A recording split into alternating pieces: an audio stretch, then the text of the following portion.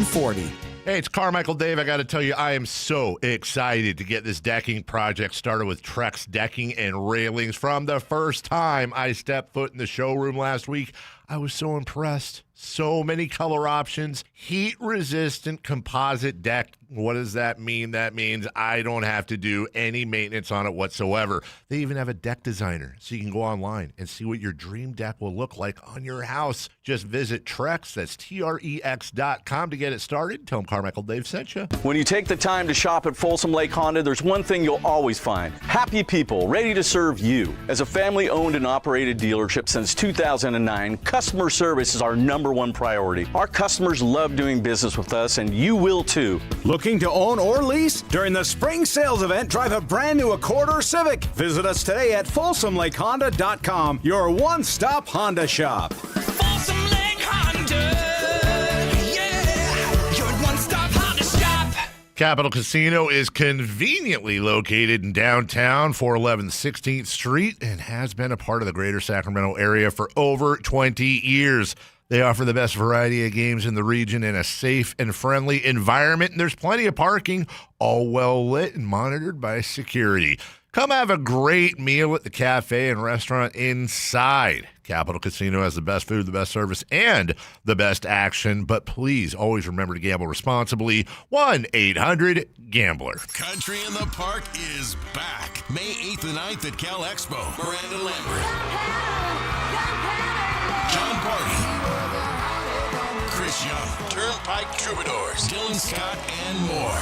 Line dancing live DJs, Mechanical Bulls, huge festival area, and food trucks. Tickets start at only $68.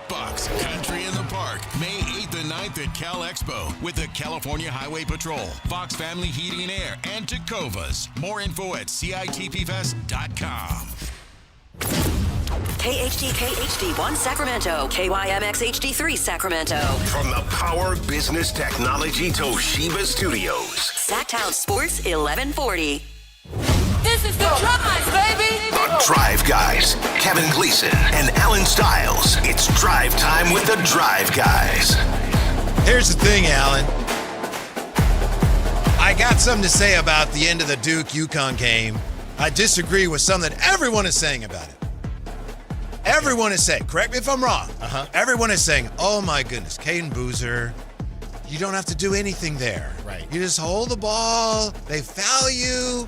What is he doing? What an idiot. But there's one important factor, Alan, that people overlook. What's in that? college basketball, high school basketball as well, there's a crucial factor called the possession era. Mm-hmm. It's very important. According to my research at the time, that Duke committed that crucial turnover that led to one of the most amazing finishes ever. Possession era was in favor of UConn. Okay. So if Caden Boozer's like, I don't have to do anything, I'll just hold the ball. If he gets tied up, guess what happens, Alan? UConn gets the ball. Yes! Duke loses the ball. So, he should have just sat there and done nothing. No, he's keenly aware of that. Now, he made a bad play, but people just overlook those things, and they're really important at the end of games. If he gets tied up there, he loses the ball. So he did have reason to try to get the ball up the floor. Plus, you don't want to get fouled. Oh, let them foul you. You're trying not to get fouled. If they don't foul you, the clock keeps running. Now, he made a bad play, but it wasn't necessarily a stupid play. Well, I think the whole thing was nobody is talking about jump ball because they're just assuming that UConn was going to foul him. Right. So you're saying, what if they didn't foul him and just tried to get into a jump ball? Because obviously Dan Hurley, when he's not headbutting the ref, could have told them, hey, it's possession, so try to get a jump ball. Yeah. Possibility. I hear what you're saying. It's a tough one. I mean, obviously, we'll never know now. I think the actual play that was called probably works 10 times out of 10, but I think the play that was called, assuming that's what was called, that also just didn't make a ton of sense to pass. You're talking about the press break they ran? Yeah, the middle of the court. And you never know where anybody's going to be. I get it, but that's how you break a press too. You want to go up the middle of the floor because then there's fewer places where they can trap you. Look, like I said, it's easy to say this now. It just felt like there were so many other options that he could have went with in the moment. It's easy to say from your couch after the game is over, but it felt like that was the one option that you probably shouldn't go with. And man, oh man, I mean, Meme Nation is just having a time with the boozers. And, they're going to make a lot of money, but they're already making a lot of money with the NIL. They got that, what is that, the Samsung commercial they have or whatever. So, Oh, they got the State Farm commercial, They right? got brothers multiple, multiple. They're sweating. You call Dad. No, you call Dad. Yeah. So, it's going to be a tough go for them. Obviously, we know that Cam Boozer is headed to the league. I'm assuming Caden is just going to go back to school. I think that's probably the call. And now we have the Final Four that's set. But watching it in the moment, it feels like, why would you do that? And that's the easy take. So I applaud you, Whitey. I'm just saying there's a couple reasons why you would. Yeah. It's not as simple as they're going to foul you because you never know what the ref is going to, the ref could have called a jump ball. Now, obviously, they still have to set up their offense, which gives Duke an opportunity to set up their defense is probably the biggest argument for what you said. It's not live ball, so things wouldn't be as scurried and scrambled up as they ended up being, right? Because it was a live ball. You know what I used to do, Alan? I learned this trick when I used to coach. If you're going to foul there, you tell the officials, hey, we're going to foul. Oh, yeah. You say it like, I'm trying to help you out. Right. But really, it's like you want to put that in their head. Right. So they call the foul. Right. I don't know for certain. I have to see how much time was left. It's possible UConn was like, hey, if you can't tie them up, foul. Anyway, an incredible finish. Cinderella's not coming to the dance as much if she ever comes back. But that's never what March Madness was really about. It's about the buzzer beaters and those finishes where you go, I can't believe I just saw that. Right. That's really what March Madness is about. Yeah, going back to the Jalen Suggs shot when he, that half court or, third of the court heave and then he jumps on the table. That's the type of stuff that you remember. Because, we were talking about how there weren't any Cinderellas, and we always bring up certain teams. Whitey, I saw a picture because I guess this kid was a guest picker or something like that. Remember a team we didn't talk about yet? We talked about Florida Gulf Coast and all those. Remember St. Peter's? I forgot about St. Peter's and their run. Yeah. And those are good stories, don't get me wrong, but they typically end the same way. It was another one which kind of changed the trajectory of the school is Butler.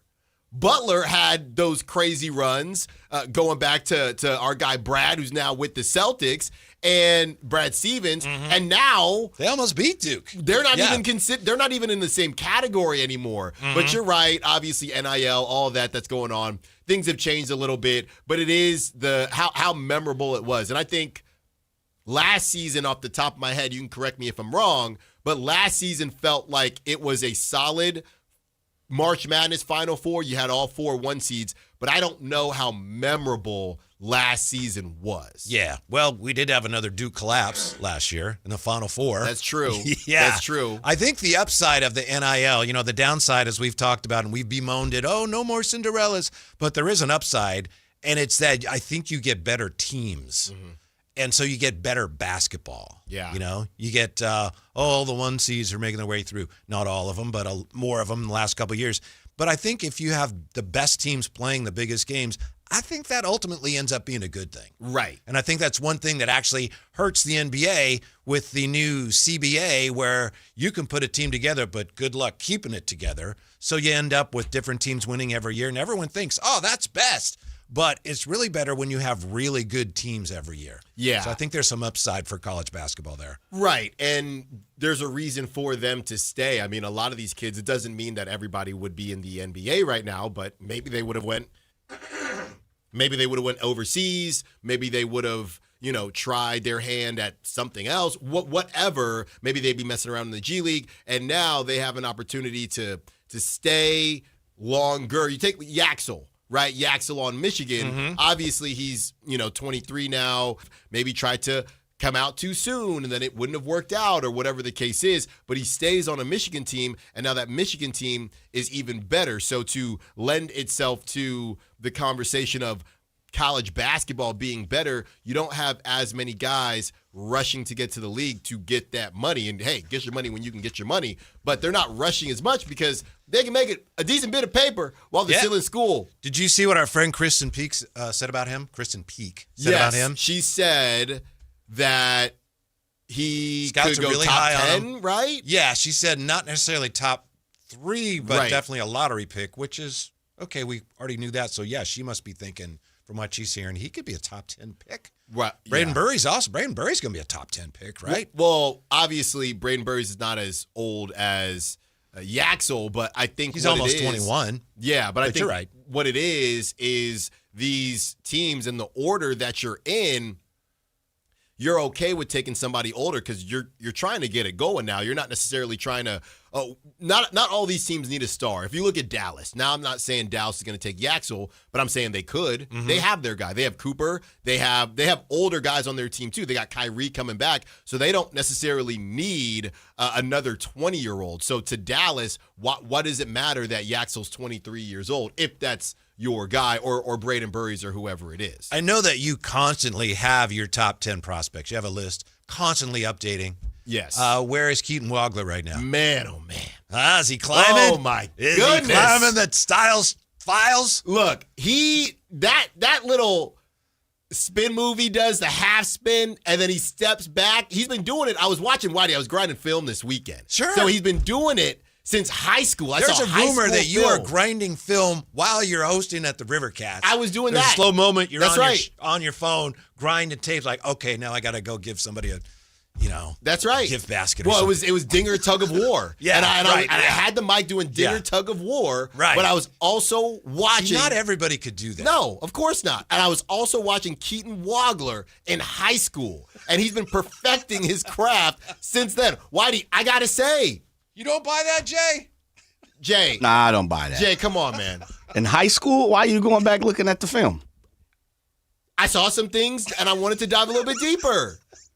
But it was Jay. Okay, it was on Twitter. I didn't Google it. Oh, okay. Right. I didn't Google it. Yeah. But once I was in, then I had to go through the whole flow. No stone unturned. No, That's what no Alan stone. Stiles says. And to me, Whitey, look, because you told me, hey, Alan, what's your top 10? Whitey, this thing is like this is like the stock market. It fluctuates a lot. Sure, These prediction markets out here, Right. it's fluctuating a lot. And to me, I got him 5. Really? 5. Cinco. Is Acuff in your top 5? No. Okay. No.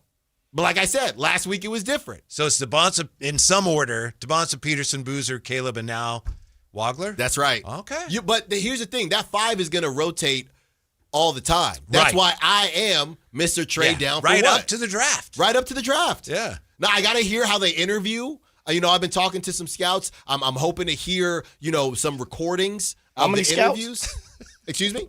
Basketball scouts or scouts. you say scouts? That's right. Well, I spoke with a scout. I spoke with a scout at Summer League. Boy Scouts? Western Conference scout.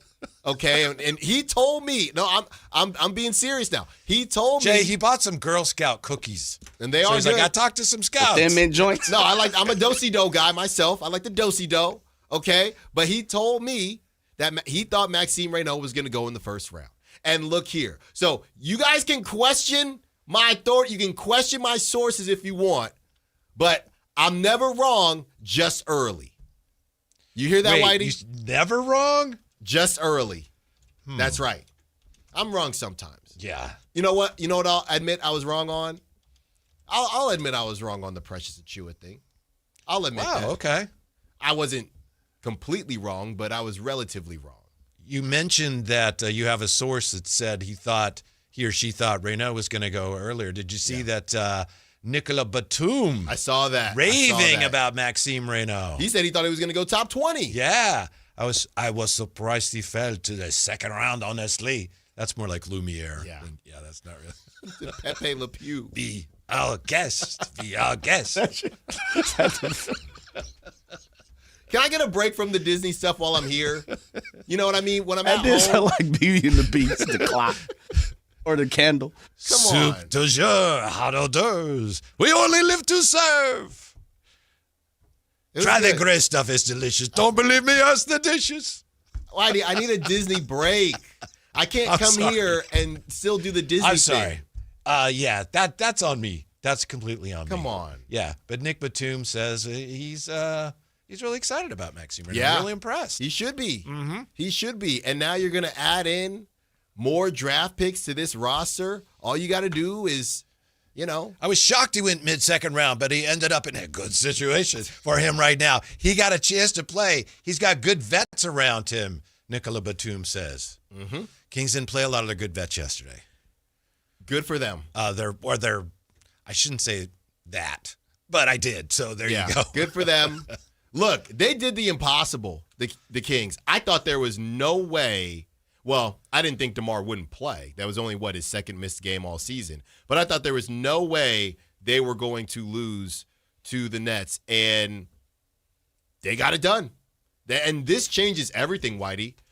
Honestly, to me, what was my first thought when I saw how they laid everything out and who wasn't playing? And then obviously the Nets kind of took control, and they have Nick Claxton. They had to play Nick Claxton. They had to play Terrence Mann, so they have some older guys. My first thought was, obviously this is just me kind of thinking this through, but my first thought was the Kings in that building thought, we got to get that Clippers game back. We got to find a way to get that Clippers game back, because in theory, right, everybody thought they were going to lose to the Clippers and probably beat the Nets, because the Nets have been tanking hard, as you always say, Whitey. And they came together and said, we have to find a way to get that Clippers game back. And they did. Maybe. I think that Clippers game I don't think you get it back. I think you did get it back, because I think you were supposed to beat the Nets. You start DeMar and Westbrook, you probably beat the Nets again. So I think that was them saying, we got to find a way to get that Clippers. That was the game nobody thought they were going to win. That was the game that probably wasn't calculated for them. Yeah, we'll crunch some of the numbers on that coming up, and I know everyone looks forward to that. But that was kind of a rough game yesterday, I think, for everyone involved. Everybody. Yeah. On the court, off the court, watching on TV, watching there. That's where we are in the NBA right now. And if you are in the mindset of we don't need to add more teams or expand because of all the taken teams right now, then definitely look away. Look away to games like that. And I know we were looking up the Nets schedule. They got more ugliness coming up. I think they still have the Pacers and the Wizards. Something they do. Like and that. So that has a lot to do with where the Kings may end up. Long story short, I think best case for the Kings is they end up in a tie with somebody for one of the top 3 lottery spots. That's probably the best they can do right now. And then if you have a tie, they call it a random draw. It's basically a flip of the coin. That's probably about the best you can do right now. We'll take it. I guess, yeah. Yeah, you kind of have to at this point. And they did it as close to ethically and morally right as you can. I'm not going to go there. I know that's what everyone wants to believe, and that's what everyone says, so that's fine. I said as close to. Yeah. Because, yesterday was, all right, let's see what we can do. I feel like to push against that is like I'm telling somebody the Easter Bunny's not real, and I just don't want to be that guy. No. If you think that it was all ethically done, good for you. Look. Bless you. Ultimately, it doesn't matter. All that matters is what the basketball gods think, and we're going to find out on Mother's Day. Right? We'll see where the Kings stack up as far as who did it right, who didn't do it as right, or does it not matter? I do think there's one aspect of all the lottery reform that we haven't talked about enough. And I think, as I said Friday, I think we've all talked too much about, well, I would do this, and they should saw off the corner on these odds, and then you should have these teams in it, and I would also do this. The thing is that according to, let's see, I think it was The Athletic, there's a report that part of this that isn't being talked about is that the NBA is saying there will be, in addition to whatever they're going to do to reform the lottery, the penalties will be more severe. Now, you could say, yeah, right. And maybe you're right. Maybe they won't do anything. But the NBA has suggested we're going to change the odds, this and that, and water it down that way, this way. But also, if somebody still, after all that, if we still think they're tanking, we're going to take their pick and move it to the end of the lottery, or we're going to take it away completely. Fines will go into the millions of dollars. So I think we have to keep that in mind as well here as we look at how teams are going to approach this going forward. Well, I also wonder, we were talking crosstalk about good cop, bad cop. What happened to that? I don't know. What did you do? How did you let that get so sideways? Me? I saved it. I saved it myself. But, talking legalities, 1 strike, 2 strike, 3 strike, how many strikes does a team get before you do something like that? Like to use the example from this season, the Jazz only got fined the 1 time, right? Yeah. So they get fined. And Indiana, too, a lesser amount. But, that's been it. But that's been it. So if you do it again, you know what I mean? Because at what point are you going to say, hey, we told you to stop doing it, right? Because I don't think a team is going to be dumb enough we're going to sit DeMar 5 games straight. And even though we got fined the first 3 games, we're going to do it again. And then Adam Silver says, all right, then we're going to move your pick to the back. It doesn't matter you're not in the lot. You're essentially not in the lottery anymore. We're just going to move you to the back. I just don't think teams are that dumb. That's what I don't understand about the fines, because it sounded like when the commissioner first announced, whatever that was, a month ago, 5 weeks ago, hey, the Jazz are being fined because they sat guys that could have played in the fourth quarter, and Indiana's being fined. It looked like, all right, they're coming after the tanking teams. But then they didn't do anything else. Mm-hmm. So why did they do that? Did they really think that was going to have any impact? I can't imagine they did. Mm-mm. So why are you drawing further attention to something that's not a good look for your league? Yeah. There must be a reason, but I don't understand it, Ellen. That's why I was thinking, they're trying to distract us from something else. The trees. Maybe. It's the trees. Yeah, the Ballmer situation. Yeah, the Clippers and the trees. Why would you point out to everyone and emphasize, man, the tanking's terrible this year, isn't it? Yeah, it really is the worst I've ever seen. Well, I don't know. It's almost as if you bring up an issue that you think you can resolve in order to make yourself look better. I guess. Right? But I don't think that's what's happening. Mm-hmm. But in theory, it seems like that's the case, right? Yep. Oh, Mom, you know that your room isn't that dirty to begin with, and you want to go out, play with your friends. I don't know if kids still do that these days when they're not doorbell ditching my house. But, oh, Mom, I cleaned up my room. Can I go with my friends? When you knew it was never that dirty to begin with, and maybe your mom falls for it, maybe she doesn't. Well, Alan, your room wasn't that dirty. You just cleaned it a week ago. No, go do the dishes or something like that. That's what it feels like. It feels like. I have the feeling you tried to outsmart your mom a lot on that stuff, and she was always 7 moves ahead of you. There was no sneaking out. Yeah. First of all, where we were, we were kind of, in Concord, we're kind of out there anyway, and all my friends, it was all kind of dispersed. So there was no sneaking out because we had the alarm. You know what I mean? So it's deet, deet, deet. Alarm has been disarmed. Well, that's cooked. So there was no sneaking out. There was nothing like that. I tried to outsmart them in different ways, though. The algebra grade wasn't great, but English and history. Why are we talking about the negative? Why are we talking about the positive? Accentuate the positive. Yeah, Mom, I told you I didn't want to take chemistry. Mm-hmm. I told you that, but they made me. Mm-hmm. That's the type of stuff that I tried to do. Gotcha. You want to hear a funny one, though? Yeah. So this was one of the best punishments that my parents ever cooked up. So, I went to De La Salle, and when I was at De La Salle, it was jeans and a collared shirt. So, polo, whatever. So you could still wear any normal type of pants and a collared shirt. Whitey, I got bad grades, right? Mm-hmm. So I got bad grades. Freshman year, I believe. How bad? I could play. Not Coach Carter. Right. I could play. And my dad says, we're taking away your jeans. What do you mean you're taking away what do you mean by that? You can't wear jeans to school anymore. I'm like, well, that's stupid. You know what I mean? Like, what do you mean? So the whole year, rest of that year, everyone kept asking, Alan, why are you only wearing khakis? And I had to tell them, my parents took my jeans away. Oh, okay. It was a good one. Uh-huh. It was a pretty good one. Yeah. I might have to use that. And your grades came up, right? They came up. All right. And then the next year, De La Salle said no one's wearing jeans anymore. Oh. So I missed out. Trendsetter. That's right. No, it's the rules. Never wrong, just early. Never wrong, just early. You heard that, Jay. Uh-huh. You know it. How did the weekend go? Did you have people saying, hello, Larry? Nobody said hello, Larry, but a lot of people came up to me. Larry. A lot of people came up to me, said, what's up? They said, hey, listen to the show.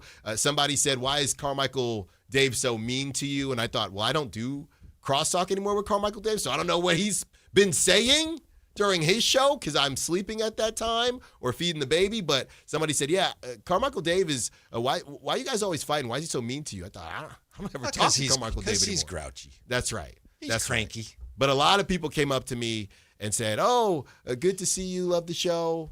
You know, took some pictures. Nice. No autographs yet. I signed some last season, though. And they were bad. I never did it before. Yeah. You know? They had a big promotion out there, didn't they? How'd the promotion go? It was Peanuts night on Saturday, and I shared something with you. I didn't really watch Peanuts like that. So, fake it till you make it. Way before your time, I think. Yeah, I mean, but we all watched the Charlie Brown Christmas and, the specials. But I mean, there was a time when that was like The Simpsons. Yeah. Yeah, so I had to kind of, fake it till I made it. Uh-huh. For theme night on Saturday. And then Sunday, kids run the bases. So kids got out there, run the bases. It was a good time. Not too hot. You know what was crazy, though, Whitey? I got a picture, the photos will say, oh, this is from last year, same time. I was wearing sleeves. And this season, it was already 80 whatever degrees. Right. So I guess, I don't know, I guess we still have some more rain left or whatever it is. Maybe this week, yeah. Yeah, but it was We didn't hot get any out in the there. month of March, I don't believe. No, but it was hot out there, and I'm undefeated. River Cats walked off both games that I worked. Better go to a Giants game then. I might need to because it's bad. And they're taking on your Padres? Your Padres. Your daughter's Padres? Somebody's Padres? Yeah, absolutely. Slam Diego. Mm-hmm. Yeah, Walker Bueller tonight. Give me a break. Bueller. We're putting up. Hey, Jay. You gonna explode for 2? Hey, we're putting up 7 today, Jay. Oh, boy. Put it on the board. Hits? Hopefully. Put it on the board, Maybe. Jay. 7. No, they'll bust out of it. Yeah, eventually. Mm-hmm. Hear what your guy Baggs says. Andrew Baggerly in The Athletic says, it's too early to get too excited about anything, but he says, it's pretty clear with their lineup. The Giants are playing checkers when everybody else is playing chess. They don't have, Tony Vitello doesn't really have moves he can make. No, and then Buster went on the flagship and said, we don't really plan on pinch hitting that much. Yeah. He said that. Uh-huh.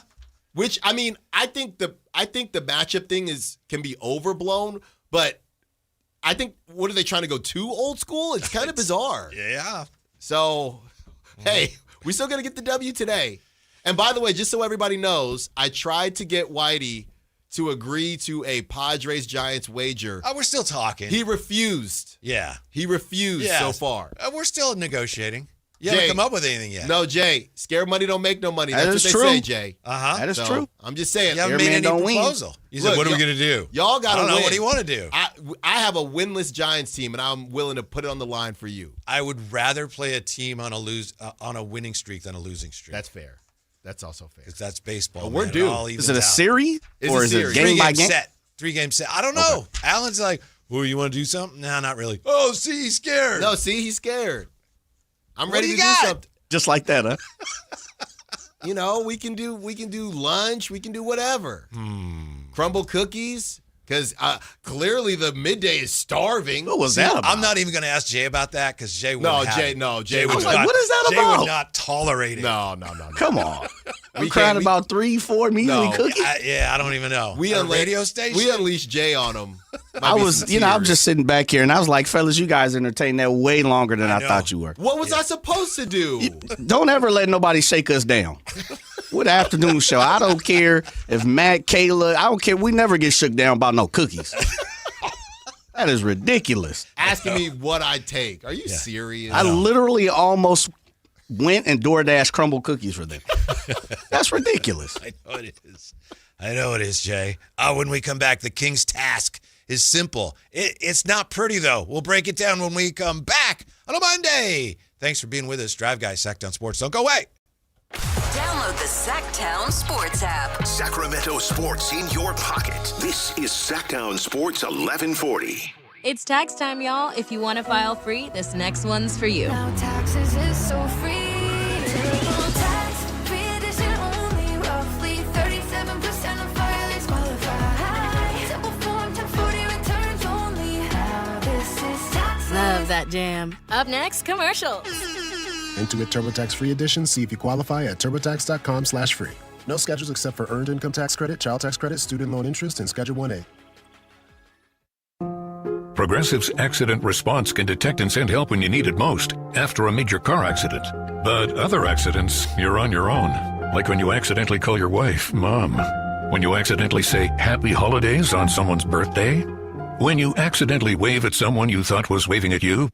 We can't help with those accidents, but Progressive's accident response provides peace of mind after major car accidents. Progressive Casualty Insurance Company and affiliates. Limited availability in California. Driver is responsible for emergency and towing charges not covered by the policy. Hagen Oaks knows you can buy a driver off the shelf anywhere, but Hagen Oaks is the only place where you'll find total game fitting. The Hagen Oaks TrackMan-powered player performance studio fits clubs to your swing. King's Ballnamic Ball Fitter finds your optimum golf ball. The putter fitting studio makes you a better putter, and FootJoy's 3D foot scanner finds your correct fit. In fact, Hagen Oaks will fit you from head to toe with equipment and apparel to make you the player you want to be. It's total game fitting, and it's only at the Hagen Oaks Golf Super Shop, Fulton Avenue at the Cap City Freeway. Spring is here, and there's really nothing better than hitting the open road in a new Honda. Whether you're shopping new or pre-owned, Stockton Honda has the selection and savings, plus get top dollar for your trade. And while life's roads are often filled with bumps, buying from Stockton Honda couldn't be smoother. Wherever the road you travel might lead, Stockton Honda is happy to get you there. Come in today or go to StocktonHonda.com. Anytime, anywhere, it's all here. StocktonHonda.com. Switchfoot Live. Friday, April 24th, 7 p.m. The venue at Thunder Valley. With Fuel. And Lit. And Thomas Ian Nicholas. For tickets, visit ThunderValleyResort.com. One incredible night with Switchfoot, Fuel, and Lit. Together live. Card collectors know there's nothing as special as a rare one-of-one card. And now you can hear a very rare one-of-a-kind sports card show right here on Sactown Sports. Whitey Gleason here inviting you to join me and Mr. True Sports Cards himself, Emran Pilati, for the True Sports Card Show every Saturday morning at 10 on Sactown Sports. It's the only sports card radio show in the nation. For all your hobby needs, get to True Sports Cards, 6661 Stanford Ranch Road in Rockland. And for hobby insight and fun, join us for the True Sports Card Show Saturday mornings at 10 on Sactown Sports.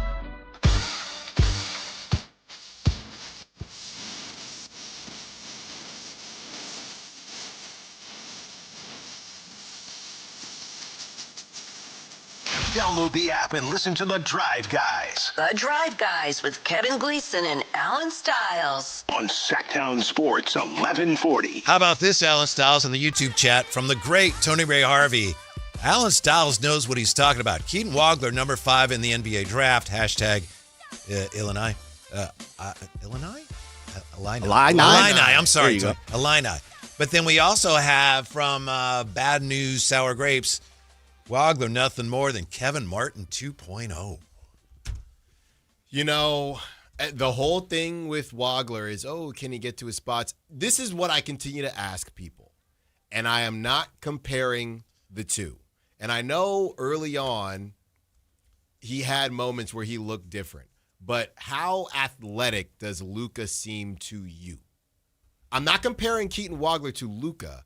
I'm saying everyone keeps talking about Keaton Wagler, how is he going to get his shot in the NBA? He's not athletic enough. Luka gets his shot just fine. He's not Luka, but they're bigger, and they are crafty, and they can get to their spots. Wagler's also, 6'6", and he's 19 years old? So. Yeah. Some speed training, some agility training. And Kevin Martin was pretty good in a lot of ways. That's a boy, if I was Matt George, I'd be upset because that's like bias against skinny people. Yeah. That's what that is. Right. But I like him, man. And I like A-Cup too, don't get me wrong. But from what we saw as the teams get better, deeper in the tournament, they get better and they get bigger. It's just where the league is going. You know, you have to take a Keaton Wagler. And we knew, Whitey, we called this from Jump Street. It happens every season.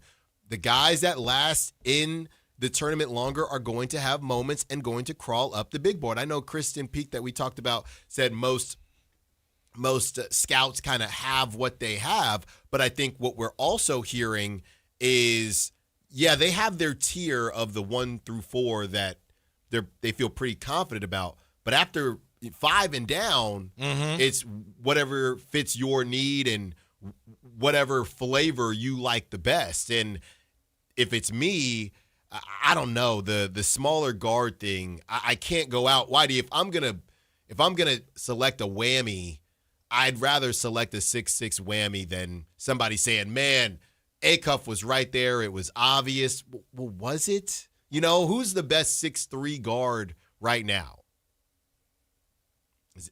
Donovan Mitchell, probably Donovan Mitchell off the top of my Brunson? head. What's Brunson? Brunson. Maxey 6'2". Maxey 6'2", and all these guys are really solid pieces. I think Brunson is the piece, but none of them have rings, by themselves as the lead guy. Yeah. So you got to go. I would go with Keaton at 5 right now. It could continue to fluctuate, but Keaton's going to keep playing, and obviously Acuff is done. Yeah, Jerry Reynolds and I, we haven't been in lockstep on all these players. And obviously, if Jerry and I are not in lockstep, the smart money is, Jerry's right. So I understand that and appreciate that. We are, however, both totally on board with Braden Burries. Yeah. But I was thinking about him, and I think he has a bit of an advantage in some ways over some of the other players. And this, in a way, is what makes what DeBonce's done so impressive. Some of these guys, you can almost see them carrying the weight of the program. Whereas if you're Burries or Wagler to a lesser extent, and Boozer, when you're they're gone now, I recognize that. But when you're on a really good team, there is a little less pressure on you. There is. And that's why for me, Burries, the name that pops up in my head, and I don't even necessarily know if they play the same, but I see more of a Jamal Murray, right? Like if you have a guy, he could be a really Murray good. got into it with your Warriors last night. I don't know if you saw that. Well, they was early pushing, on, they was shoving. Did you see GP2 took somebody's headband off for no apparent reason? Yeah, Zeke Naji. He took Zeke Naji's headband off. Yeah, they're mixing it up for whatever reason. But yeah, I got to ask the high flyer, is that an Oakland thing? Is that what you do in Oakland? Oh yeah. Hey, take his headband off. But to me, I see Burries as somebody, and obviously the Kings are going to be. He's not going to the Kings because I don't think he's going to go high enough to where the Kings are looking. And I think a lot of people do like him, but I don't know for what the Kings need if they could even go with the Braden Burries, unless you're talking about trade down for what. But if you're not trading down for what. Trade down for what? That's right. If you're not trading down for what, I like Braden Burries, but to me, he's going to end up in a good system with other good players, and that's going to be the best version of him.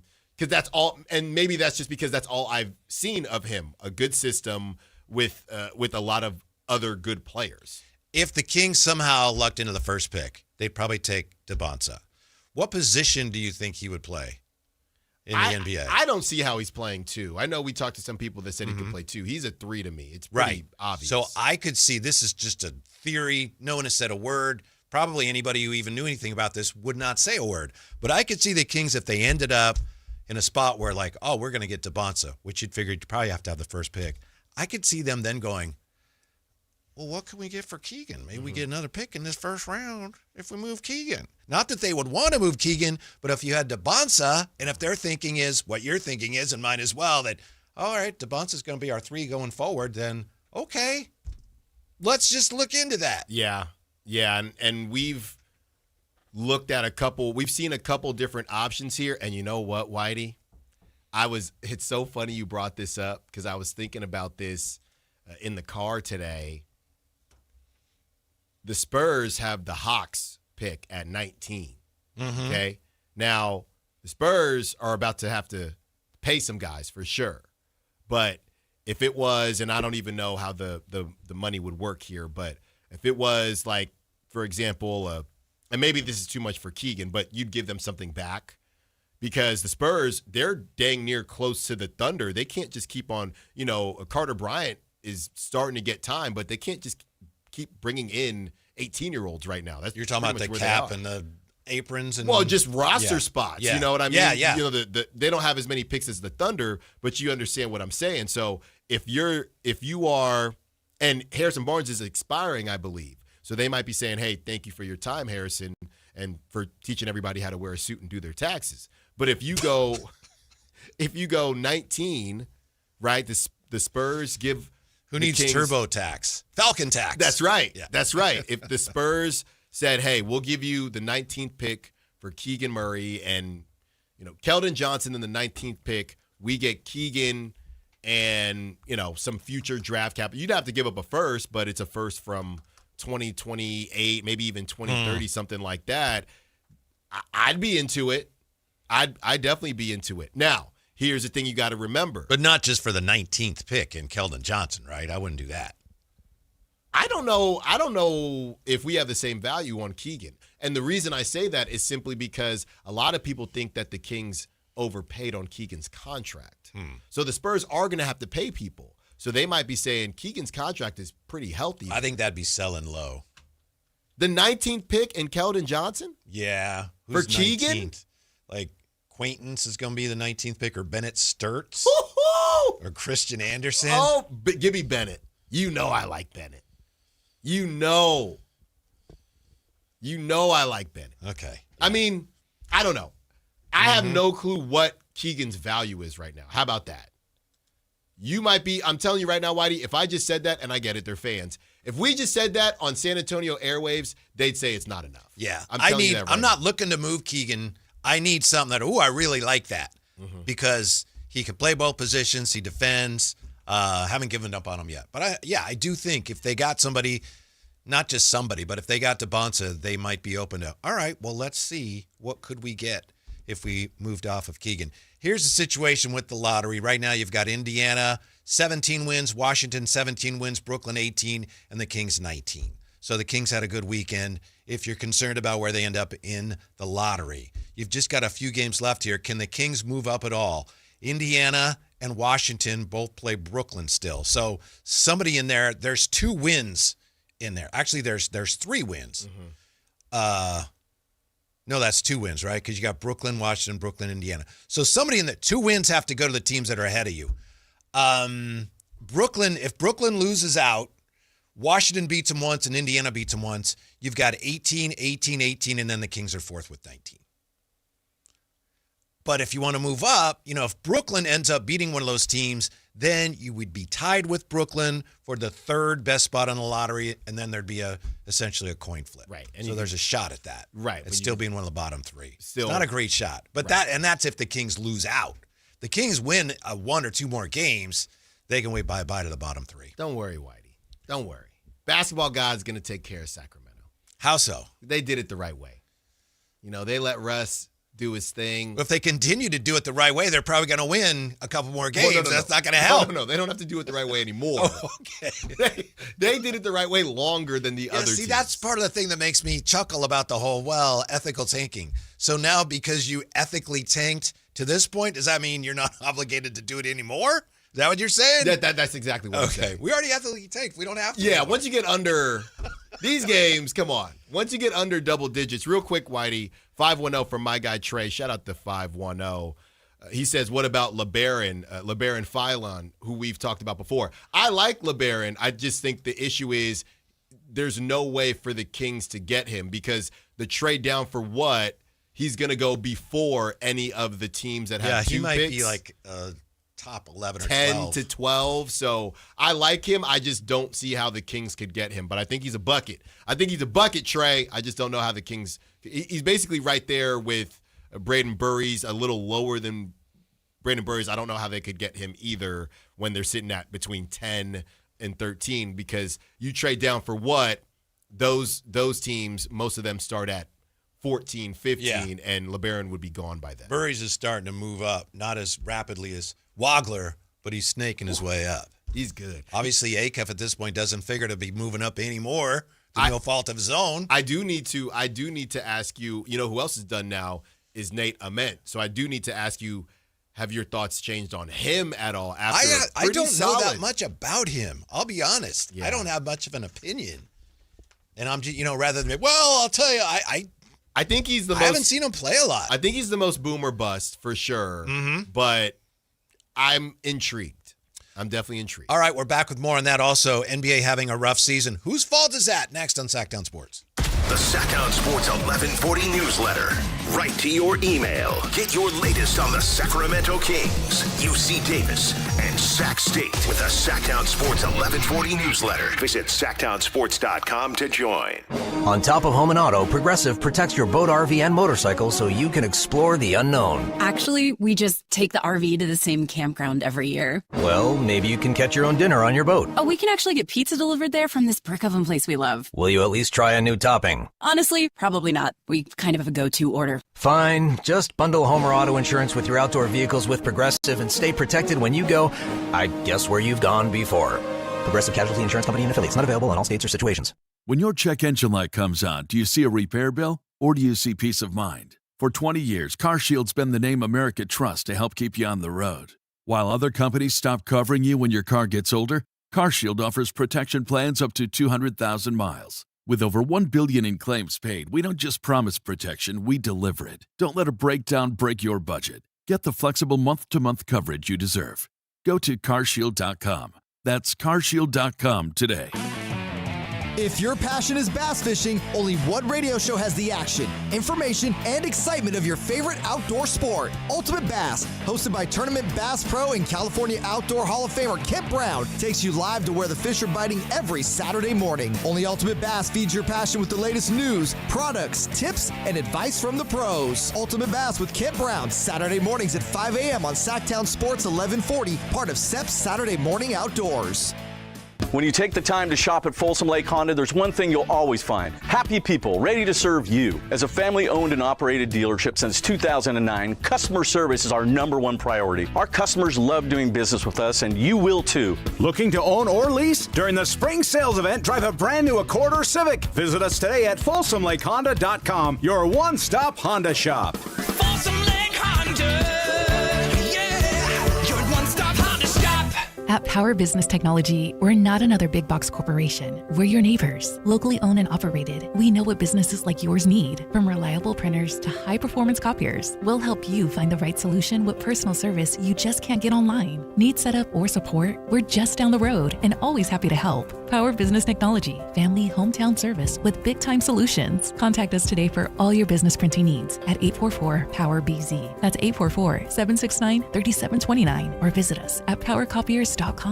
Gold demand is skyrocketing to record highs. As more Americans rush to preserve their savings, will there be enough gold? I'm Dr. Ron Paul, and I believe physical gold is the only way to truly protect your 401k or IRA savings. Gold offers tangible security that can't be tracked, stolen, or inflated. That's why I strongly advocate for gold IRAs. To learn more, text the word SECURE to 989898 now. Birch Gold Group will send you a free info kit on gold IRAs. Birch Gold is the only gold company I trust, and their thousands of great reviews prove I'm not alone. So don't wait another second. Protect your retirement savings today and see how easy it is to move your IRA or 401k into physical precious metals. Text SECURE to the number 989898 for your free gold IRA info kit. Again, SECURE to 989898. Message and data rates may apply.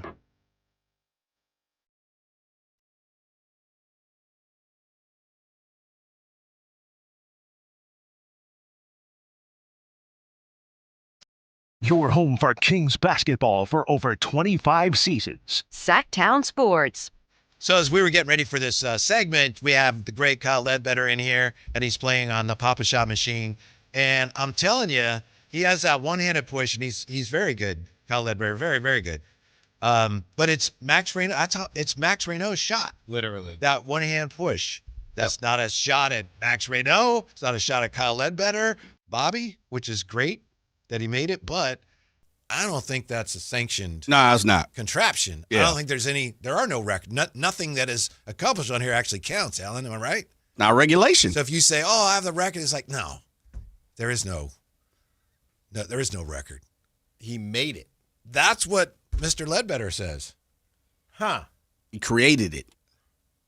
So basically what it is if you were to try out for the Ocho, okay, this would not be regulation. Right. Yeah.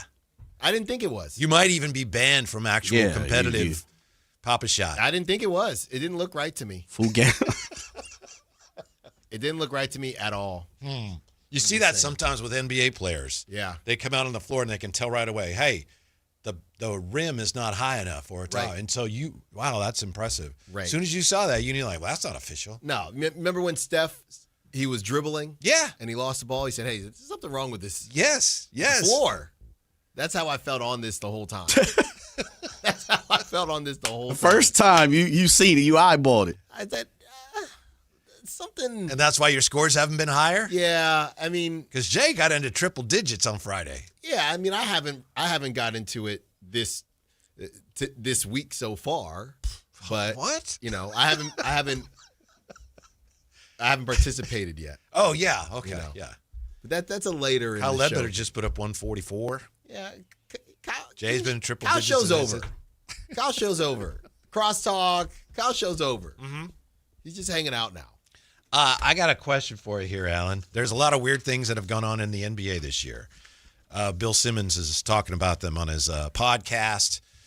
We don't have to list them all here. It's been a weird year for the NBA. It hasn't been a great year. Obviously, we still have the playoffs to come, and maybe the playoffs will be sensational. We've had everything from the tree gate with Kyrie to all the focus on tanking.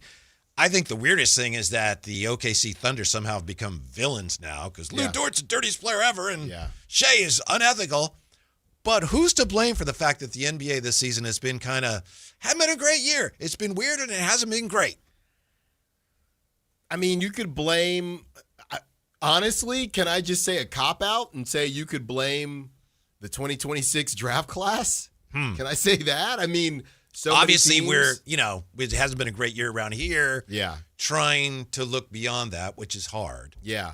But I would say, well, Adam Silver's going to Adam Silver, but I would say it's the 2026 draft class. We've been talking about this draft class for a very long time, and a couple teams ended up, you know what it is? You know what's funny, Whitey, is the domino effect started and the snowball started getting bigger when a couple things happened. When you look at the draft lottery right now, there are a couple teams that aren't supposed to be here, and that changed things. When Tyrese Halliburton went down and the Pacers decided we're going to take advantage of this gap year, that was something that the Wizards didn't see coming. That was something that the Nets didn't see coming. That was something that the Jazz didn't see coming. And then with the Kings, let's be honest. And that's why, about 5 o'clock, we're going to talk about how the De'Aaron Fox trade was so bad. It actually. I know you wanted to talk about that. Jay and I, we'll have to see if we have time. Excuse me? We'll have to see if we have time to get that in. We should be able to. Oh, okay. We'll have to see if there's enough time. Yeah. We'll see. We got it on the sheet well, I'm here. glad you got it on the docket. Got it on the run. Yeah, I'm glad you got it on the rundown. Things change, Alan. Hey, Things I know. happen. Breaking news. Yeah, It could be anything. Yeah, so but, it's scheduled. We'll put it that way. I'm glad that it's scheduled. 5 p.m. We'll see if we can pencil it in there. But the Kings weren't supposed to be here. They weren't. They weren't supposed to necessarily be world beaters, but I don't think anybody saw the Kings here. Now, could they have been in the 7 spot or 8 spot? Sure. But in a tank battle with the Wizards and the Nets, I think that changed things. The Jazz are weird to me because it felt like they were supposed to be here. And then you have the Mavericks. So the Mavericks, they make the big trade. Anthony Davis can't stay healthy. Kyrie Irving goes down. So now the Mavericks have been in hybrid kind of tank mode, and I think that changed everything. So those were a couple teams that decided, well, now that we're already here, let's take advantage of it. So then the teams that were supposed to already tank, like the Wizards and Nets, said, well, we got to make this thing really ugly to make sure that we take advantage of it. So I think a couple situations happened. Tyrese Halliburton got hurt, and you have Dennis Schroeder getting signed to the Kings. Or I could go back to Zach LaVine, whatever you want to say, and you added in a couple more teams that some of the basement dwellers didn't expect to be there. Do you know that we have, is it 2 weeks to go? Whatever it is, it's 6 games, 5 games.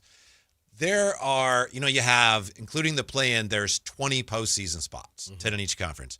They're all set now. We don't know exactly the order, but the 20 teams, it's set already. That's crazy.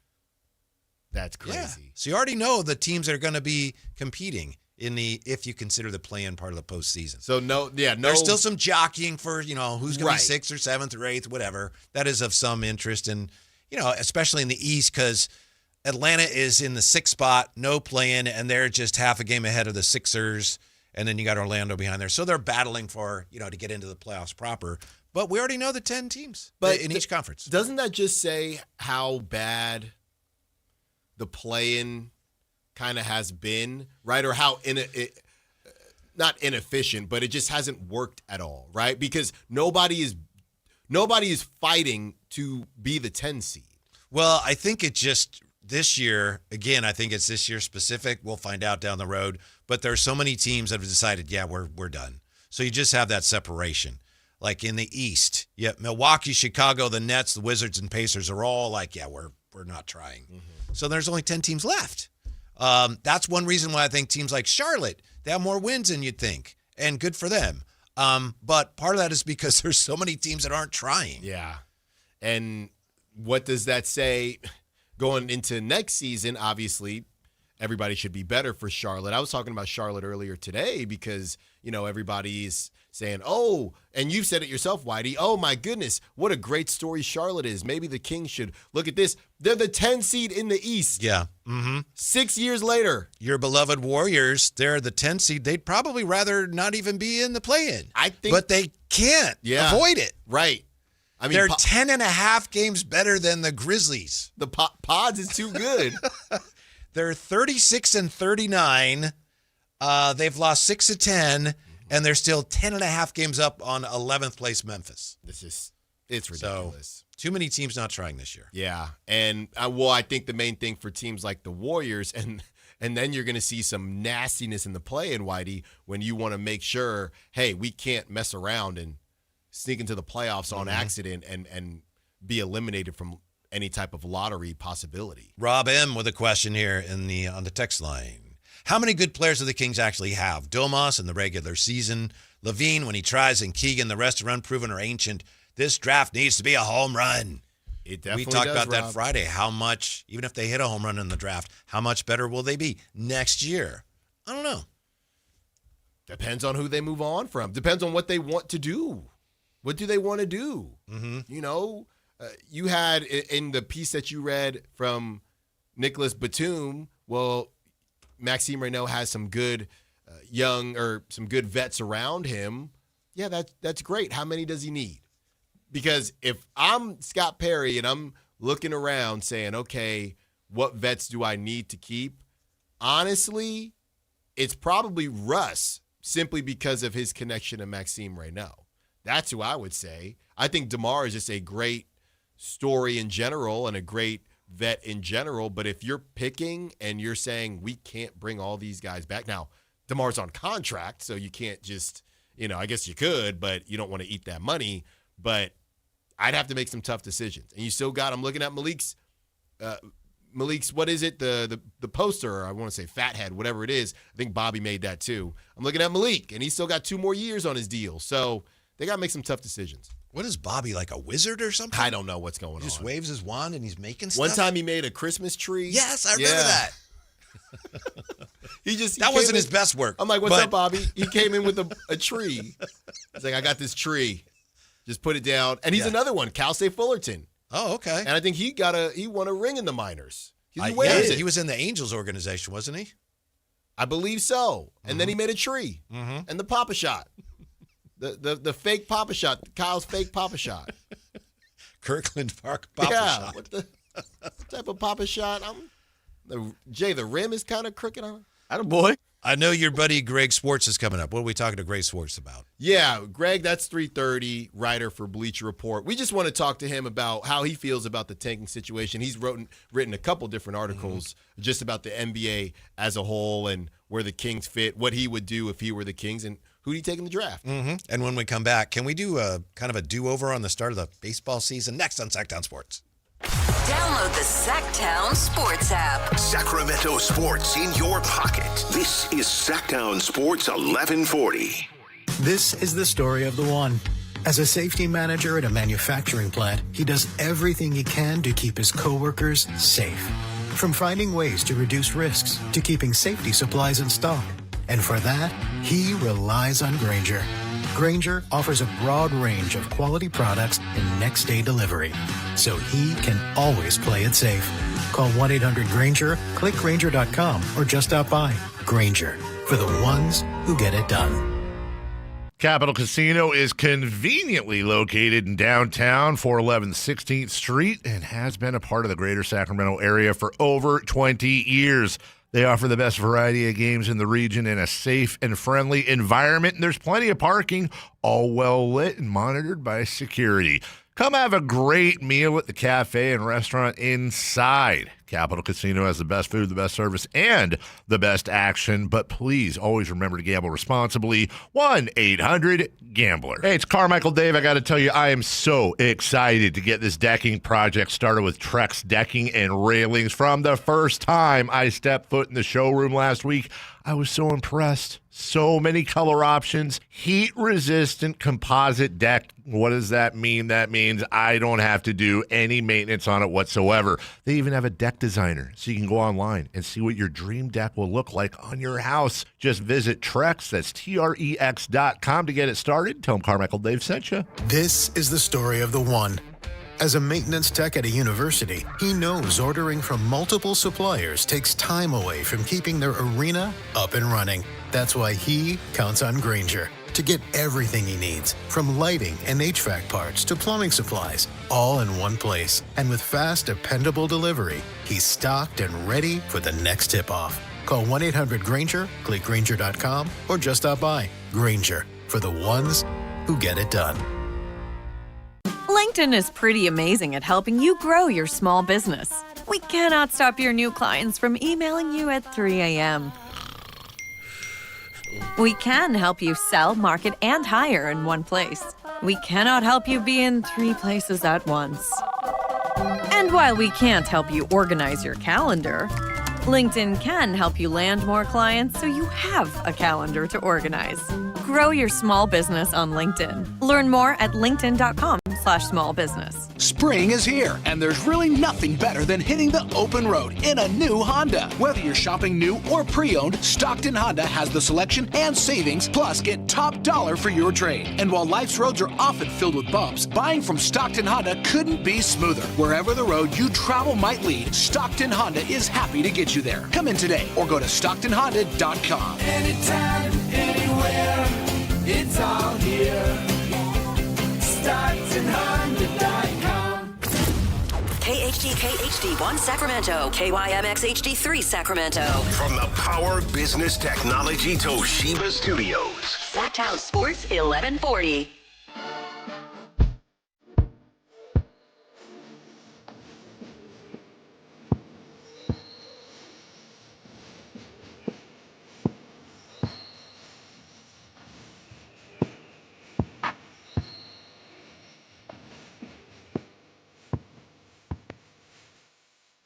Live and local, it's the Drive Guys. Watch the show on youtube.com/Sactown Sports 1140. Or listen on the Sactown Sports app. Man, I have to hold Alan back. He's angry because when we did the crossover today with Matt and Kayla, they were doing something about us eating cookies Friday. Some bit that they need to work on more. They were workshopping a bit with us, but it had something to do with us eating cookies that were left here Friday. And I was like, yeah, at the radio station, if food's left around on a Friday, it's gone. But now it turns out, Matt left a bunch of food over there? I'm literally sending a text right now. This is a whole meal. This is a whole meal. This is ridiculous. Uh-huh. There's a couple drinks over there, looks like, and a bag of something. What is going on around here, Jay? Well, this is supposed to be our sanctuary. This is what happens. You do crosstalk with someone, and then it starts to affect you a little bit. I think Matt's being affected by the Dave crosstalk.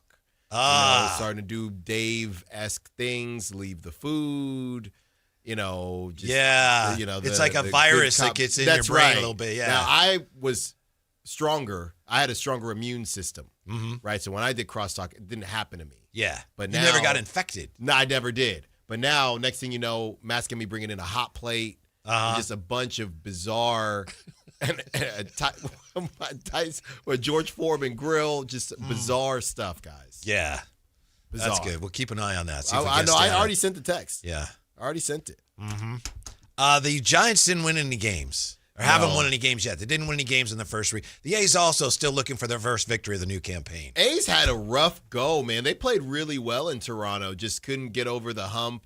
They had, I saw Langoliers hit that grand slam, and then what's the best thing about baseball, Whitey? Had the game on, just walking back and forth. When you just walk into the living room, watching at bat, his bases loaded, saw the grand slam live. Yeah. There's nothing better than that. So I'm thinking, okay, A's are going to at least get on the board here. But the Blue Jays, they're the defending AL champs for a reason, and they got it done. But two completely different sweeps between the Giants and the A's. Both got swept, but two completely different types of sweeps. Yet both teams set franchise records for futility, right? The A's, 50? It might be a major league record. Strikeouts. 50 strikeouts in the first 3 games. And the Giants did not score a run in the first couple games. No. Then exploded for a run in the third game. The Giants have 1 run scored so far in 2026. The next lowest is the Kansas City Royals at 6.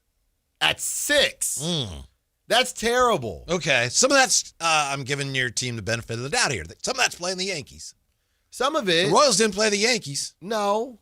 Some of it, but I mean, there was some weirdness, right? No Sunday game because would they play Wednesday, Friday, Saturday? Just bizarre. Yes. Padres did the same thing. Or no, they Weird. played Thursday, Friday, Saturday, I think. Yeah. I need Sunday baseball. Mm-hmm. I like to see the sun and they're playing and it's daytime. Right. On a Sunday specifically. Mm-hmm. So I'm just glad it's over with. Yeah. Go home, go back to New York, wherever the heck you're going. Now the Giants get to go to the Gas Lamp District, see what they can do at Petco Park. That's right. They're shaking up the batting order, right? Yeah, they got Adames leading off, which he strikes out a lot, so I'm not sure. Devers at 2, and then, the same old guys after that. And what did you guys think of the ABS so far?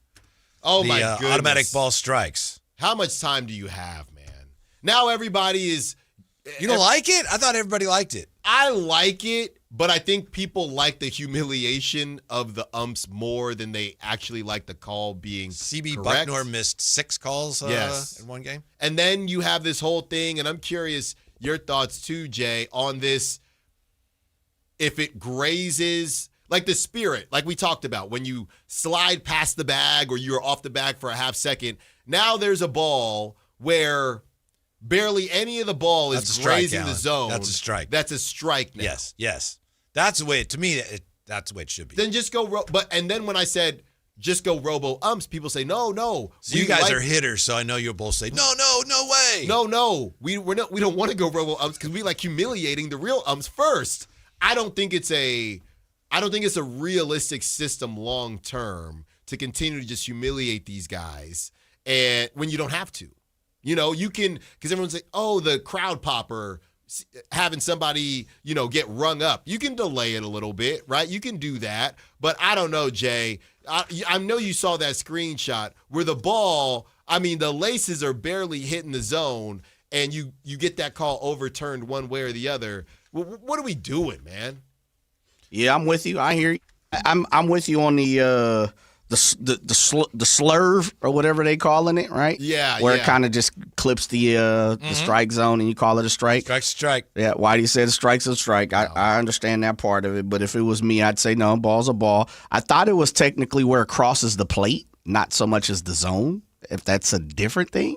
No, you're right. That is by rule. That's where it's, Yes. Yeah, so it's a little different. And they're claiming it's supposed to be this. The zone is supposed to be like right over the plate. Yeah, but that's a little different though, right? I mean. And then I was listening to Ken Rosenthal and he said, well, it's 99% accurate. So says who? AI? That's what I'm saying, man. Yeah, man. So now someone's going to miss out on a World Series because of that 1%. 53.8% overturn rate. So, that's 50-50. Yeah, about. I like it. I don't. It's just not perfect. Everybody's just acting like it's perfect, but it's not perfect. No, but it's better than, or more accurate. I shouldn't say better. Yeah, more accurate than humans. Without right? a doubt. Without Does it take away, and I think this is the biggest question we've all asked, is does it take away the nature of baseball? Meaning, there are mess ups. There are, for me, one of the things I love is every umpire's different. Some people like a low zone. Some people call the belt. Some people call the black, the outside. Could you imagine if this was around? Where I'm going to say, Whitey, Greg Maddux wouldn't be a Hall of Famer. These would be balls. He'd find a way. No, these would be balls. These would be balls, He Whitey. wouldn't throw them. He throw them wherever the black is. That's where he's going to throw. Yeah, but there's no black in this. I will say this. The edge, the edge of the zone. There was a play in the 9th inning of the Giants game. Matos got rung up, and I think it was a first out in the 9th inning. And, the umpire does and they challenge, and it's a ball. He ends up getting a walk and flips his bat. And I get that. But to me, that is bad, especially if it happens at the end of a game. To your point, Jay, and I know you talked about this, Alan. If I'm watching a game, and I don't care which team's playing, but if an umpire rings a guy up in the 9th inning for a big out, I don't want him reviewing it, even if he got it wrong. Yeah. Because it's meaningless. And it's like, well, hold on. I don't like that. Well, I'll take it a step further. You might see, and now I might be getting too nerdy, but you might even see umpires not even be as into it, right? Right. Because I don't want to go crazy. Yeah. And then I'm wrong, right? Like the instinct is taken out of it. Yes. Could you put a caveat saying you could review all the way up until the 9th inning? I thought about that. But I feel like they would argue, isn't that the most important time? Yes. If you're going to have it, you got to have it when it matters the most. 9th inning and 2 outs. After that, you can't do it. I did think about that, Jay. But, I don't know. For me, I appreciate different umpires, the characteristics they display, the different type of strike zones, the different type of strike calls. So my thing is, if it's going to take away some of the like I say, the characteristics of the game, then I'm kind of like, I'm not sure. Now, if it's going to separate and make these umpires better, then I'm all for it. So right now, I'm just like the percentages. I'm 53 point whatever it was, 53.25. 53.8. Yeah, I'm 53.8 in favor of it right now. Mm-hmm. I think if anything, it's not going to help the umpires. Having that where you're in front of, we'll say 35,000 or something. Yeah, and you get one wrong. Yeah. Hey, nice one. It's not going to help you be better. Well, I'll tell you this much, fellas. Years ago, I was at an establishment in the city, and I ran into a major league umpire, and we were just kind of chatting it up, and he said, "Oh yeah, I'm in town for the Giants game," and we had a really good conversation. I was asking him, obviously, how he got into umping and things like that. Angel Hernandez? It was not Angel Hernandez. Oh, okay. What's funny about it is you go on social media now, and obviously I met that guy, so at the time I knew his name. I couldn't tell you now, but at the time I knew his name. What's funny about it is you go on social media now, they got statistics on all these umps. I've never seen so many ump names ever in my life. They were just umps, right? And besides Angel Hernandez, they were just umps. I don't know if that's good or bad. I do know they make a good chunk of change, so maybe it should be a part of the job. But the Mr. RCB guy, we didn't. All these names we had never. They got statistics and deep analytics on these umps. I've never seen this before. And you know what? I don't know that I like it. You're just an umpire to me. Mm-hmm. Really? Yeah. I'd almost come on the opposite side of it, and this is my reason. I think officials, referees, umpires, and I really just say NBA and NFL, I feel like they've always been the one entity of the game that gets away with bloody murder. Mm-hmm. They could be horrific at their job. And it's just like the NBA. Well, you're going to get a tee and you can't argue and you got to go and you're losing money. To the point where if people, as I just said, people have an issue with the call or the play called, you lose money. You're losing money. Yeah. Things that you're working for. But on the flip side, they've never been reprimanded. And we make fun of the 2-minute report all the time. It means nothing. So for me, I find it refreshing that now umpires, for a lack of a better word, going to be held accountable. There you go. Mm-hmm. Yeah. Scrutinized almost. Yeah. It's going to make you better, hopefully. Hopefully. Buckle your seatbelts because the NFL, I believe, is hiring replacement officials. Yeah. It may be better than the regulars. Maybe. Maybe. I doubt but it. That's I doubt it. I guess it's possible. I don't know. How did Whitey. it work out the last time we wheeled I them don't know, out there? Whitey. You may be giving them too much credit. Yeah. I just, maybe I got to get used to it. And maybe it does make them better. But right now, it just felt too purposely humiliating. Like, we're just going to make fun of these guys. Yeah, I think the consensus, and some of this is driven by MLB, so some of it is just propaganda. But it seems like so far everyone's like, this is great. And I don't hate it, but I'm not sure it's great. Yeah. Yeah. Well, that's the thing now. Somehow, and kudos to baseball, but somehow they are the hot sport. Yeah. Baseball can't do anything wrong. I literally saw that. I'm thinking, is this the same baseball that we were fighting to keep relevant, just all baseball fans in general? So I don't know what flipped the switch. They didn't even win the World Baseball Classic, and it's still hot right now. The combination of Ohtani and the Yankees and all that we've talked about before, it's just worked out for them. But yeah, it's definitely not perfect. And a lot of people were going back and forth with me saying, because you saw what Passan posted where it was the Reds game, and they challenged it back-to-back with C.B. Buckner, I believe, and the crowd waited. There's like anticipation, and then the call gets overturned, and they erupt, right? And everyone's saying, this works, this works. There will be another side of this. There will be a home team that the reverse happens, and it's not going to be fun. So there's going to be some cool moments, but it's also going to steal some moments as well.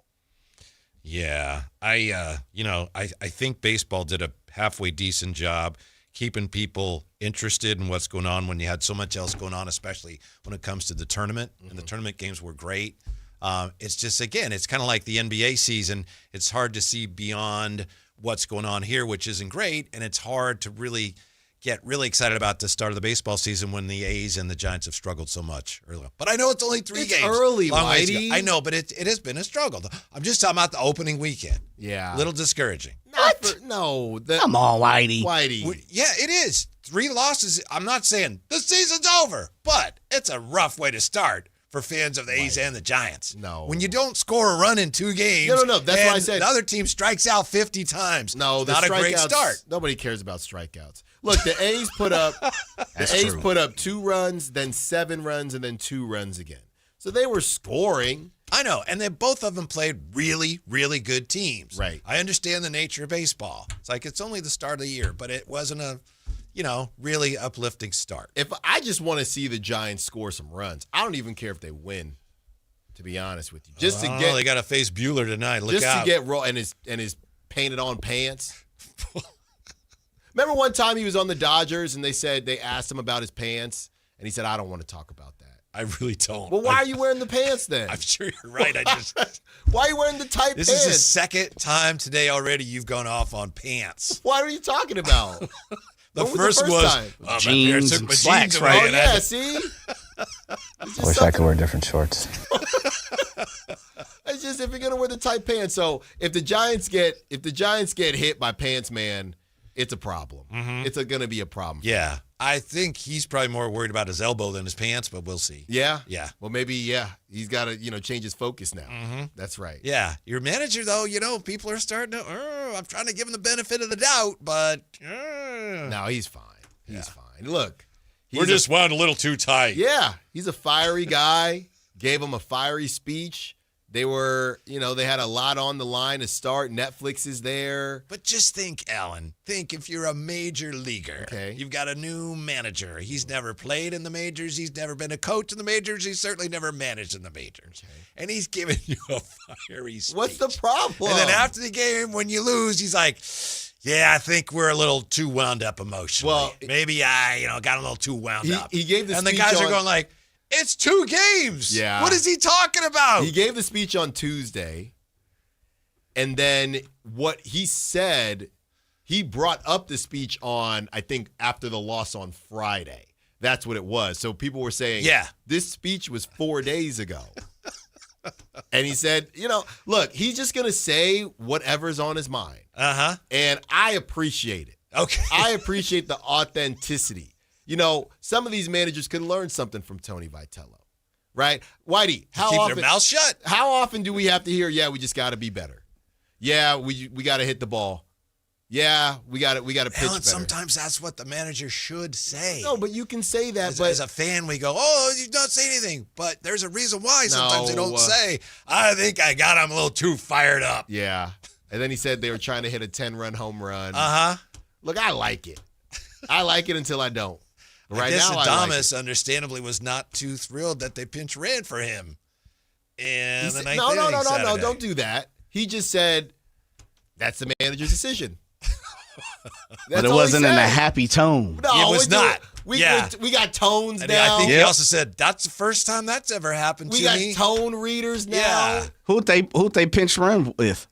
Was it Oliva? Yeah. Well, I mean, the guy can fly. Did he score? Oh. The guy can fly. Did he have a stolen base? No. No. Bailey to second to short to first. Double play. Yeah. We'll see you Monday in San Diego. Just got trapped. They love the pinch runners. They hate the pinch hitters right now. Yeah.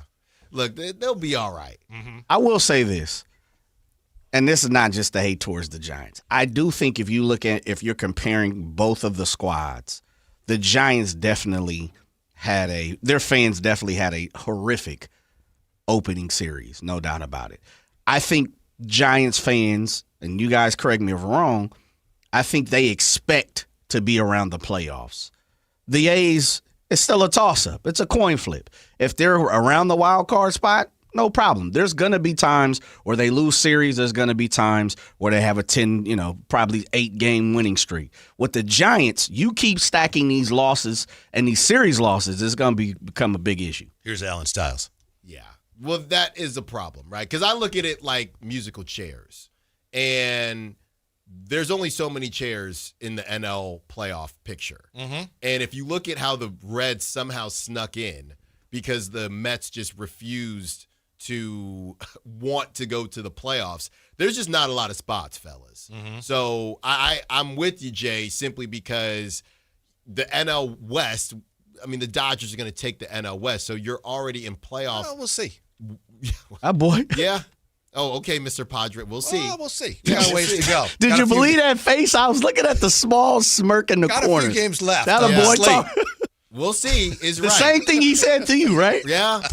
But between, somebody brought up another team that had been underperforming these last couple seasons, the Braves, right? What if the Braves figure it out? So the issue is. That's where the A's are tonight, by the way. That's right. Yeah. The issue is there's just not a lot of spots. And a lot of teams did not perform or underperform last season, and the Giants still couldn't get in.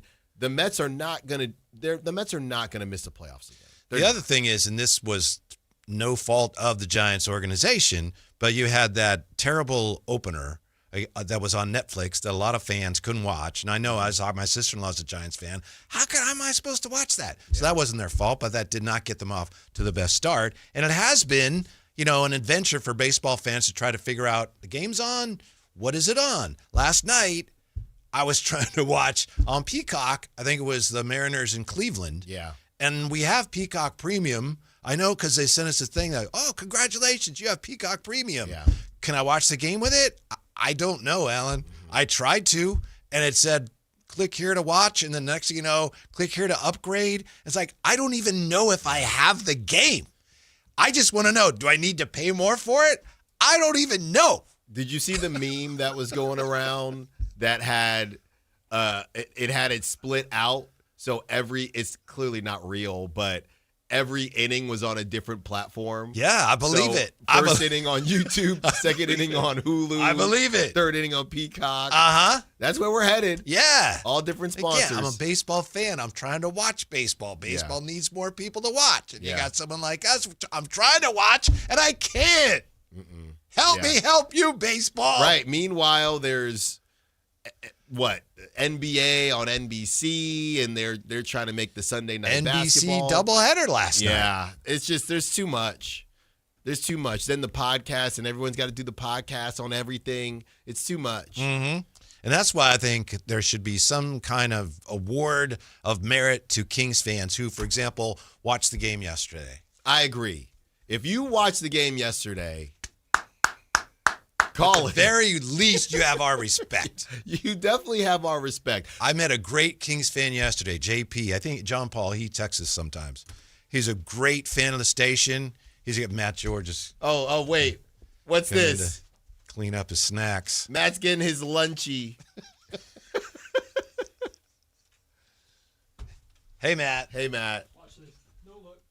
Yeah. Get out of here, Matt. No problem. Don't get Carmichael Daved. Yeah. Yeah. Heaven forbid you wait 2 more minutes till we break. But anyway. 4 thumbs down. No, you got to get your stuff. Good job, Whitey. We're good. I like that, Whitey. Yeah. Yeah. Where was I? The Kings fans. Yeah, the Kings fan. I met John Paul yesterday, and he was like, yeah, I watch him. Somebody's got to watch. I watch all the games. I'm still one of the people that watches all the games. Hey, I want to know why. No, but I don't mean that.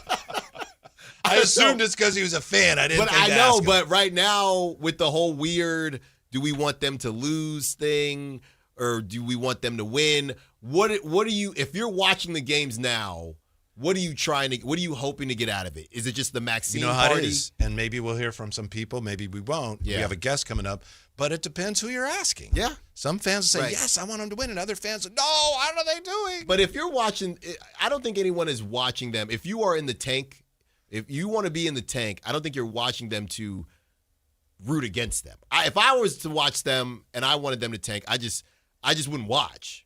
If I wanted them to tank, I just wouldn't watch. I would just check in at the end of it. Because I'm not going to watch and want my team to miss shots. I do think I'm enough of a basketball nerd to enjoy the weirdness of these games right now, and I understand it's not for everybody, but seeing some of the guys like Patrick Baldwin Jr., I kid you about him all the time. I love watching him play right now because, what is he? Yeah. It's fascinating to me. Yeah. And if someone said, no, he's not very good and the games don't matter, I get that. But I want to see. I mean, these are, right, it's a very specific situation where it's the opposite of last season, which felt very monotonous and very much we're running out the same thing and hopefully it'll be different, right? I mean, fighting to get, I think the Kings were fighting to, try to get to the 8th seed for a while, and that got out of hand. And, I mean, we were just seeing the same thing every single day and a lot of the same results. At least we're seeing some different stuff. Yeah. Devin Carter had 20 points yesterday. He made sure he got those 20 points. I don't know if you saw the end of that game, but that's right. I was like, I'm getting my 20 points. Good for him. Good for How about that? Yep. Greg Swartz is going to join us. We're going to talk to him about what is it? What's haunting the Kings? What's haunting every team. Okay. Yeah, and his answer on the Kings. All right. That's coming up next on Sactown Sports. On the move? Got somewhere to be? Take Sacramento Kings basketball with you. The Sactown Sports app will let you stay connected to your passion. Never miss a moment of Sacramento Kings basketball with the Sactown Sports app. When you take the time to shop at Folsom Lake Honda, there's one thing you'll always find. Happy people ready to serve you. As a family-owned and operated dealership since 2009, customer service is our #1 priority. Our customers love doing business with us, and you will too. Looking to own or lease? During the spring sales event, drive a brand new Accord or Civic. Visit us today at FolsomLakeHonda.com, your one-stop Honda shop. Folsom Lake Honda.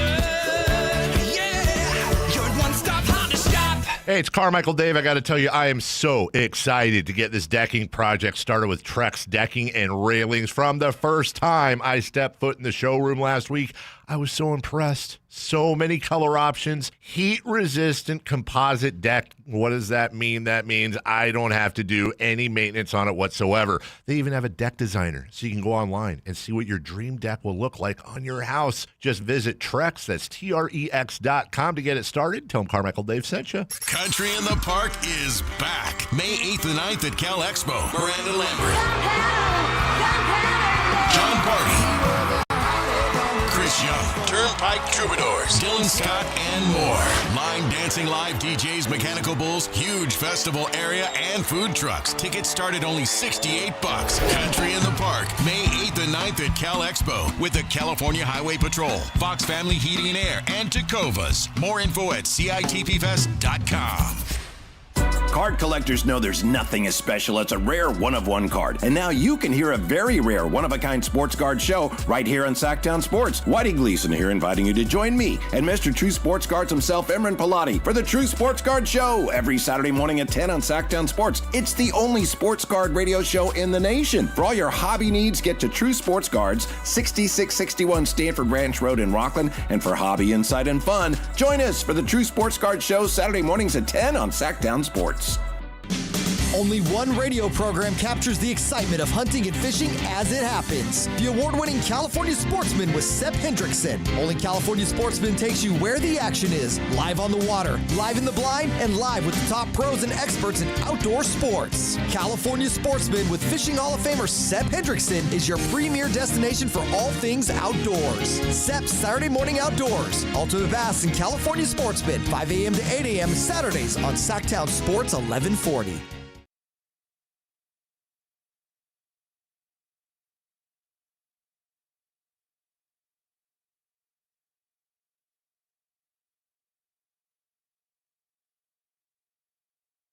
Sabonis plays here. He finds Sabonis, put the frosting on the cake, put the cherry on the sundae. Sabonis with a two-hand flush makes it 114-106. Sactown Sports is your proud home of the Sacramento Kings.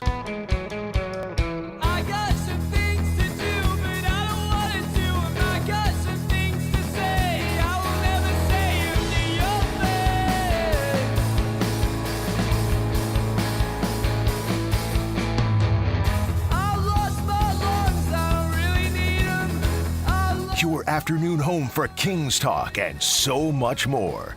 The Drive Guys on Sactown Sports. Turn our attention back to the NBA and the Kings with the days dwindling here. I know we have a friend of yours coming up, Al. Why don't you bring him on for us, if you would, please? Of course. This is our guy, yeah. Greg Swartz, NBA writer for Bleacher Report. Greg, thank you so much for joining us, man, and thanks for making the time. Yeah, appreciate you guys having me on. Absolutely. I need to ask you some former Kings and Cleveland questions first, if I may. How have Keon and Herr Schroeder fit in with the Cavs so far? So, I mean, they've both been pretty important pieces off the bench for him. The Cavs are still trying to figure out their rotation, got Max Strus back, but from day one, those two guys have kind of been important bench players for them. Dennis Schroeder's not shot the ball well. I appreciate the hustle and the energy that he brings on a nightly basis, and the Cavs had way too many nice guys, and they need guys with a little bit of feistiness to them, and I think that Dennis brings that. And then Keon shot the ball well. I'd like to see them even put him in a bigger role. He's been extension eligible for a while now, and they haven't come to terms on any type of a deal, but he's played well overall. I had higher expectations out of Keon Ellis when the trade was made, and he's proven me right so far. He's been a solid piece for him. Greg, you wrote something in the middle of March, the glaring weakness haunting every NBA team down the stretch. And for the Kings, you put everything. And I can't really disagree with you, Greg, but I'm curious, as my co-host and I are going back and forth on what the Kings could do with the vets next season, is there any world where you would think about bringing back DeMar DeRozan or Russell Westbrook, or dare I say both? So, I mean, correct me if I'm wrong, DeMar DeRozan has a partial guarantee on his contract, right? I believe it's like $10 million if he comes back. He didn't hit the certain incentives to unlock that full like $25 million contract. So if he's coming back and you're going to have to pay him at least $10 million anyways, I would be fine going ahead and, fully guaranteeing that contract at another 14, and then just seeing, okay, he's on an expiring deal. Is there any interest in the trade market for him? As a veteran, like I said, you don't have to worry about a long-term contract for him. I'd be fine doing that. I don't see, unless, you guys feel like the veteran leadership has been a crucial piece of the Kings this year, I don't see any reason to bring back Russell Westbrook. I think Russell Westbrook at this point would probably prefer to play for a championship. I don't know how many offers, he's going to have in free agency. I think it just takes a very specific type of roster to fit Russell Westbrook in. But if you're the Kings, I mean, you have to get younger. You have to hope that you have a very good night on draft lottery night, and you can get a future franchise centerpiece, which I don't think you have right now as a young player to kind of guide the franchise around. So if DeRozan wants to come back on an expiring deal, perfectly fine with that. You can talk about, potential trades if you fully guarantee that contract and bring him back. But Westbrook, no, I don't think there's any reason for him to be back in Sacramento. That's Greg Swartz, NBA writer for Bleacher Report. Greg, just spitballing here, having some fun. Do you see any way the Kings could get any more picks in this upcoming draft? So it depends on what the market's going to look like for a lot of these players in the offseason. I think a guy like Domantas Sabonis certainly has value around the league. Obviously, he's not coming off his best season. An injury really cut short, what could have been, what we've seen from him in the past, where he's been an all-star. He's been the NBA's best rebounder. He's been one of the best, if not the best passing big man in the NBA outside of Nikola Jokic. So I think he's a guy certainly that would have value. I think you could get back and get another first-round pick if you moved him. But again, he's a type of guy that he needs the right situation to be around too, because he's got weaknesses as well as we obviously know what his strengths are. The rest of the roster, I just don't know how much value a lot of these guys have. I assume you want to keep Keegan Murray. I don't think you want to move him. You have some other young pieces there that I think you'd want to keep. I don't think if you trade DeAndre Hunter, I don't think he's fetching you a first-round pick. Even when he was playing at his best with the Atlanta Hawks 2 years ago, the Cavs acquired him without giving up a first-round pick. There was a couple swaps that they did with second-round picks and talent. But I think if you want to get back in the first round, I think Domantas Sabonis is your best chance to acquire a second first-round pick. Greg, you just reminded me of something with that connection. We talked about the Keon Ellis side, but DeAndre Hunter. Look, when the Kings were rocking and rolling with De'Aaron Fox, I would have loved to get DeAndre Hunter from Atlanta. Then he makes his way to Cleveland. From what I saw on social media, at least, it seemed like there were some Cavs fans that were happy to move on from DeAndre Hunter. What is your take on DeAndre Hunter, Greg? And were you surprised that the Kings decided to pick him up based on where they're at with their organization?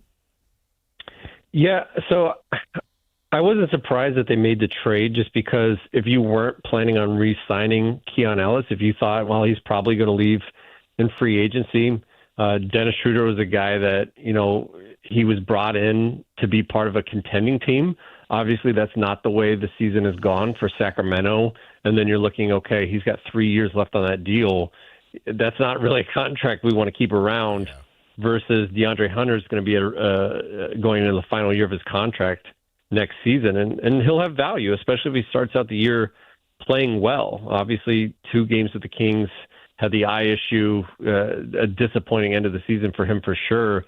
But I think if you look long-term with Sacramento, you keep him this offseason, you get him healthy, you bring him into the year next year, he's a guy that I think could really increase his trade value, because when he went from Atlanta to Cleveland, he looked like the perfect piece. They needed a big wing.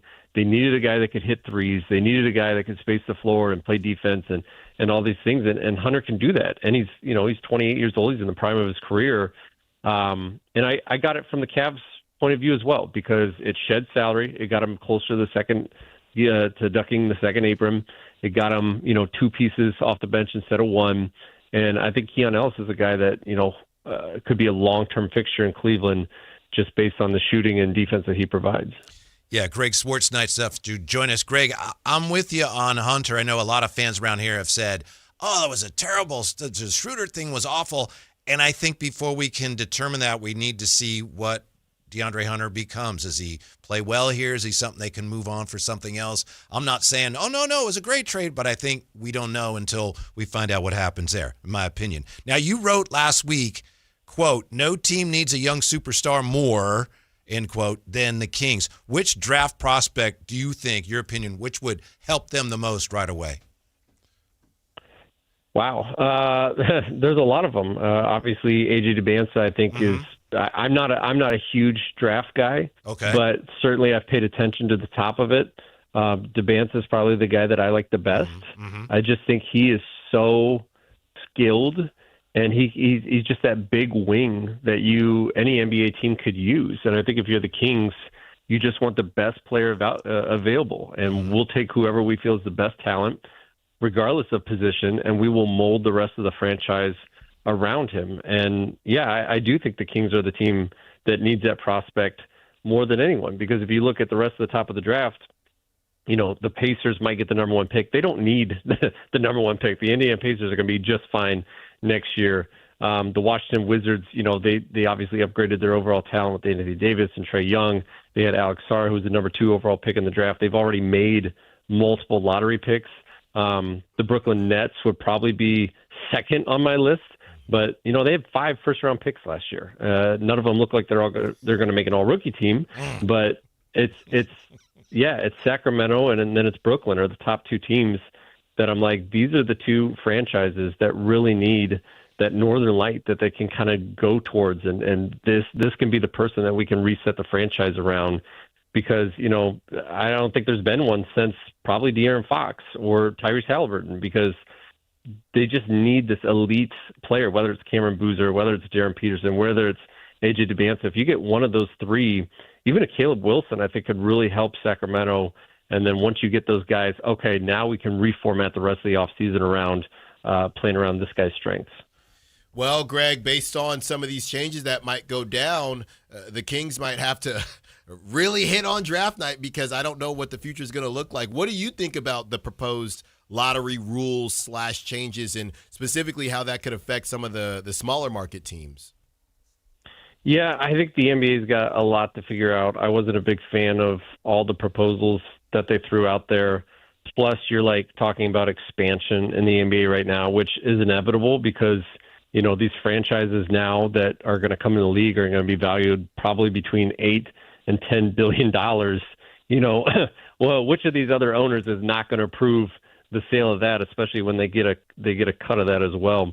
So obviously tanking is a huge issue in the NBA. I'm not a big fan of any of the proposals so far. I don't think I've seen any because you don't want to punish the small market teams.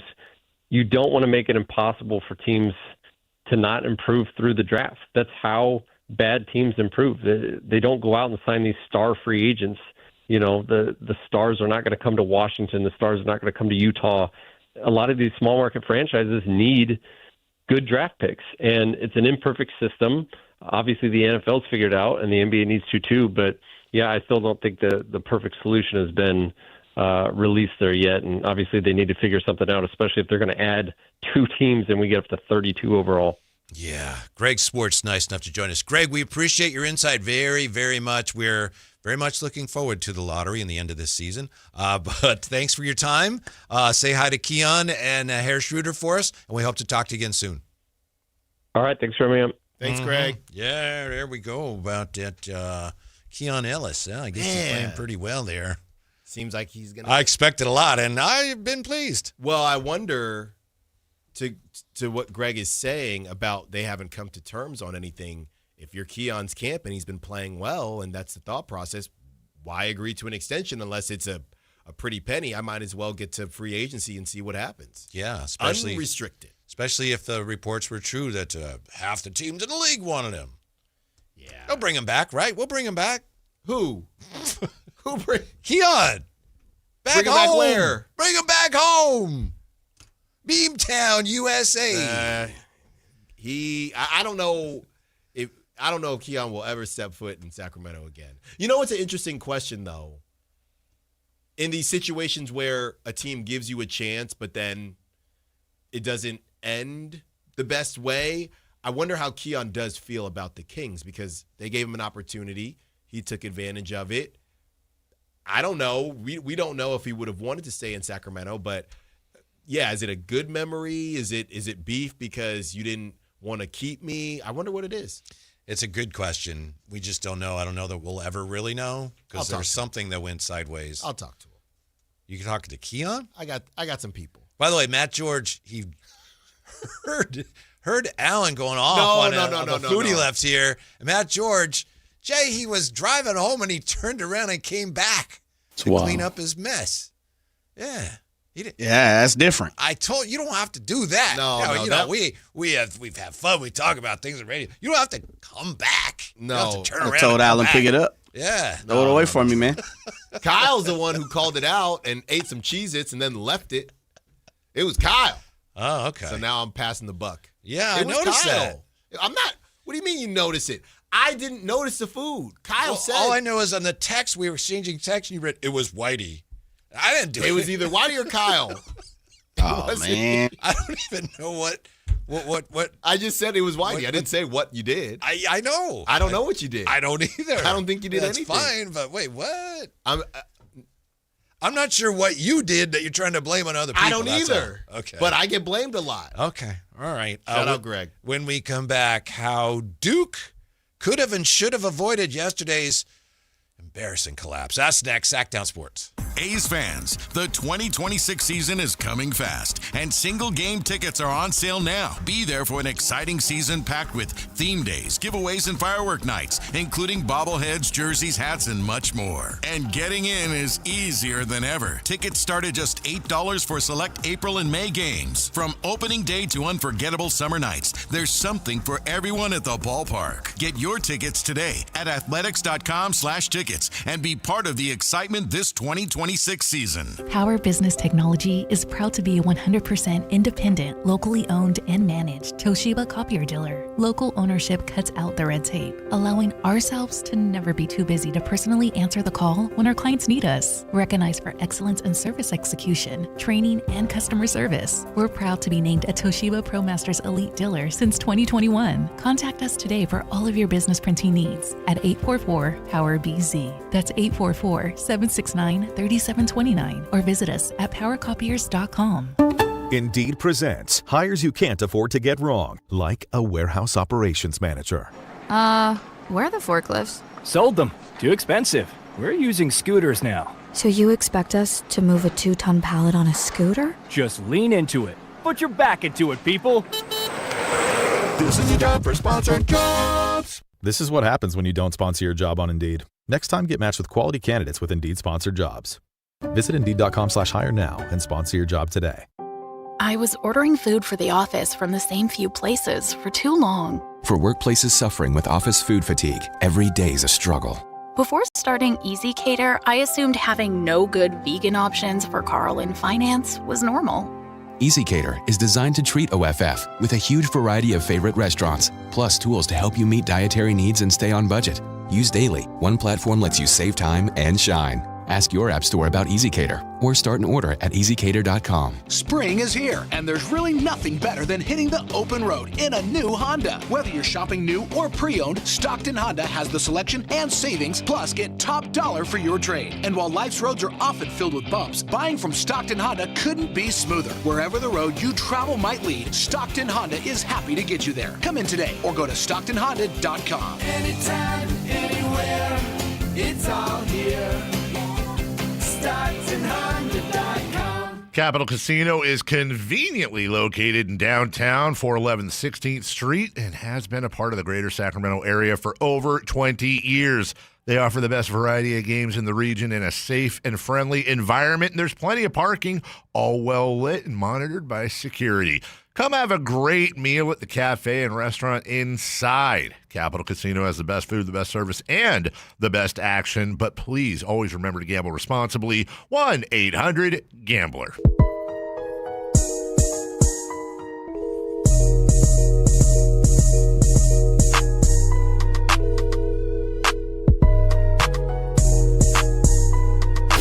There's always more Kings talk to discuss. And we've got you covered. It's the Drive Guys. Alan, yesterday, a lot of us were watching the Kings and the Nets, of course. And then I decided to flip over, halftime. Let's see how this Duke game's going. Oh, my goodness. Yeah. What an amazing, unforgettable, unbelievable finish. That's what the madness is really all about. Honestly. Yeah. I mean, you could not draw up. I mean, it felt like it was from a script. All these subscriptions that we have nowadays felt like I was watching a show. Mm-hmm. It was jaw-dropping. Mm-hmm. And, of course, it happened to Duke. Mm-hmm. That, for a lot of people, made it even sweeter. I know I'm not the first to say this, but poor Bill Raftery has been around forever. He almost didn't make it through that. Yeah. I mean, and he's terrific. Nobody knew what was happening. Did you hear the Duke radio call on it? I think I heard the UConn, which was funny because it's almost like the analyst wasn't processing what was happening almost. And I heard, of course, the CBS, but I don't know that I heard the Duke. Yeah, the Duke call. They just were, he made it. He made it. And you just see everyone. And you see the Dan Hurley head. Yeah, that's, I know that a lot of people are not Duke fans. I'm not a Duke fan. But watching the sideline when that unfolded and watching the coach, that is heartbreaking just to see that, those are the toughest losses in any sport, especially for players and the coaches, the ones where you think we have won this. Yeah. Okay, all we got to do is just take care of the ball. We've won the game. When you lose the games that in your mind you've already banked, those are the toughest of anything. Well, I want to give a shout out to Caden Boozer, because he sat there in the locker room. I mean, yeah, these kids, these guys are getting paid now. Don't get me wrong. They're getting paid. It's a different world. But how many times have we seen pro athletes, they skipped media. They just left. They'll take the fine. And he sat there and he answered questions, and he's sitting there right next to his brother, just kind of soaking in it. That's the only thing you could do. And he sat there and he said, yeah, that's all me. And we've seen less accountability from guys making, these guys are making money too, but I'm talking big money, leaders of organizations and leaders of franchises. We've seen less accountability. So I just want to give a shout out to Caden Boozer because a lot of people would have just said, look, I'm out. I'm out. Mm-hmm. Here is the Duke call of Mullins' game winner, miraculous game. Well, at the time it wasn't the game winner yet. It just put them ahead as UConn went on to defeat Duke. Get it in, they do for Boozer. Bobbled it, back for Sarr, needs to get rid of it, does for Caden. 7 seconds, try to throw it ahead, deflected, stolen by Connecticut. 2 seconds, it's Mullins up top for the win. Oh, he hit it. With 0.3 of a second to go. Malachi Smith ran off the bench. That should be a technical, but with 0.3 of a second to go, Connecticut has the lead, 73-72. As Connecticut got the 3 from Mullins after the turnover from Caden Boozer. That's a pretty good call. Yeah. Because he's describing everything as it happened. Obviously. What was Allen talking about? What do you mean? Allen was completely off from he made it to... No, I said, he hit it. That's what I said. Oh, you said he made it. He made it. All right. I mean, he wasn't excited. What are you talking about, Jay? So you were off. Well, the description of it is like, he made it. Well, thanks for playing it, Jay. It's like if you're, okay, we're going to run over your dog now and you have to describe it on the radio, Yeah. Yeah. And the dog's okay, all right? He's just injured. But be careful. Yeah. That's what it sounded like to me. Right. Because that's he what realizes that's the last thing in the world he wants to say, and he has to tell people, he hit it. Yep. Yeah. That's just the depths of despair. And I will say, if you listen to that call, he says Boozer and then back to whoever the inbounder was. He said he's got to get rid of it. See, he wasn't saying, the announcer for Duke wasn't saying, just hang on to it and they'll foul you. Yeah. And that's the one thing, as I said earlier, I think Caden Boozer deserves some credit. There were reasons for him to try to get rid of it, and he made a bad play. Mm-hmm. And he tried to go over, he was trapped there. The double team or the trap was coming, and he made a bad pass. But and his coach said, well, you got to be strong with the ball there, and that's what Boozer said. There are reasons why you don't want them to foul, and you don't want to get tied up. So, people have said, just stand there with the ball and you're fine. No, there were reasons why he needed and wanted to move the ball ahead. He made a bad play, but it wasn't a dumb play. Yeah. And to your point, when you're trying to break the press and you want to keep it in the middle of the court, everything is happening so fast. Is there any way you could see, can I just fit it over the top here? I mean, what else are you going to do, man? Mm-hmm. Again, so many things had to go right and or wrong, depending on who you're rooting for that to happen. It was like a hot potato, right? Yeah. Where he sees it, and maybe he didn't process like, well, I could do a step through here, or he hadn't dribbled yet, I don't think, had he? I don't know. He could put it on the deck, but it was like, oh, I got to get rid of it. Right. Yeah. Panic mode. Yeah, which is understandable. Mode. Yeah. And then, even with that, he probably should have gotten away with it. Mm-hmm. Mullins, most of the time they do. Mullins hadn't made a 3 all game, and he's like, I was trying to find somebody who'd made a shot. Yeah, and then he got the ball passed back to him. Yes. So he took it. And then that was money. Yeah. Yeah, I mean, that was NBA range, too. Yes. It was last year, Duke blew a lead in the final 2 minutes, I think, to Houston in the final 4. That sounds right. Yeah. So their new logo needs to just be the Heimlich maneuver. Yeah. Reggie Miller, a silhouette of it. Yeah. Well, I saw, was it Jay Williams kind of talking about, if you think John Shire is a choke artist, then you don't know. And I didn't watch the video, but now they're arguing why he's not. Jay, you could save it. That's just for you and the other Dukies. We don't care. Yeah. We don't care that much. Yeah. It's over now. I saw somebody wrote a piece that said, well, they always sign the best players, but there's a reason why they lose these games, because they're not addressing the most important position. And I just said, I don't care. I'm not reading. No, I don't care. Yeah, that's a stretch. And we'll just see who's your top pick next season. You know what's funny, though? You talk about brands and hate watching. We talk about that a lot with I think the Thunder becoming a hate watch is the best thing for the NBA, and they need it, and they need it bad. Are they becoming? Are they there, or is it a work in progress? I think they have to win. I'm not there yet personally. I think I understand it, but I don't feel it. They got to do it in the finals again. They probably need to win it. Because I still think people look at him, and I know there's the anti-Lou Dort sentiment, which I understand, and there's the anti-Shea stuff. But when I still look at him, I'm not a big fan, but I still look at him as like, wow, that's a great story. Yeah, I think if they win the narrative again, is changing. It is changing. I think if they win one again, or if they just get to the finals again and Shea starts flopping, or there's some questionable stuff, it's all we got, Whitey. Mm-hmm. It ain't much in the NBA for villains. Was it you or somebody referred to Shea as unethical? I saw that somewhere. I don't think it was you. I didn't type that. No, I did not type that. That's funny to me. Yeah, but a basketball player that tries to draw fouls is unethical? I mean, isn't that part of basketball? It depends on where the line is. Just like tanking. Depends on where the line is. But when it comes to... Because there are some really unethical things going on in the world today. Oh, I hear you. See a basketball player that kicks his leg out. That's unethical! You don't like the use of the word. Yeah, okay.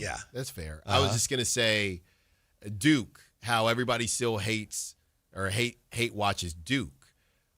Are they the biggest hate watch brand outside of Yankees? Cowboys and the Yankees? Because Alabama was huge, but it really left with Saban, in my opinion. I don't think people hate Alabama like that anymore.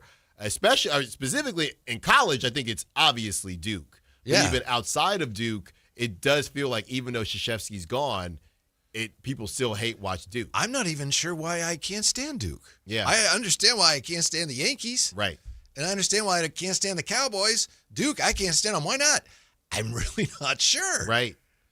They might be up there. I don't know if, I'm saying with the pros, Lakers, everyone. Mm-hmm. I think they're like top 3, top 5. Why? And I know not everyone loves North Carolina, but why is Duke reviled in a way that North Carolina is not? It's historic, is it the but Coach K thing. I mean, I remember the only example I give you is, it's like when Oregon beat Duke and Coach K was lecturing Dylan Brooks. Yeah, that was bad. But yeah, seems like he was not wrong, just early. So I don't know. I think they're like top 3 hated teams in all of sports. Hate. Are you on board with that, or are you just kind of observing it from afar? No, I don't necessarily hate them like that. I do, and I'm not exactly sure why. I did when they had JJ, they were more hateable to me. Sure. Not now, though. They don't bother me as much now because they don't win as much. Mm-hmm. Doesn't feel like. Mm-hmm. That's part of it, too. Yeah. What's the biggest question facing the Kings this offseason? We have the answer, or at least we have the answer that Bobby Marks provided. What do you think? Next, has to do with the coach. Coming up on Sactown Sports. On the move, Got somewhere to be? Take Sacramento Kings basketball with you. The Sactown Sports app will let you stay connected to your passion. Never miss a moment of Sacramento Kings basketball with the Sactown Sports app. This is the story of the one. As a safety manager at a manufacturing plant, he does everything he can to keep his coworkers safe. From finding ways to reduce risks to keeping safety supplies in stock. And for that, he relies on Grainger. Grainger offers a broad range of quality products and next-day delivery, so he can always play it safe. Call 1-800-GRAINGER, click Grainger.com, or just stop by. Grainger, for the ones who get it done. Here's a tale of Becky. Didn't know what to do with new meds prescribed and no real cost clue. She squinted at prices, that can't be right. Then tapped GoodRx and saw the light. She can get a deal. Book telehealth if she feels. Learn about those meds without any stress. That one little app does all the rest. Even my horse downloaded it. Dang, save time and money on prescriptions. Check GoodRx. GoodRx is not insurance. Finding great candidates to hire can be like, well, trying to find a needle in a haystack, but not with ZipRecruiter. Its powerful technology actively finds and invites qualified candidates to apply to your job. So while other companies might deliver a lot of hay, ZipRecruiter finds you the needle in the haystack. See why 4 out of 5 employers who post a job on ZipRecruiter get a quality candidate within the first day. Try ZipRecruiter for free at ZipRecruiter.com/free. That's ZipRecruiter.com/free. ZipRecruiter. When you take the time to shop at Folsom Lake Honda, there's one thing you'll always find. Happy people ready to serve you. As a family-owned and operated dealership since 2009, customer service is our #1 priority. Our customers love doing business with us, and you will too. Looking to own or lease? During the spring sales event, drive a brand new Accord or Civic. Visit us today at FolsomLakeHonda.com, your one-stop Honda shop. Folsom Lake Honda. You bought an RV, and you got an automatic discount from Progressive by bundling it with your home or auto insurance. That's great, but a serious word of warning every RVer should heed. You don't need to talk about things like dry weight or dump stations. And you don't need one of those expensive water filter straws either, because the most extreme thing most RVers encounter is a campsite without hookups. So just enjoy yourself and Progressive's automatic discount when you bundle your RV, boat, or motorcycle with your home or auto insurance. Progressive Casualty Insurance Company and affiliates. Not available in all states or situations. When your check engine light comes on, do you see a repair bill or do you see peace of mind? For 20 years, CarShield's been the name America trusts to help keep you on the road. While other companies stop covering you when your car gets older, CarShield offers protection plans up to 200,000 miles. With over $1 billion in claims paid, we don't just promise protection, we deliver it. Don't let a breakdown break your budget. Get the flexible month-to-month coverage you deserve. Go to carshield.com. That's carshield.com today. When your check engine light comes on, do you see a repair bill or do you see peace of mind? For 20 years, CarShield's been the name America trusts to help keep you on the road. While other companies stop covering you when your car gets older, CarShield offers protection plans up to 200,000 miles. With over $1 billion in claims paid, we don't just promise protection, we deliver it. Don't let a breakdown break your budget. Get the flexible month-to-month coverage you deserve. Go to carshield.com. That's carshield.com today. Wesley Financial Group is not a law firm, and Chuck McDowell definitely not an attorney. This is Chuck. If someone talked you into buying something really silly and you want to get out of that silly little thing, my advice, get the facts. Call me and I'll send you our timeshare exit kit absolutely free. Inside, you'll learn how timeshare works and all your options for cancellation. Call Wesley now for your free exit info kit. 800-290-7100. That's 800-290-7100. KHD1 Sacramento, KYMX HD3 Sacramento. From the Power Business Technology Toshiba Studios. Sactown Sports 1140.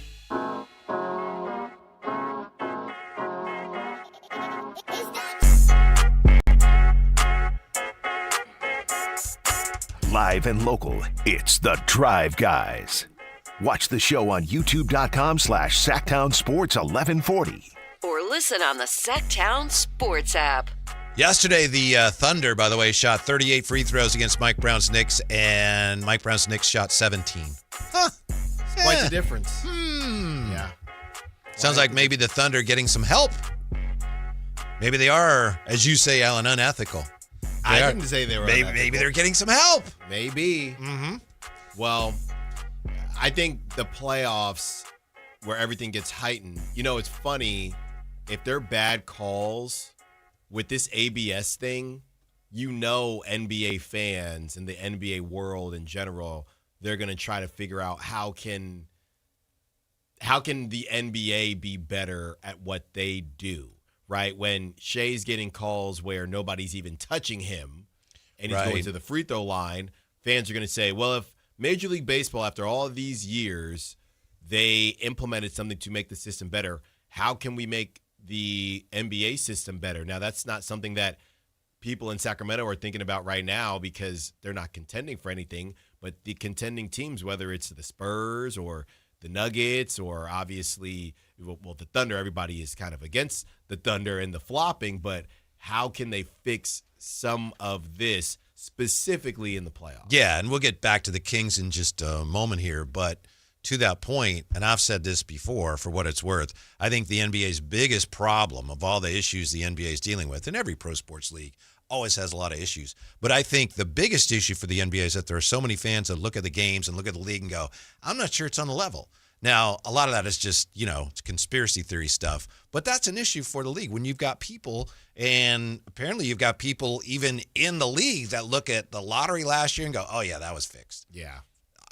People who witnessed the lottery say you can't really fix it.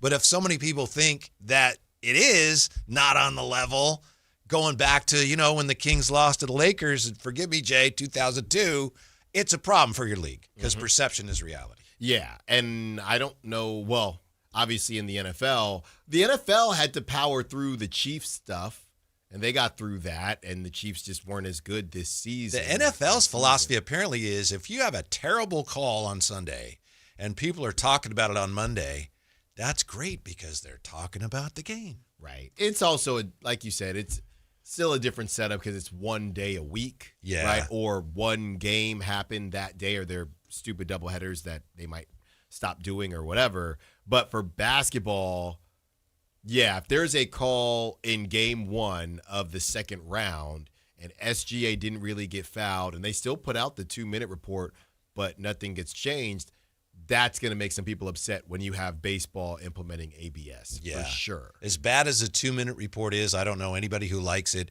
Can you imagine if they got rid of it, what people would say? Oh, see, now we know it's fixed. So they're kind of stuck. But they don't even say, what are they supposed to say?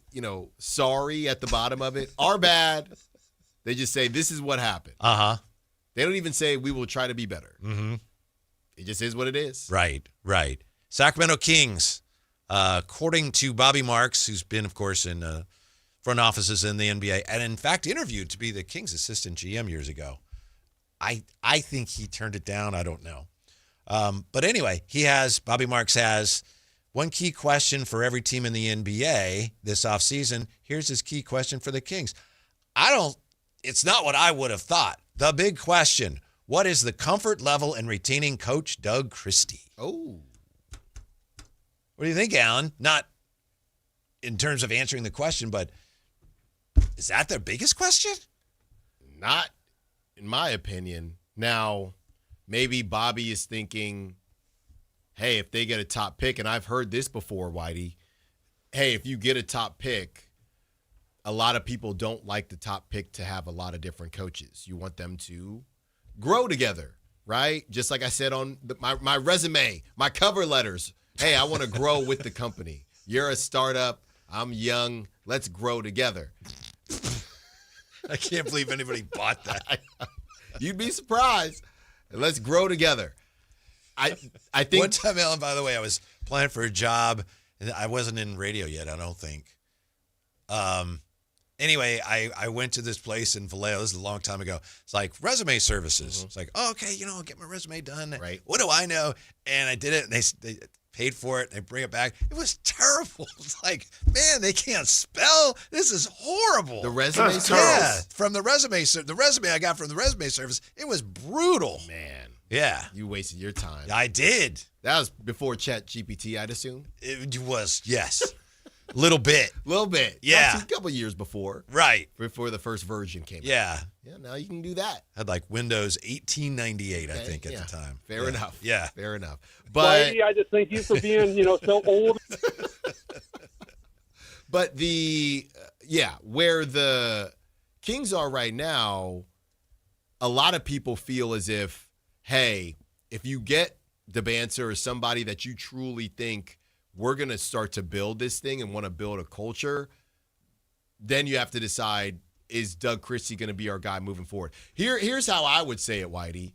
If you get DeBancer or a pick that you think is a franchise changer, I would say, let's just say a top 4 pick.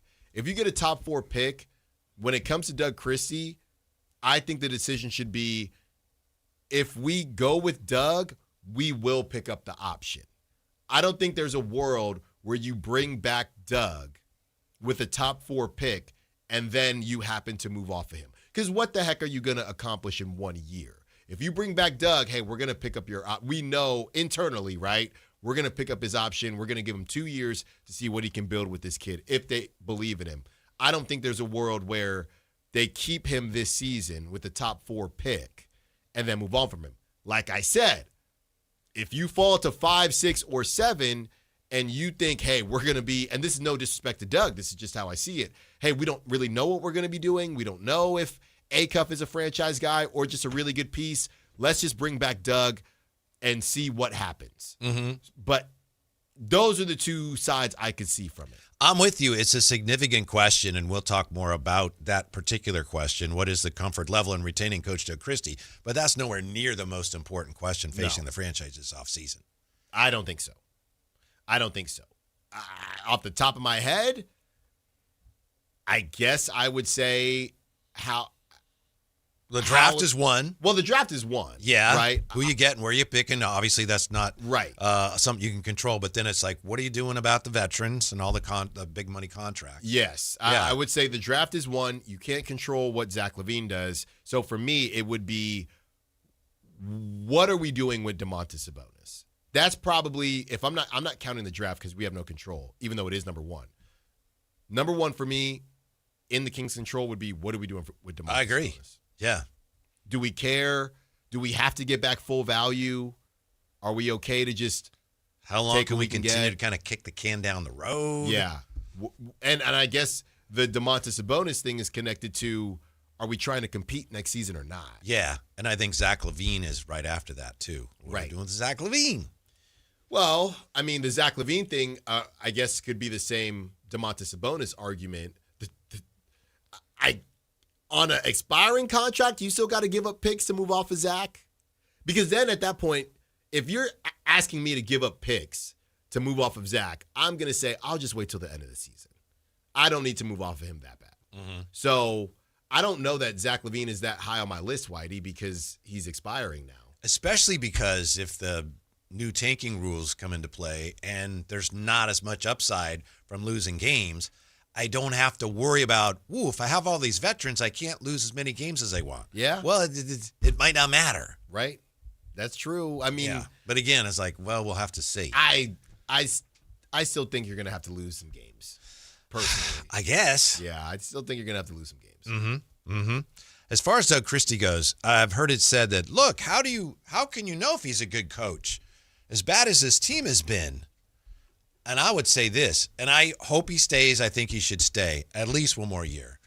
But there are ways for Scott Perry to determine whether he's a good coach or not. Mm-hmm. That's not the only way. Well, the team's lost a lot of games. You could put, frankly, I heard, because I listen to Dave every day. I heard Dave talking about this today, and he was saying, you could have some spawn of Red Auerbach and Phil Jackson, and they could coach, and they still wouldn't win that many games. So how do you know how good a coach he is? Well, you look at other things. Right. That is important, but I'm sure that's not all Scott Perry's looking at in terms of evaluating his coach.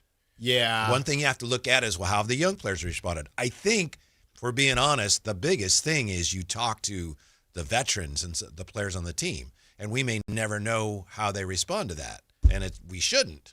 But, if they're like, man, he's really reaching the players, it's good. Then that's one thing. If for some reason it's not, I have no reason to believe it's not, then, you got to take a look at that. But I think it comes down to how committed Scott Perry has ever been to Doug Christie. And we just don't know. Right. It's tough because when you're in it where the Kings are in it, I do think there's going to be a level of camaraderie that's just always there when you're losing games like this. I mean, it's probably going to be such – DeMar thought last season – well, last season, what did he say it was? It was a bleep show. Yeah. He said it was a bleep show. This season wasn't a bleep show. They just lost a lot of games. So it's almost as it was just different. It wasn't as up and down roller coaster. So I do feel like there's a level of camaraderie that you find. I think camaraderie shows up, Whitey, when you're really good or really bad, right? Now, yeah. If next year, let's say somehow they find themselves in a position where they think we could be much more competitive. And if that's the case, and if Scott Perry knows there's somebody out there somewhere who he feels like, man, they'd be perfect for this job. Okay, I could see that. But other than that, and even including that, to me, whenever you have a coach and you subject them to what a coach whose team is tanking, you subject them to that, you owe it to them to stick with them for a while. You got to be careful with that. Well, to me, that's the way it's done. Mark Dagnall did it. Brett Brown did it in Philly. And also, considering that the young players have been developing very well, Maxime Reynaud, Dylan Cardwell, Coach Christie and the staff deserve some credit for that. And I think the staff deserves a ton of credit for the fact that it hasn't splintered. And maybe most of that credit goes to the veterans, like DeMar and Westbrook, everyone kind of following their lead. Like, they're cool with it. So, but the coach and his staff have to deserve and get some credit for that. Yeah, they so can to get me, credit. it's like he deserves to be back next year. Be careful with that word owe and deserve. I don't think so. I mean, that's been a rough year, and you've put him through a lot. You ask him to do a lot after, like, what was the game? Was it last night? Yeah. When he sat down, he's like, we good? Okay. Yeah. Yes. But let me ask you this, though. Does it matter what your true intentions are? Like, let's say Scott Perry kind of already has his mind made up, or, hey, Doug's not my guy, but I understand that this was a tough season. I don't think they're going to win a lot of games anyway. We're probably going to end up back in the tank. So he's on contract. We're just going to run Doug back out there. Does it matter what the intention is? What if Scott Perry already has his mind made up and knows, well, there's an option that we don't have to pick up after the second year. So, yeah, he can coach another year. Does it matter why? What if and we'll never know, obviously, but what if it's just, hey, you're right, Whitey, we're going to give him another year, but we have no intention of keeping him when this team ends up being good. Well, or starts to turn the tide. To me, the honorable thing there, and I know that honor doesn't necessarily have much to do with pro you're sports. saying a lot of non-sports. I know.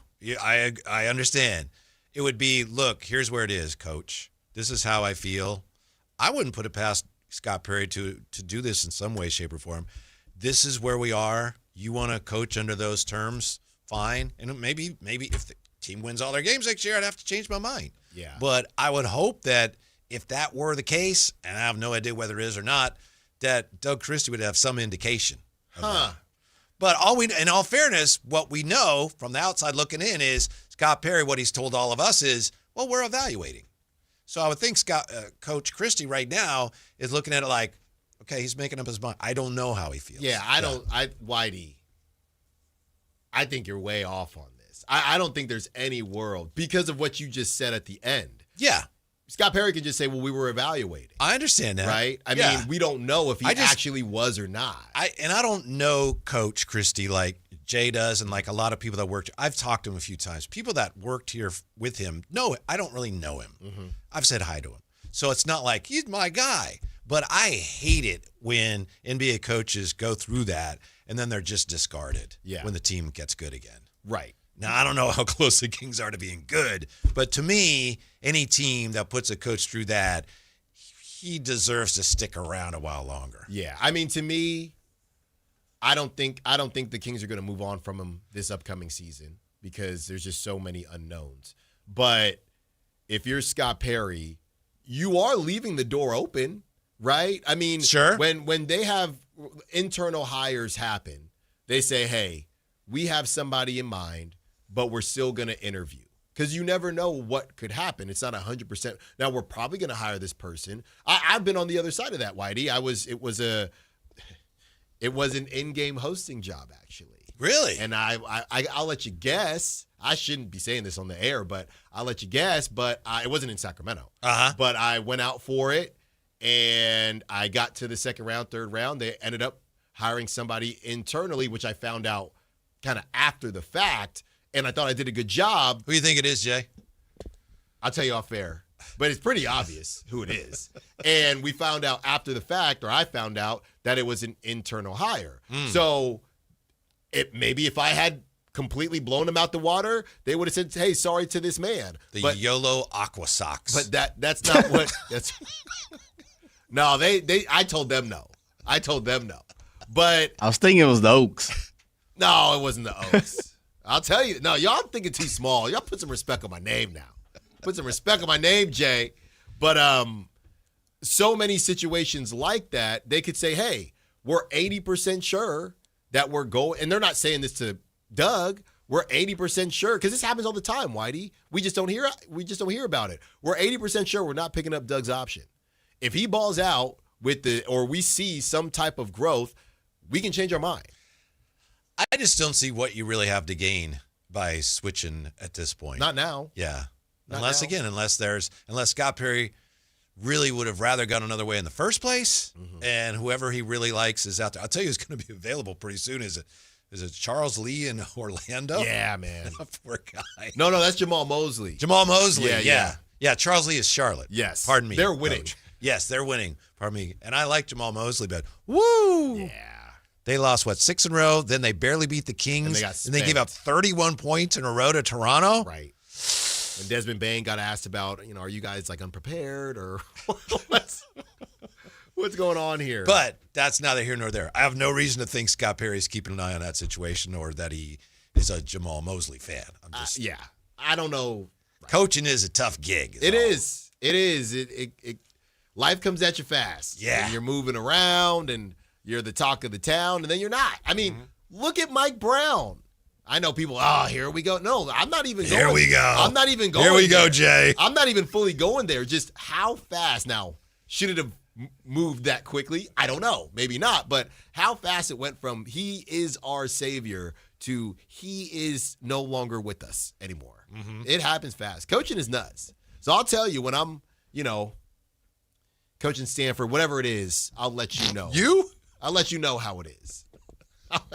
I'll let you know how it is. We're talking intramurals or something now? Baseball, softball, one of the two. Intramurals, ultimate frisbee? No. That's just on the side. Alan Stiles, intramural, frisbee golf, golf coach. I'm the Dion of frisbee golf, of college frisbee golf. The big question, though, is clearly what are you going to do with Domas and Zach LaVine? And to a lesser extent, your other veterans. But you keep saying Zach LaVine. What can they do? He opts in.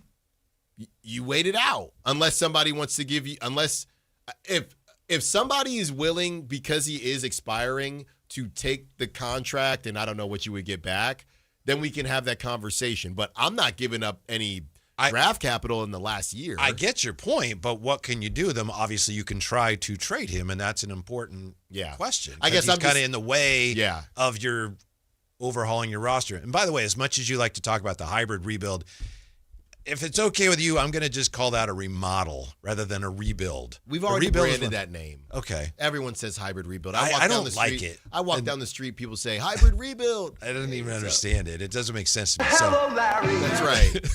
Larry hybrid. That's a remodel. You can call it what you want. I'm going to call it a remodel. But you should have thought it. I really like it. You should have thought about that about a month ago. Well, whenever I thought of it, that's what I'm going to call it. So when I call it that, that's what I'm talking about. Listeners, we're going to rebuild the house. We're going to remodel the kitchen. Listeners, I need you. Viewers, YouTube, 916-339-1140. Should I rebrand hybrid rebuild to remodel? You don't have to, but I'm going to. You do whatever you want.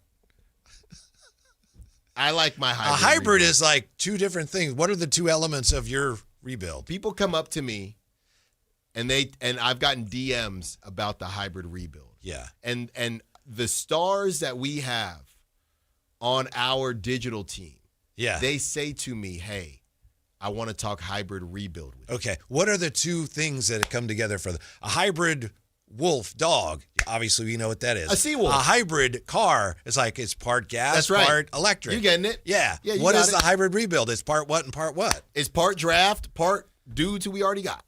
What? It's part draft? Yeah, it's part young dudes, part dudes we already got. Huh. Okay. It's right there. So it's like a remodel. One way you might say it is a remodel instead of a rebuild. I think remodel's a great name. Unfortunately, we're too far in the process to change names now. I wish we could, but it's too late. All right, there's probably room for maybe if you would have thought of that sooner instead of all the songs you were making, then we could have ran with it. But it's too late now. Do you think the Kings can reasonably end up in one of the top 3 spots in the lottery? Again, Indiana with 17 wins, Washington 17 wins, Brooklyn 18 wins, Sacramento 19. Brooklyn still plays Washington. Brooklyn still plays Indiana. The only way I can answer to this is, are the remaining vets done? Yeah. Is Russ done? Is DeMar done?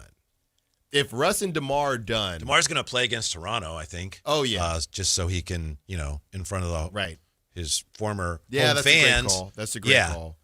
So move up the scoring chart past Dominique. No disrespect. Don't know how much that'll matter, right? I think Toronto should take care of business. I don't know. But after that, if they get shut down for those last 5 games, I know I was worried about those 2 Warriors games, but not if that was before. That was when Westbrook and DeMar were playing. If they're not playing, then I think you could lose all 5. Mm-hmm. I think to have any chance to end up in a top 3 spot, the Kings have to lose out. And I know a lot of fans, when we hear from them, like, what are you talking about? Why would you want to do that? I don't know. But, I do know, but whether you like it or not, that's the only way. If they want to end up in one of the top 3 spots, you probably have to lose the rest of your games. Yeah. Or else you probably are not going to end up in one of those spots. You're going to be parked at 4th? I don't know, because, you still have Utah. They got 21 wins. You got 19. Utah has lost 5 in a row. But they did it the right way. Utah did? No. The Kings did it the right way. Oh, the Kings did it the right way. That's right. Yeah.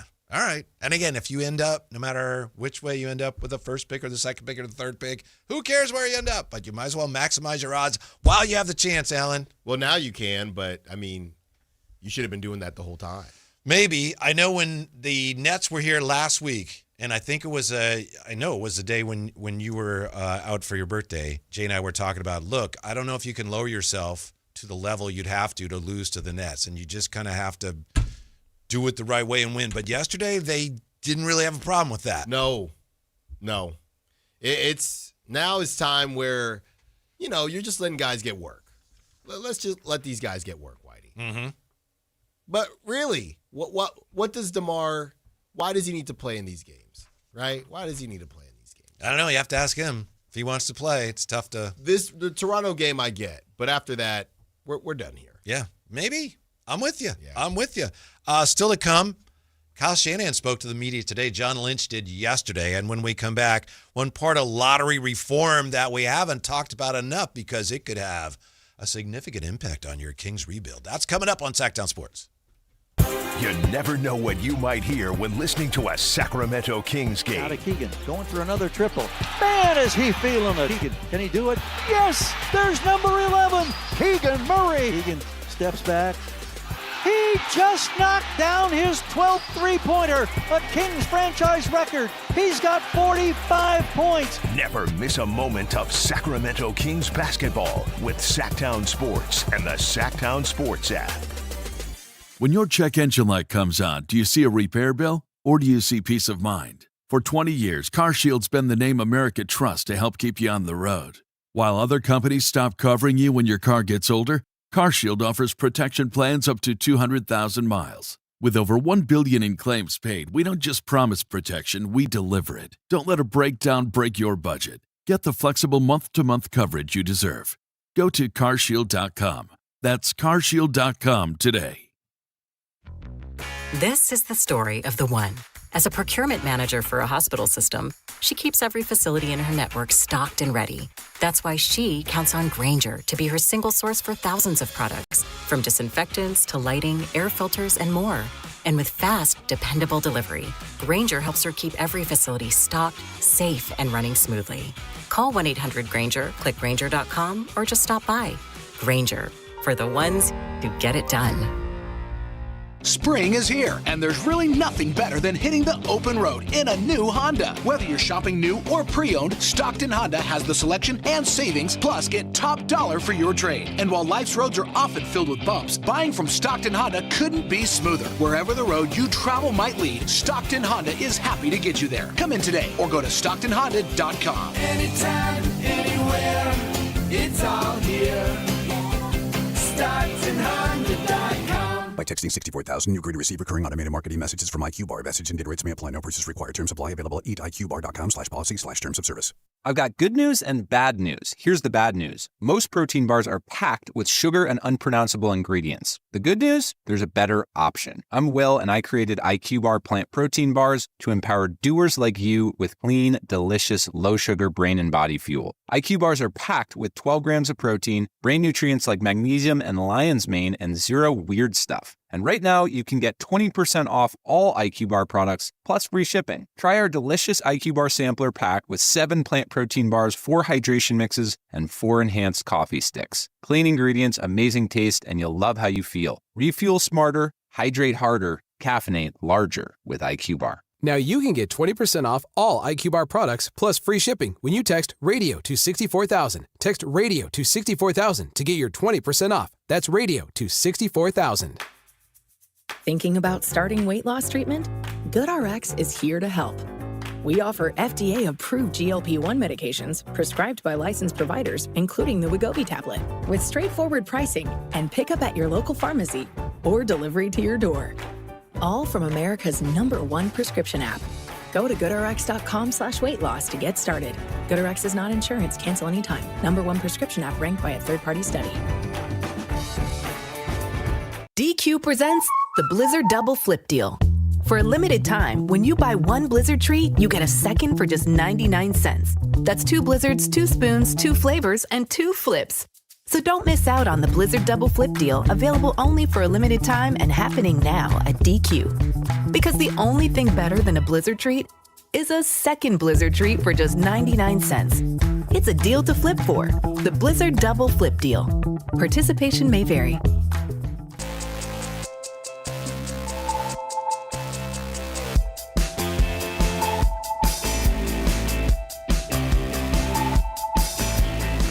Drive Guys with Kevin Gleason and Alan Stiles on Sactown Sports 1140. Thank you, Roger Massey, in the YouTube chat. I totally agree with you, Whitey. I'm not sure what he was talking about, but it doesn't matter. He's got a lot of choices there, right, Alan? I think he was talking about what I was saying as far as keeping Coach Christie around. Yeah. I don't think there's any thought process to move on from him for me, unless in their mind they want to. I'll say this: unless you're moving on, you're clearing the deck. You're gonna find a way to move on from DeMar. You're gonna find a way to move on from all the vets, really, because I think it's such a weird situation that the Kings have that Doug Christie understands it. If you were gonna start fresh and make it like a more traditional looking, which I guess they will at some point, but if you're thinking about bringing Westbrook and DeMar DeRozan back, you can't bring in another coach. You cannot do that. Mm-hmm. You know, if you're going to clear everybody out and, hey, we're going to, whatever we get back for Domas, we get back for Domas, and we're going to just move forward with the young guys, and we want a new voice with our new player, that's different. Plus, how many coaches are you still paying right now? Like 11, 12? Yeah. You know? 11 and a half. Phil Johnson, who coached him in Kansas City, still getting a stipend. Oh, yeah. You know? Oh, yeah. Still, Royale's getting a paycheck. Yeah. I think it's Doug at least for another year. That, by the way, is one of the untold stories. That's one of the mysteries. Because I was at a game last year, might have been the last game of the year, when they had Fresh and they had Slamson and they were calling Cincinnati. Did you see this video? Yeah. It was like, supposed to be the hey, return. you have something that's supposed to be ours. You have something that I think we sent you by mistake. And they show the Reds mascot and he's talking on the phone. And then it never went anywhere. They were setting it up to bring back Royale. They should. And it didn't happen. Didn't somebody say they were going to bring him back when De'Aaron came back? That was my theory. Okay. That's what I thought they were going to do. Yeah. I thought that would have been pretty funny. That would have been hilarious. Mm-hmm. That would have. Is it harder to do that when you're probably going to lose, or does it not matter? I think the moment is probably past now. But it would have been perfect because that was the game the Kings destroyed them. Right. That would have been perfect. Right. Yeah.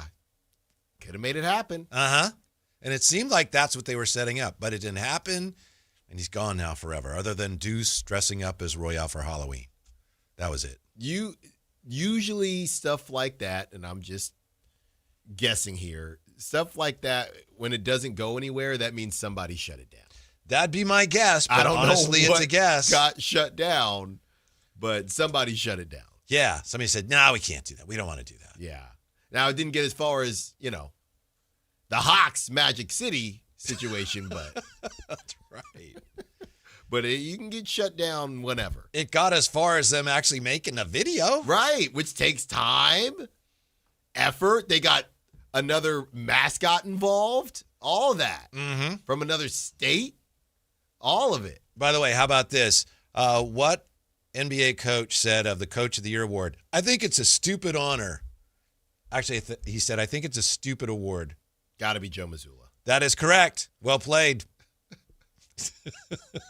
That's very much on brand, too. I mean, it's funny because we've seen, what we need to do in the summer, Whitey? We need an all-shtick team. And we list them out, all the different shticks. Because there's some that work, some that don't work, all based on whether you're winning or losing. Mm-hmm. Right now, Celtics are winning. People love it. Mm-hmm. Right? Remember Mike McDaniel showing off his ankles. He's just kind of funny and awkward. Hey, football coaches don't all need to look like Mike McCarthy. So you're telling me if the Giants were 3-0, everybody would be saying, Tony Vitello's great. Oh, he's the best. He's the best. He's like a breath of fresh air. I don't know what his shtick is, but he definitely has one. I can't put my finger on it, but he definitely has one. Here's something to keep an eye on once again as far as tanking goes and the Kings and the lottery reform and where the Kings go next year.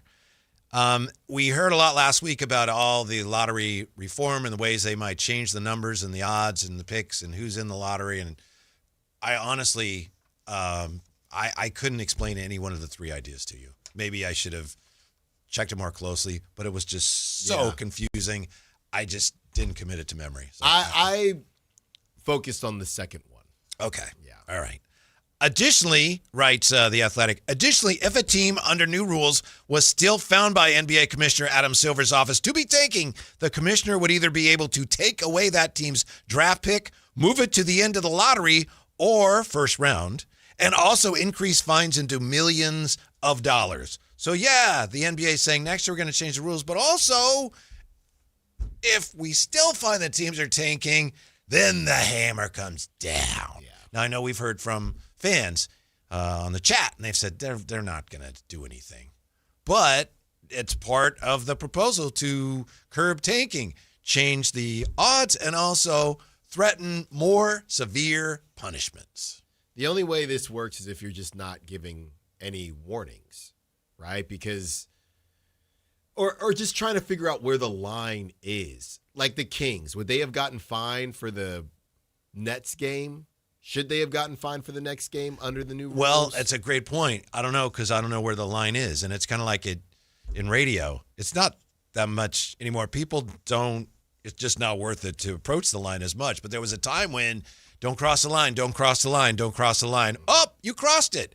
Well, it wasn't there when I crossed it. Yeah, that's true, right. But it's there now. Yeah, right. So DeMar is, 36 years old. He's allowed a day off. Okay, Russ, the whole situation with Russ that's going on. Mm-hmm. So I think the reason I'm not worried about it is because until you lay that type of stuff out, you can't just run around taking draft picks and finding millions of dollars or moving draft picks. So I just think this thing is completely overblown. And at that point, I believe him on changing some of the rules, but that stuff, I think he's bluffing. Well, it's hard to believe him when we saw them this year slap some people on the wrists, and then since then they've done nothing, and the tanking it's as blatant as I've ever seen it. Right. Again, I understand it. It's the system to blame more than the teams. You can't blame any team, in my opinion, any team, whether it be Danny Ainge or the Kings or whomever, given the way the system is set up. If you want to acquire the best talent through the draft, it behooves you to tank. Yes. So it's not the fault of the clubs. But even given that, I get it. But the tanking has been more blatant than I've ever seen. With the Nets in recent games just throwing games away at the end that they could have won. Literally. I mean, that's, we always say, well, the players, they always try to win. It's just the teams don't put the best players on the floor. But when you see them drawing up plays where they're not even trying to win, it doesn't get any more blatant. So if the league is not going to crack down on that, yeah, it's hard to take this seriously. I agree with you. That's what I'm trying to figure out. Why is Adam Silver, why hasn't he said anything about that type of stuff that we've seen so far, right? Well, not necessarily the Jazz stuff, but the net stuff that we've heard about. Why hasn't he said anything about that? Mm-hmm. He knows it's going, or he knows people are talking about it. He just has ignored it. If he really wanted to crack down on tanking, what they do is do nothing until this year's lottery. You can't do that. I don't know that he can, but that would be a sneak attack. The lottery / draft. We're like, you guys, the lottery spit you out with the 3rd pick. We're moving it to the 13th pick. Yeah. We've been monitoring you the whole time. Yes. What is this? What is this, undercover boss? Yeah. No, you can't do that. That would be crazy. You cannot do undercover boss. I can't imagine that the clubs would go, oh, all right. No. Adam Silver would lose his job. Yeah. Let's just say that. It was a whoa. But that's what he's trying to suggest, and the league is trying to suggest that down the road in the future we could do that. As long as everybody knows up front, and as long as we know where the line is, okay, but I'd prefer not to. Mm-hmm. We're spending so much time on something that is just not going to be an issue. Definitely the next couple of years, because 27 and 28 aren't supposed to be that good. What else should teams lose draft picks for in the NBA besides tanking?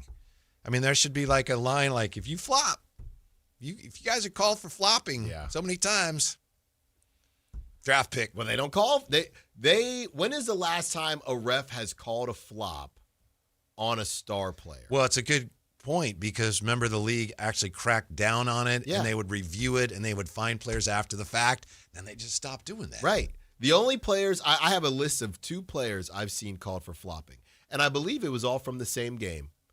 The first player on that list is Keon Ellis. The second player on that list is Moses Moody. Those are the only 2 people I've ever seen in a game called for flopping. That's it. And I watch a lot of basketball, but they're afraid they will not call it on stars. They won't. So that was a waste of everybody's time. Well, if you're going to threaten to take away draft picks, you might as well throw some other things in there too. We're also going to clean up whatever it is. Throwing your leg out. Drawing fouls that way. Yeah, well, we'll give you a few. If you put in, it's kind of the whole 16 technicals and you get suspended. Yeah. 16 flops and your draft pick goes down the spot. If you put some type of ABS technology in the ball, could you get rid of refs at some point? No. How is that going to work? I don't know. The ball's going to call a foul. I'm just saying. Ball really don't lie. Well, that's what I'm saying. That's what you call it. You call it. Does the referee ball talk? Doesn't talk. It just, basket, no good. Right. Illegal screen on the other side of the floor. It just records it. How did that thing know it? So if Shea's dribbling and then he kicks his head out, you can feel the energy that there was no contact made. I don't know if you're onto something or you're just on something. I think that's a new one, Jay. I'd never heard that before. I think the former. Yeah. Well, you're a visionary. I'm telling you. People are going to want some type of – that's what I'm saying, though. People are going to want some type of reffing change along with this stuff. I'm telling you. Mm-hmm. You don't like that they have the referees with the Time Life operator headsets? That doesn't do anything for you so they can talk to Secaucus? No. Or their parents or whoever. Their kids. Yeah. No, you know who they're talking to. Viva Las Vegas. 49ers just unplugged the substation conspiracy. At least they hope they did. That's coming up on Sactown Sports. Download the Sactown Sports app. Sacramento sports in your pocket. This is Sactown Sports 1140. This is the story of the one. As a maintenance tech at a university, he knows ordering from multiple suppliers takes time away from keeping their arena up and running. That's why he counts on Grainger to get everything he needs, from lighting and HVAC parts to plumbing supplies, all in one place. And with fast, dependable delivery, he's stocked and ready for the next tip-off. Call 1-800-GRAINGER, click Grainger.com, or just stop by. Grainger, for the ones who get it done. When your check engine light comes on, do you see a repair bill or do you see peace of mind? For 20 years, CarShield's been the name America trusts to help keep you on the road. While other companies stop covering you when your car gets older, CarShield offers protection plans up to 200,000 miles. With over $1 billion in claims paid, we don't just promise protection, we deliver it. Don't let a breakdown break your budget. Get the flexible month-to-month coverage you deserve. Go to carshield.com. That's carshield.com today. When you take the time to shop at Folsom Lake Honda, there's one thing you'll always find. Happy people ready to serve you. As a family-owned and operated dealership since 2009, customer service is our #1 priority. Our customers love doing business with us, and you will too. Looking to own or lease? During the spring sales event, drive a brand new Accord or Civic. Visit us today at FolsomLakeHonda.com, your one-stop Honda shop. Folsom Lake Honda. Meet Morgan Jones. Morgan is about to step into a world unknown to most, thanks to Progressive's Renters Insurance, a place of fresh linens and turn-down service.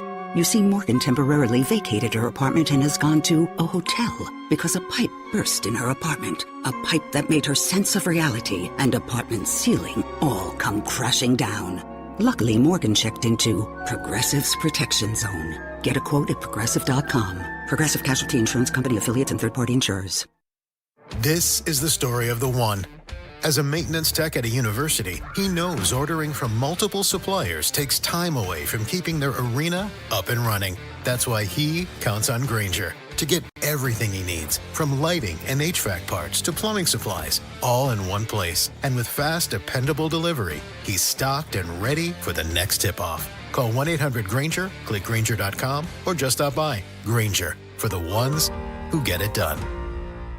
Capital Casino is conveniently located in downtown, 411 16th Street, and has been a part of the greater Sacramento area for over 20 years. They offer the best variety of games in the region in a safe and friendly environment, and there's plenty of parking, all well lit and monitored by security. Come have a great meal at the cafe and restaurant inside. Capital Casino has the best food, the best service, and the best action. But please always remember to gamble responsibly. 1-800-GAMBLER.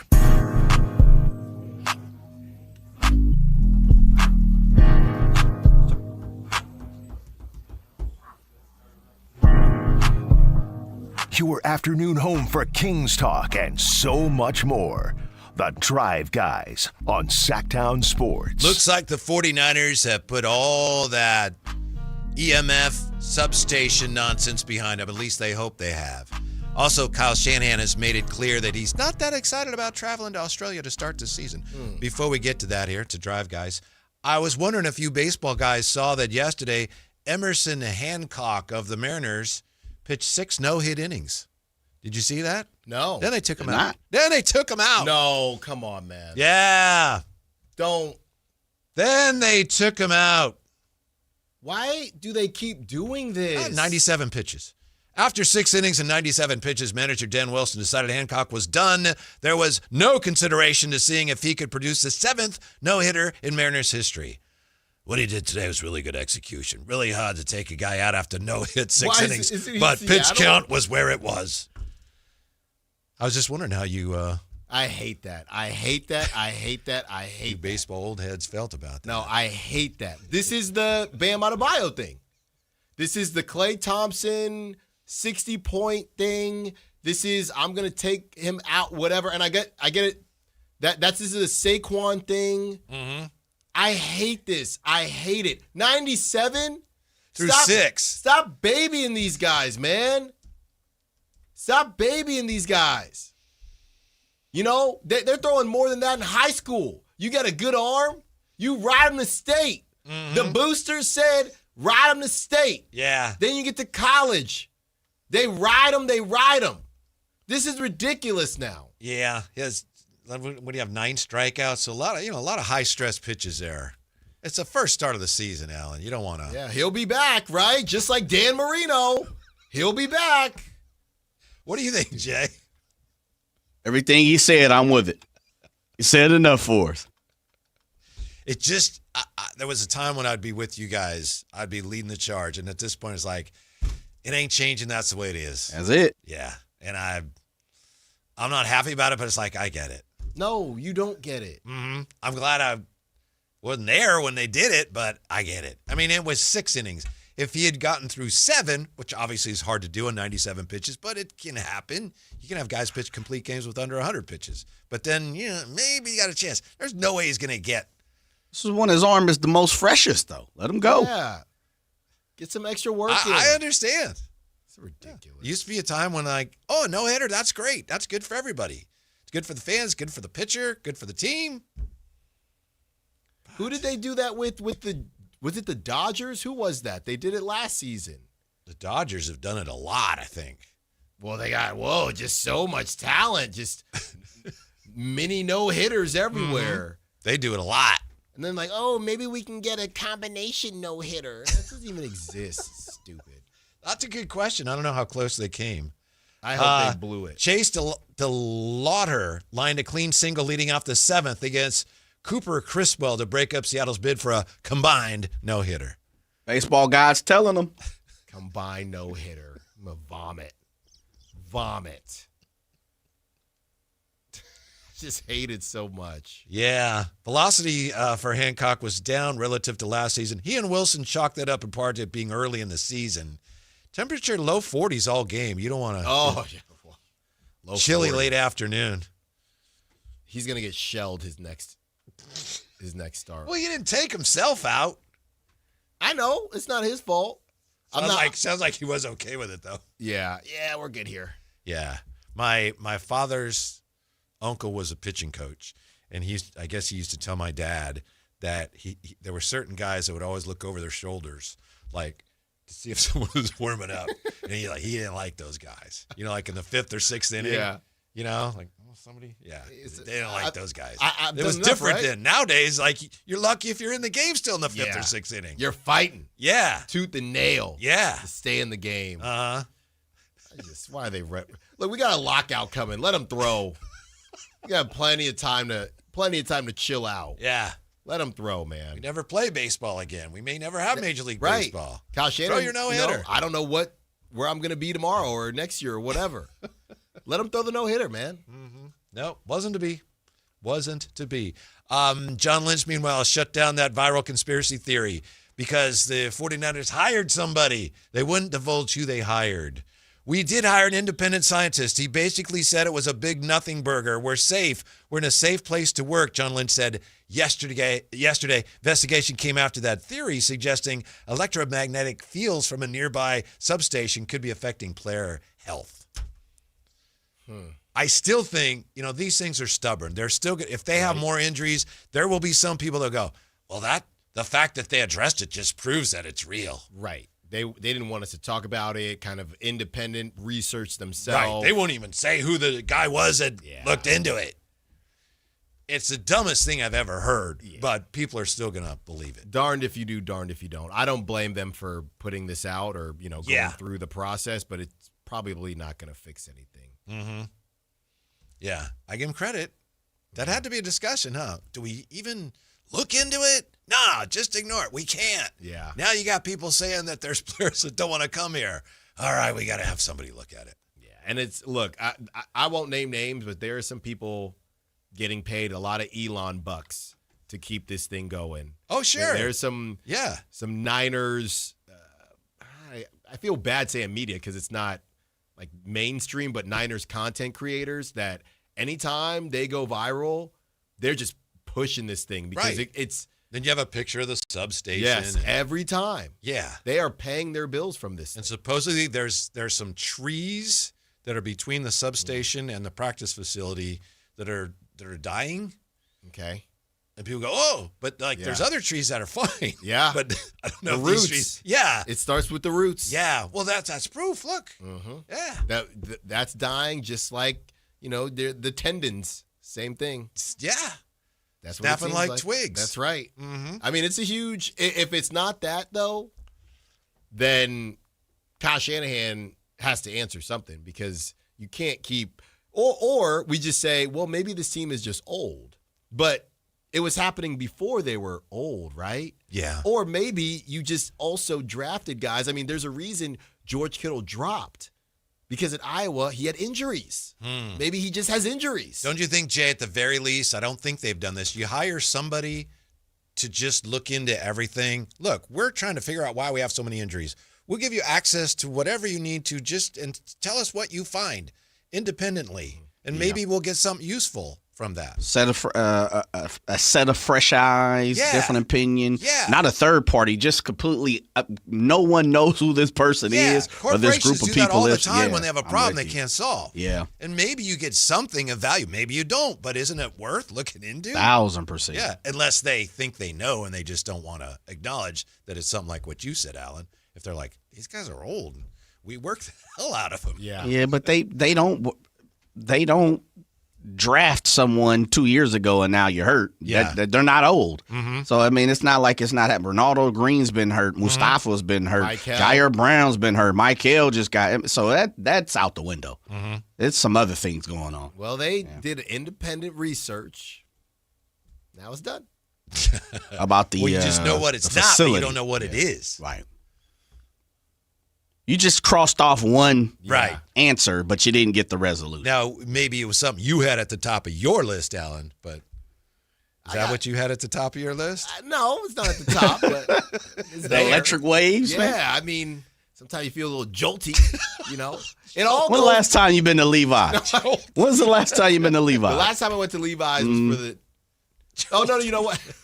The NFC Championship. Okay, and you felt jolty? I felt – hey, you remember some electricity my in the favorite stadium? cartoon character or my favorite superhero, Jay? I thought I was going to be him in live action. Remember Static Shock?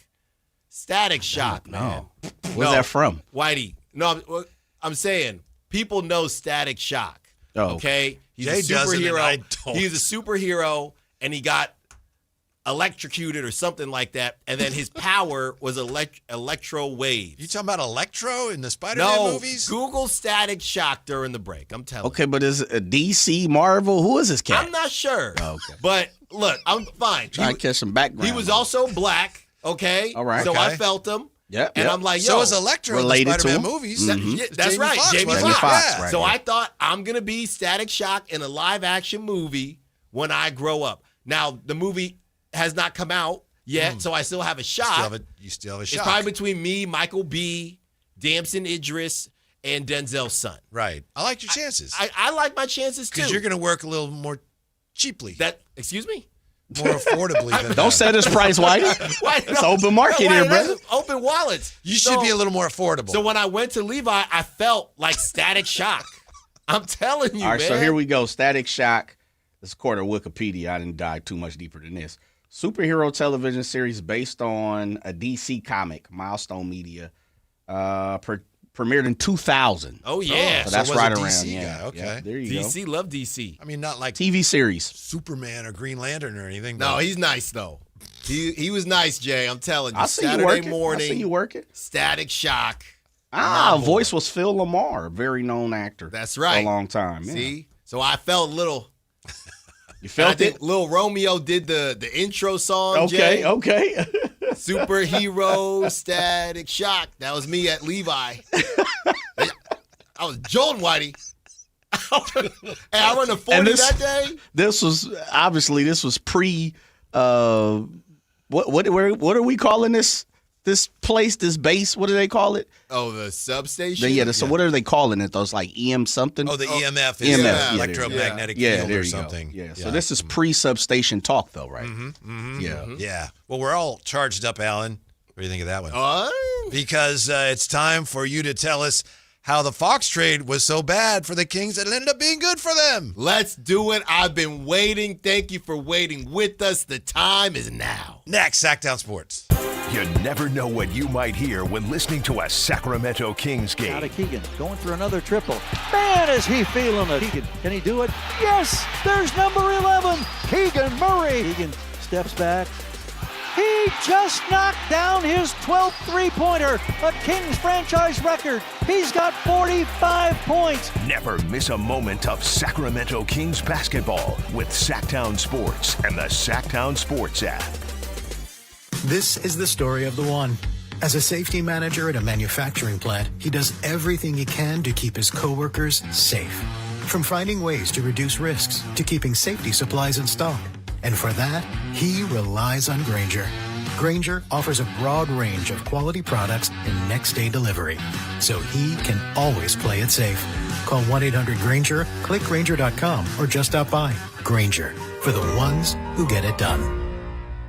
If your business depends on reliable vehicles, it's time to upgrade your fleet at myelkgrovechevrolet.com. We specialize in fleet pricing, bulk discounts, and fast approvals, so your team stays on the road and on the job. From work trucks and vans to fuel-efficient sedans and SUVs, we have the inventory, service, and financing to keep your business moving. Call or visit myelkgrovechevrolet.com today and ask about exclusive fleet savings. myelkgrovechevrolet.com, driving business forward. Planet Fitness has everything you need to power your progress, so you can give everything you've got, all for just 1 cent down. Whether you want to get the most out of our best-in-class equipment or go all in with free fitness training, our trainers are ready to help you get stronger than ever before. Take your workout to the next level at Planet Fitness. Join the club today for 1 cent down, $15 a month. No commitment. Deal ends Friday, April 10th. You ready? Planet Fitness. We're all strong on this planet. See Club for details. A's fans, the 2026 season is coming fast, and single game tickets are on sale now. Be there for an exciting season packed with theme days, giveaways, and firework nights, including bobbleheads, jerseys, hats, and much more. And getting in is easier than ever. Tickets start at just $8 for select April and May games. From opening day to unforgettable summer nights, there's something for everyone at the ballpark. Get your tickets today at athletics.com/tickets and be part of the excitement this 2026 season.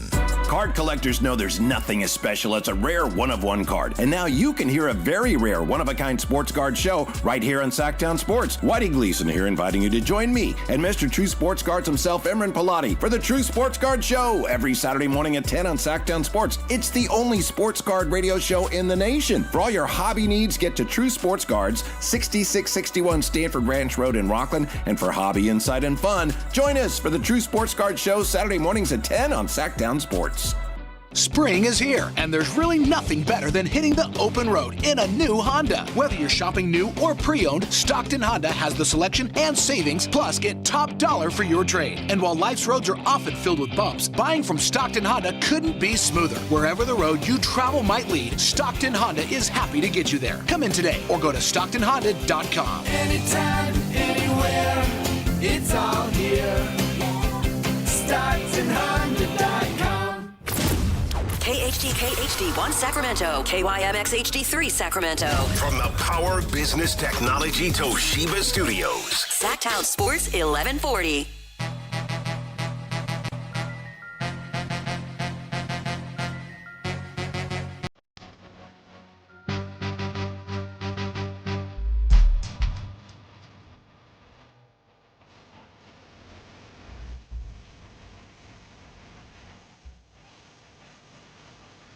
Live and local, it's the Drive Guys. Watch the show on youtube.com/Sactown Sports 1140. Or listen on the Sactown Sports app. We did a little research into Static Shock. Great superhero. Apparently what would happen, somebody would rob the bank, and then he would run after him, and he'd rub his feet on the rug, and then he touched him. Like, ow, I give up. So pretty impressive. And then they drop the loot. Static Shock would give it back to the bank. This Week in Basketball on YouTube says that they knew about Static Shock before Black Panther and grew up watching X-Men and Spider-Man. I love Static Shock. It was right on the WB right at the time school got out. Thank you, This Week in Basketball. Thank you. Have you ever heard of Luke Cage, Hero for Hire? Yes. Okay, I had issue number 1 of that. Did you watch it on Netflix? Didn't they just remake it or create one? No, I never saw it. I remember when the first comic book came out. Yeah. It was good on Netflix. Really? Mm-hmm. Just did it like within the last year or two, right? No, it was a while ago. Really? I mean, no, yeah, it was maybe 4 or 5 years ago. Okay. Yeah. Mm-hmm. By the way, on the text line, hybrid rebuild. So is it gas and electric? Remodel is much better from the 916. Yeah. MUCH, all caps. Thank you. Text of the day nominee right there. No, it's not. Yeah, it's a nominee. It's yours. It's your text of the day. But Alan has been patiently waiting all show long to share with us how he thinks the De'Aaron Fox trade was so bad for the Kings that it was actually good for them. In fact, I could look up when he texted me today with that idea. It was very early in the morning. So I know you've been working on this. And I definitely have. Yeah. I definitely have. What do you got for us? Well, and how can we help you? I just think it's pretty ironic because the way I see it, and I said this on X 8 hours ago, ironically enough, if the Kings pull this off and get a franchise changer, you could argue that the De'Aaron Fox trade was so bad it actually helped their future by positioning them in what's believed to be one of the best drafts in decades. 8:59 a.m., by the way. 8:59 a.m. Yeah. So, Which I always appreciate when of you course, text stuff. It's fairly, it's fairly self-explanatory because the idea of bringing in, this is not just about Zach LaVine, but the fact that you already had DeMar DeRozan and they've already kind of proven that they don't work great together. Mm-hmm. Then you couple that with the Dennis Schroeder, Russell Westbrook, just a lot of ingredients that didn't make a ton of sense. That's what we said a lot last season. And then they added more ingredients that didn't make a ton of sense this season. So because of that, it was so bad, it ended up helping the Kings and putting them in position that they wouldn't have been in if they had done the right thing or the correct thing. And what I mean by that is if the Kings go out and, dare I say, and somebody might call me crazy, but if the Kings go out and get Stephon Castle, I'm not sure if Stephon Castle is a franchise changer. I don't know that yet, and I think he's a good player, but you'd still need help around him. So let's say that the Spurs did make that move and, hey, you're going to get Stephon Castle, so you're not going to get any first-round picks, and the Kings never get Zach LaVine, obviously, so they put out a fairly young team. Let's assume they still get Maxime, just for the sake of the drill, still get Maxime, still get Neek. They could have ended up being a better team this season, and obviously I know the Spurs have kind of two weird picks this season, obviously their own, and then they have one that's going to be at the back end of the draft and one that's going to be about 19th or something like that. That's the one from the Hawks you were talking about, That's right. Yeah. So they're not going to – I don't think they would have given up that. So you could have gotten any combination, Whitey, of 19 and Devin Vassell. You could have gotten Steph Castle. You could have gotten a lot of more traditional pieces in that trade, making this team, this current team in 2025, 2026, make more sense. And maybe you find yourself, and now we don't know how the odds are going to turn out, of course, but maybe you find yourself more so in that Mavericks range or in that Memphis Grizzlies range, and we're not talking about the Kings in position or in a much better position to get a top 5 pick. So because it was kind of such a miss, and I guess you could add in some of the moves or the Dennis Schroeder thing in particular, because it was such a miss, it actually helped them for this particular upcoming draft. I mean, they would have a better roster. They'd be a better team now, but you're saying they wouldn't be in position to improve as much? Well, yeah, because they wouldn't have the right draft capital coming. They wouldn't. No. I'm saying specific to this draft, which is such a good draft. Yes. They'd have worse odds because they would have been better. Yes. Yeah. Yeah. You could even argue and say they could have been the Blazers. They could have easily been the Blazers, and the Blazers are sitting at 12th. So that was just something I thought about, and maybe it's not maybe, it's a lot of copium, don't get me wrong, and we'll have to have this conversation after the lottery and after they make the pick to see if it's true, because the other side of this that I didn't get to say on X was that if that doesn't happen, the De'Aaron Fox trade could set them back decades, literally decades. If you look at how long it takes teams, and that's why I brought up the Hornets earlier. If you look at how long it took the Hornets to get to the 10 seed, I know there are a couple. They're stacked 8th, 9th, 10th together. But as of going into the games today, they were the 10 seed. It took you 6 years to be the 10th seed in the East. Yeah, and you've hit on multiple picks. So the fact that you did not get anything back for De'Aaron Fox, if you don't hit on this, that decision could set you back legitimately 10, 20 years on top of the new changes that they're making. So there's two sides of this coin, but I did find it a bit fascinating that they missed so bad that they are now in this draft lottery position. Yeah, and I know this isn't what you're saying, but so I'm not pushing back. I'm not saying, no. But there was no way they were ever going to get Stephon Castle. That was not, that even if they insisted on it, because the Spurs knew that, look, we're going to get De'Aaron Fox one way or the other eventually, and so we're going to wait. If you won't give him to us now, we'll just wait. And then the other thing is the Kings did what they did, and obviously it was a miss, but they were still trying to get into the playoffs last year. Yes. Yeah. It was a little short-sighted, perhaps, but they were focused on maximizing what they had last year with DeMar and Domas and that whole team. Yeah, you could have made the argument, I don't know, maybe there's a world, and like you said, that leverage got destroyed, not to open that can of worms or reopen that can of worms, but if it was some version of Keldon Johnson and Devin Vassell, something like that, right? And you never get Zach LaVine, and then you go get Russell Westbrook, that team is probably better than what the Kings put out there this season. So even in that situation, we can remove Stephon Castle. They picked probably the worst option that they could, and it ended up working out for them. Now I saw somebody, or it might end up working out for them. Yeah, it might. I see where you're going. It might. And I saw somebody say, "Well, we can't give them credit for that." I'm not giving them credit for it. I'm just saying. Yeah, that's not your point. It is what it is. Hey, look at that. Look how that worked out. Yeah, because I'm just going through their roster right now. I don't think, like you said, Whitey, because of the lack of leverage, they weren't going to give them the Carter Bryant pick. I don't think. Why? Right? And they could have given him. Could have been some version of Devin Vassell and Jeremy Sohan. I knew you were going there. I didn't say him because you would say, well, Alan, I think they'd still be in the tank. So I purposely I knew his name would come up. Did not say him, but it could have been Sohan and Keldon Johnson, or Sohan and Devin Vassell. And you could make the argument that the team itself could have made more sense, and they could have easily been the Blazers or, like I said, the Grizzlies, something like that. So we don't know, but I found it funny that we are here based on, large part, based on how big of a miss that decision and that trade was. If we're going to go back and revisit that and try to figure out why it didn't work out better, again, I know that's not your point, but let's just do that for a moment. They thought, for some reason, that DeMar and Zach LaVine could still work, even though it hadn't worked in Chicago.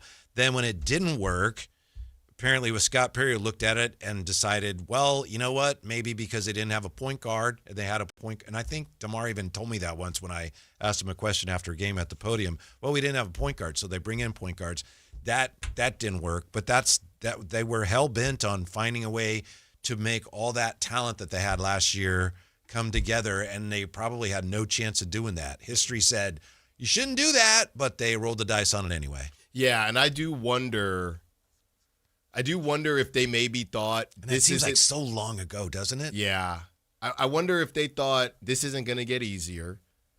These teams, OKC's not going anywhere. All the teams at the top are not going anywhere. So let's just see if we can sneak in this season and get hot and build on something. The question ultimately is at what cost, and we're about to find out. Because the flip side is that if it doesn't work out and you end up with, it doesn't really matter what the number of the pick is. It matters how good the pick, who you take actually is. And if it doesn't work out for you, then that trade, that De'Aaron trade was just a complete disaster. Mm-hmm. Complete disaster. If you're the Kings, do you think they have to be mindful of this going forward? Let's say they have a chance to trade Domas away and you get a draft pick or something. I know that we had Greg Schwartz? Yeah, Greg Schwartz on earlier, and he has proposed, again, just spitballing like you like to do. Hey, maybe they trade him to Toronto and they end up getting a pick in the first round. Mm-hmm. But if you do something like that, don't you have to be mindful of, wait a minute, let's say Domas goes to Toronto and does well. Then you have Nemish Queta doing really well. You have Mike Brown doing really well. You have De'Aaron Fox doing well. Do you have to be mindful of that? Like, wait, we don't want – it's embarrassing to have all these guys that used to be with us that we send off, and then they're flourishing in other places. Tyrese Halliburton, obviously, the most dramatic example. Yeah. Or do you just have to say, oh, well, we just got to stay on this course? Yeah, well, everything is not on the same level, obviously. The Nemias Queta's, because at this point, what you're saying is we could make an all-former Kings team, and that all-former Kings team probably makes the playoffs, which is the tough part of it. Well, I right? wasn't saying that, but that's a great idea. Yeah, we definitely should do that. And people would probably can't stand it. Now, Luka wouldn't be on it. Who's the center? Nemias Queta, I guess. He'd probably be the center. You ain't going to playoffs. Who else you got? We got De'Aaron. All right, okay. Halliburton. Tyrese. Yeah, you got who's your 4? Probably Bagley. Who's your 3?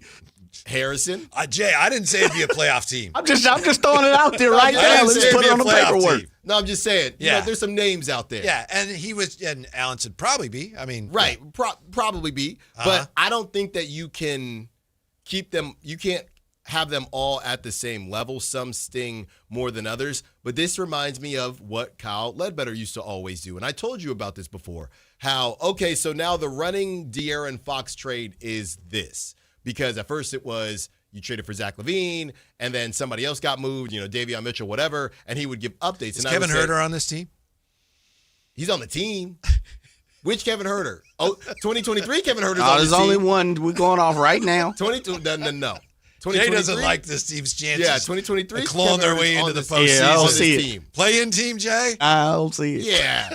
They might be getting fined to tank. In the East, they're in the play-in. So they're better than the Hornets? Could you ethically tank with this team? Yeah, probably. No, too good. They're too good for that. Stop that. They're too good for that. But now that you have Scott Perry in, it has to be fresh. You can't look at the sins of the past and say, oh, we got to hold on to Domantas Sabonis because we can't have him floating. That is not on Scott Perry. Mm-hmm. Nothing on this roster besides Dennis Schroeder, moving Keon, DeAndre Hunter, the rookies. Well, there's 2 more guys that are on the team, right? Oh, my goodness, Jay. Schroeder and Keon. Yeah. No, I like this team. I'm still. I think we're still tanking. You need a star. Still need a star. De'Aaron's going to get a lot of shots up. He needs to. Mm-hmm. He needs to. So, ultimately, Scott Perry can't look back at those moves and say, oh, well, and I know I'm not saying that you're saying this, but he's got to do what's best. The question. Yeah, he's got to do what's best for the team now. I wasn't here with some of these guys that are floating around. What am I supposed to do? This is what his value is now. Mm-hmm. I got to make a decision. Yeah. I hope you're right about them ending up kind of falling backwards into a better spot than they were in. Yeah. I think it's definitely possible. I don't know. I'm really worried about this 5th pick.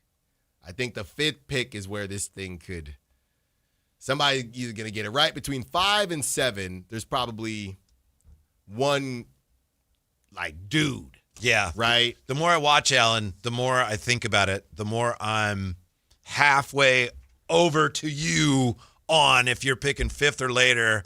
Trade down for what? Come on! Are you serious? I said halfway. Oh, my goodness. Because nobody knows anything. Mm-hmm. Nobody knows anything. It's A-Cuff. But I don't know, if it involves okay, I'll trade the 5th pick and I'll get number 8 and number 20 or something like that. Nah. No, I'll run it right now. Mm-hmm. I'll run it right now just for you. Ooh. So we have bear with. See, this is a little embarrassing for me because Alan likes to do the simulation and Jay doesn't care for it. So when Alan does it, he tries to sneak it in.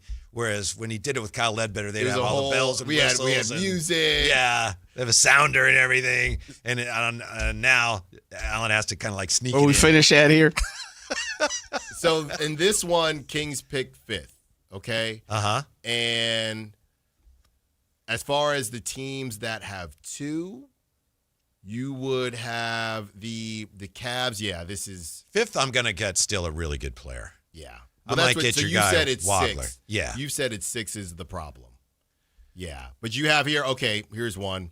Yeah, that's the problem. 14 and 17 for the Hornets. Yeah. Can't do it. Can't do it. Not at 5th. Mm-hmm.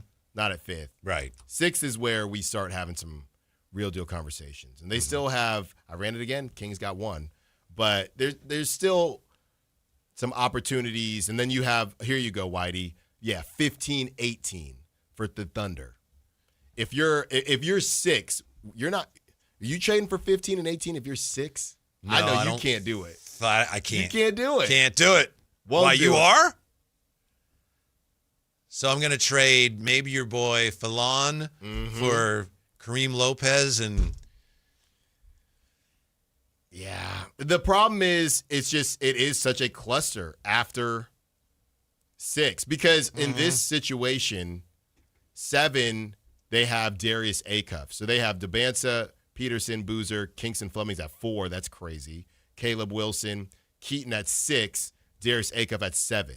So, yeah. If Darius Acuff is at 7, you cannot. The other thing, Alan, and I'm sure you've noticed this draft, it looks like more of the wings and the really good guards are going to go towards the top. And as you get deeper into it, you can say, oh, those are some good players, but you get into more bigs. 4s and 5s. Right. And I think the Kings are more concerned with getting wings and point guards. Yeah.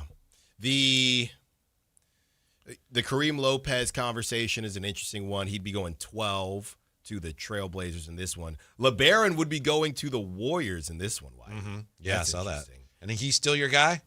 He is my guy. I just don't know how the Kings can get him. Curtis, by the way, says Barnes, Queta, and Holmes ain't even in the league no more. That's not true. That is not true. Yeah. Queta is starting. Queta is playing really well. I just saw something with Holmes. Yeah, I think he was overseas. I don't think he's in the league. He is not in the league. Yeah, you're correct. Yeah. But Barnes and Queta are both in the league. Yeah. On playoff teams. Yeah. So, Jay, you'd have Queta. This would be the all former Kings team. Guys are still playing. Alan suggested maybe they'd be a playoff team. Queta, HB, Fox, Halliburton, and maybe, I don't know. I can't you still think need of a wing. Other than hey, even on this team, you need a wing. wing. What's Duarte doing? I'm stuck on, Marvin Bagley, who just put up some numbers. Come on, man. Sasha. Yeah. Get Sasha in there. JaVale McGee. Not in the NBA. JaVale. Not in the NBA. Not in the NBA. No, we're missing somebody. We're missing Davion Mitchell's who we're missing. Davion. A lot of guards out there. Yeah, we do. We're going to play a 3-guard lineup. Yeah. A lot of guards out there. Shaka Smart style. Man. Run that full court press. Mm-hmm. Oh, I got something about Valanciunas. Oh, you push up, you put him there and push everybody down. Yes. That's right. We got a squadron. You got Val at center, then you got Queta at 4. And then who was your 4 before? HB is your 3. HB's 3. Hallie and Fox. Does that team beat the current Kings team? Full health? No. Okay. Yeah. Okay. I'm just checking. Jay? I'd say yeah. No, I'm talking Sabonis, Westbrook, Levine, the crew.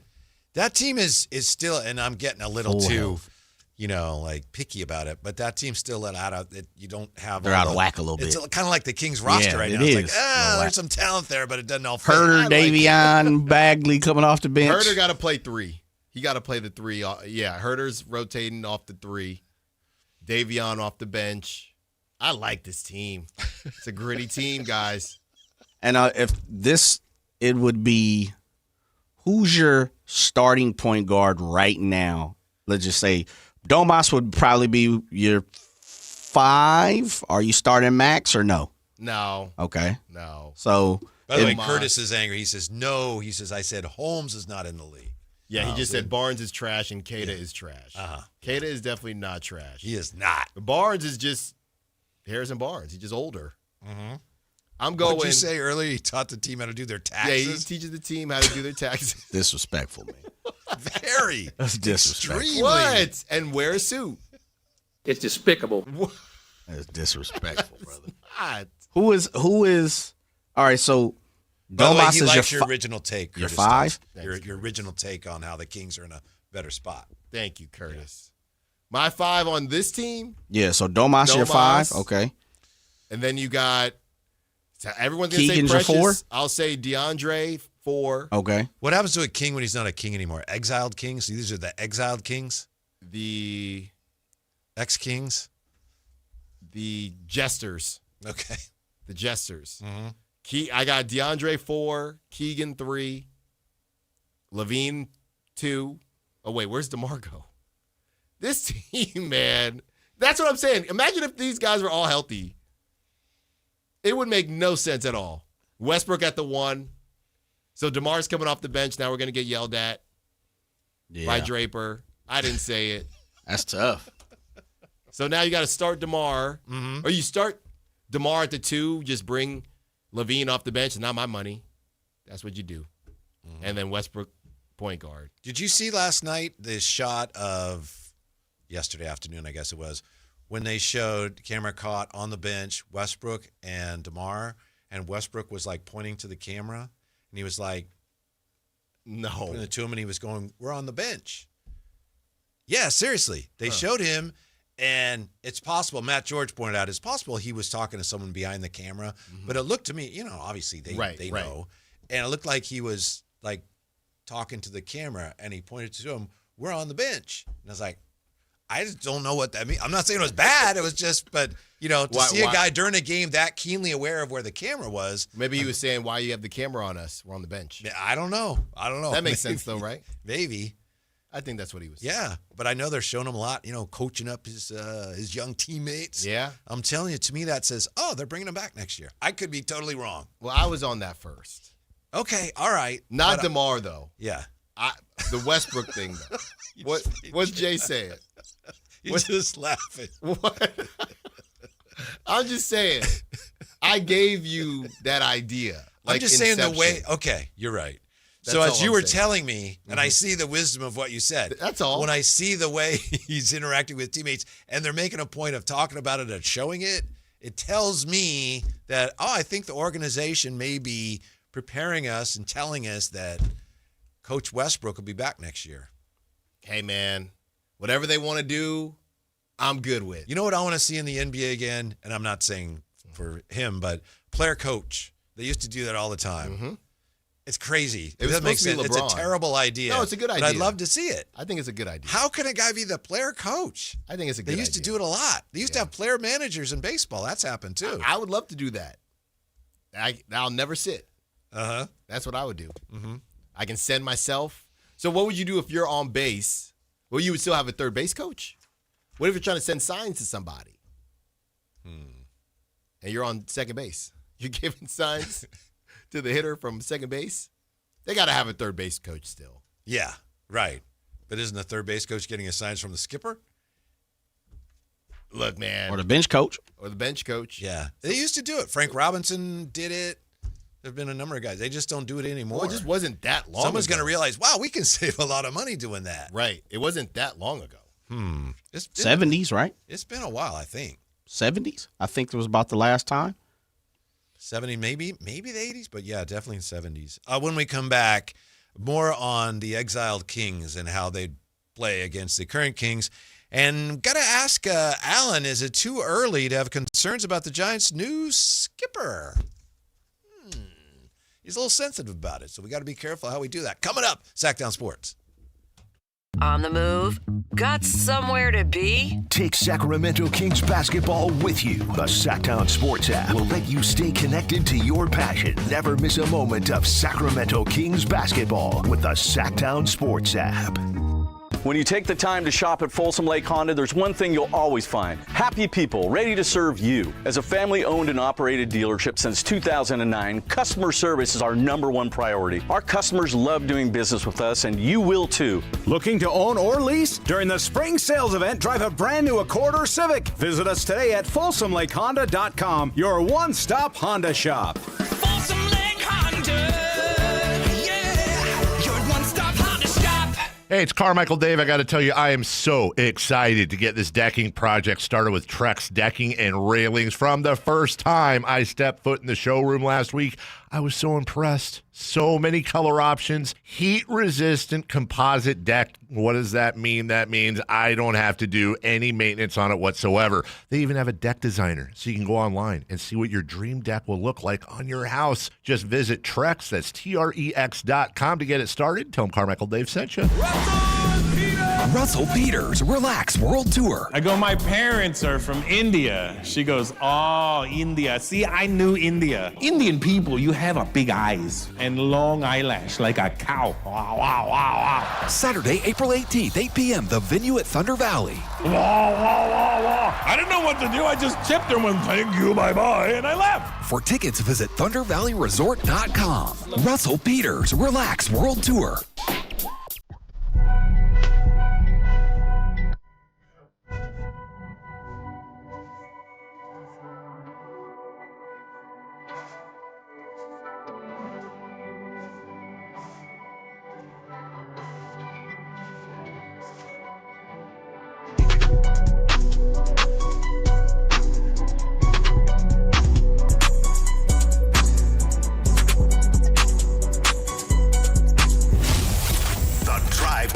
With Kevin Gleason and Alan Stiles on Sactown Sports 1140. All right, back and forth we go here in the YouTube chat with Curtis on Neemias Queta.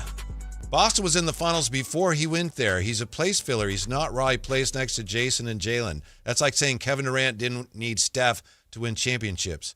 Look, Neemias Queta has really played well for them. I'm not saying he's their best player or anything. He starts, right? Yeah. Neemi's been a starter. He's been starting. Yeah, on a team that's won now 50 games. So he's a really good defensive player. He is. He's not some, like he was here, some guy that comes in off the bench at the very end of the bench at the end of games. Well, look, and that's all. It happened, a couple years ago. It looks like he's out tonight. Luka Garza's playing. He's not playing tonight. But here's the whole thing. Curtis, what is the larger point? You know what I mean? Are you trying to make yourself feel better because the Kings moved on from him? Because nobody is saying that Neemias Queta should be starting out here instead of Sabonis, if that's what you think we're saying. We're just saying the Kings have some talent out there that they, didn't get much for necessarily. Right. Either didn't get much for or didn't properly develop. Robbie Cake says, Alan, if you're reading this, trademark hybrid rebuild. It's coming. I see the vision. Thank you, Robbie. Shot of the day, Robbie. That's what I'm talking about. 30 minutes left. What does Draper say? Or Mark Jones? He might not always be there when you call, but he's always on time. Is that what What'd he say? I don't know. Right? Doesn't he say that? He might not always be there when you call, but he's always on time. Okay. Ooh. Come on, Jay, help me out. What does he say? I have no clue. You should have seen the face Jay made. I'm pretty sure you that's said what that. he I was says. like, I don't know. That's right. I looked at Jay, and Jay's Chat, like, help me out. okay. Chat, help me out. Text line, help me out. Did you say he's not always on time, but he's there when you need him type thing? Yeah, something like that. He's not always there when you call, but he's always on time. Yeah, that's pretty I think close. That's right. I don't know. You I'll do go with know, it. Whitey. I don't. You just leaving me hanging out to dry. I think you're close. Thank you, Jay. No, that's it. You nailed it. No, it's too late now. Yeah. It's too late now. Is it too late for your Giants? Of course not, right? They're 0-3, but what is the deal with the skipper? This manager of yours? What's the problem? The problem is, it seems like he doesn't really know what he's doing. That's not true. That But is the things ridiculous. he says, this has been ongoing. When he's talking about things that why are you talking about that? Okay, well, hold on. Yeah. When he brought up the Tennessee thing, right, when he said, hey, which one of you said I was going to Tennessee before it broke? Emron says, like a good neighbor, he's always there on time, but not always if he's not there. I don't think that's right either. I think that much might closer have been than that. worse. That gave me a headache. That must have been a miss. Read that again. Yeah, he must have been driving. Emron, the great Emron. Emron must be driving. Like a good neighbor, he's always there on time, but not always if he's not there. No, come on. I think that's That's close. That's no, it. close That's to it. what? Emron, I love Thank you, Emron. I need another hologram. I need diaper money. I need it. Mm-hmm. But the Tennessee thing, when Tony Vitello, it was spring training, and he starts off the media availability in the dugout. I think it's always so funny they're in the dugout. And he goes, hey, so which one of you guys said that I was leaving? Because I wasn't leaving. And this was, I don't know, this was in like January or early February, and everyone is looking around saying, what? What are you talking about? He's like, but he didn't even say that directly. It was more like, Right. hey, what did you guys hear? When did you hear what you heard? Yeah. Remember, it was kind of couched. And then he said that could have changed the course of history. Right. Right? If it hadn't gotten out, that could have changed the course of history. I thought that was off. I Right. thought that was very bizarre. This stuff that happened over the weekend where he says, yeah, maybe my fire and brimstone speech got them too fired up. He said there's a lot of emotion in there. A lot of emotion. I wanted them to Yeah. run through the locker room and all this stuff. That, to me, I didn't have a problem with. But wasn't it Robbie Ray that then said, we're good. Yeah, we're not too yeah. emotional. It's 2 games in. Yeah. Well, Robbie Ray was asked, hey, this is what he said, about the speech. And Robbie Ray said, I think we're fine. We're just trying to win some games. Mm-hmm. So it's fine. Look, this is what happens. Tony Vitello, and I can understand him on this. We wear our emotions on our sleeves, and he is going to continue to do that. That's what's made him successful throughout his career. That's why Buster liked him. So Buster's going to want him to keep being Buster, I think. I just think it would make more sense for him. I don't know. Everybody, you have to be yourself. Just, start off from a conservative spot where you're not getting too emotional or not expressing things. You can always build to that when the team's playing better. Mm-hmm. Just low-key it to start things. Because if you start saying things where people are going, wait, what? If you start that way, it's harder to bring it back. There's nothing to bring back. Okay. Well, that was kind of he didn't need to say that. And the thing is, he has to be hyper sensitive to the fact that some people are going to be looking at you and wondering, is this, college guy or not, fairly or unfairly? So you have to be aware of that and just not give them any fuel. I'd to look at you and go, he doesn't know what he's doing. Yeah, I'd kind of put it on me a little bit, said Vitello. I got all fire and brimstone a few days ago, and I think some good words were shared, but I also think as of right now, it's a little emotional in there. There are a lot of tryhards. Maybe it stems from... You couldn't even read it without shaking your head. I know what he meant, though. Maybe it stems from that conversation prior to the season, or maybe it stems from all the opening day fanfare being the home team. But regardless, everybody wants it to change. Then he went on to say they've been in 5th gear, riding hot the entire time or too much.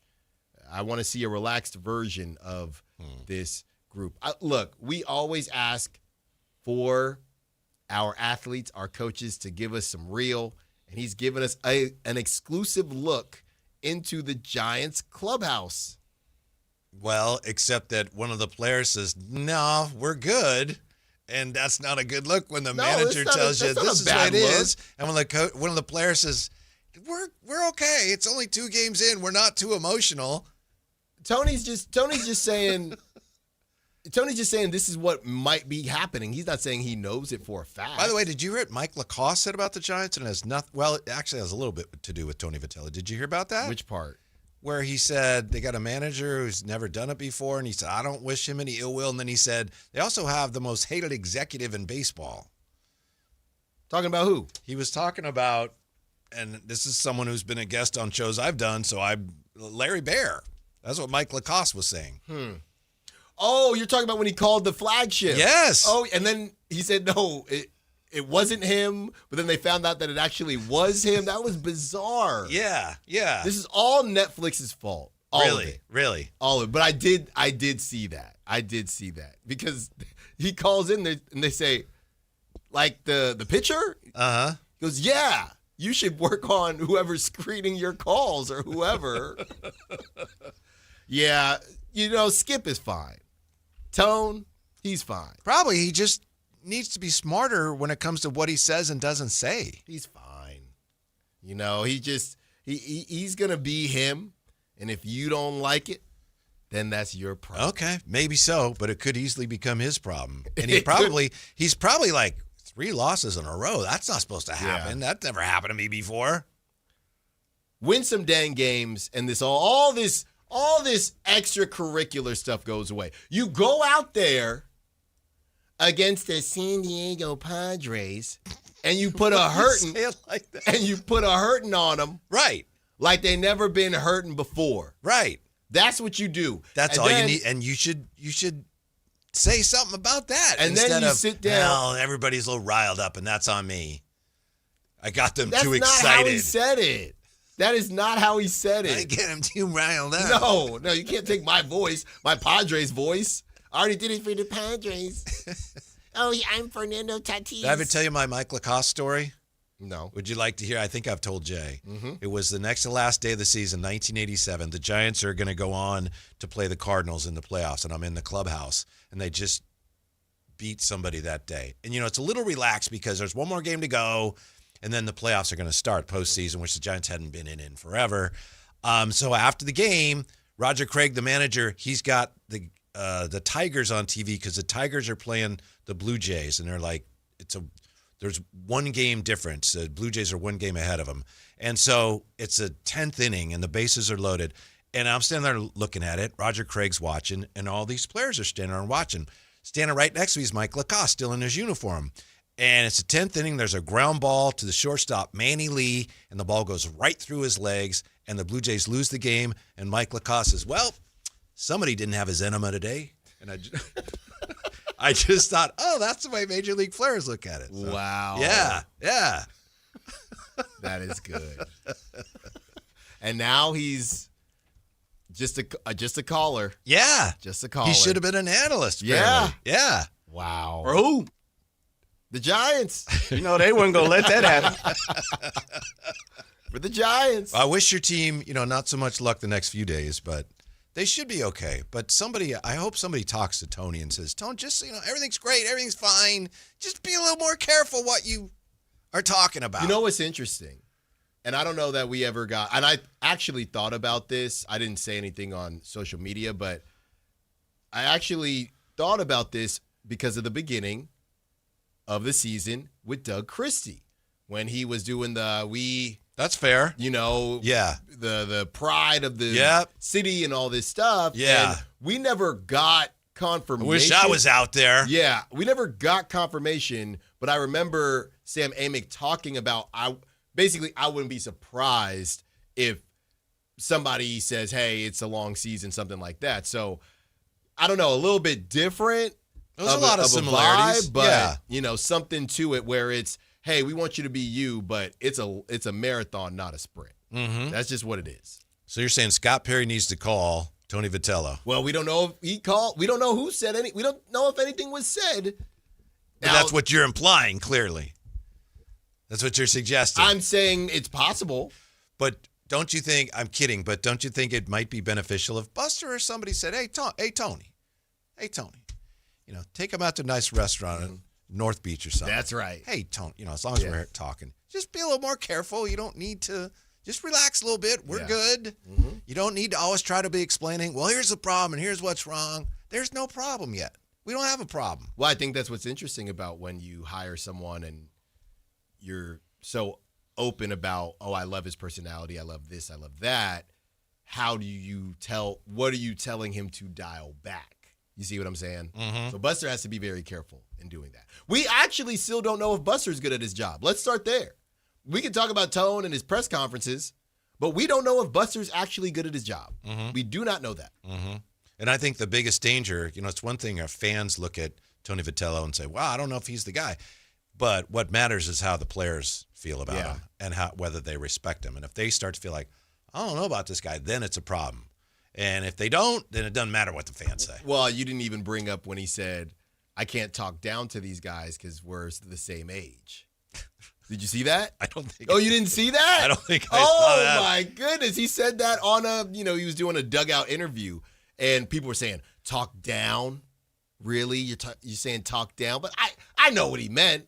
Jay, I don't know about this cat. Sounding little issues, huh? Like we got some issues.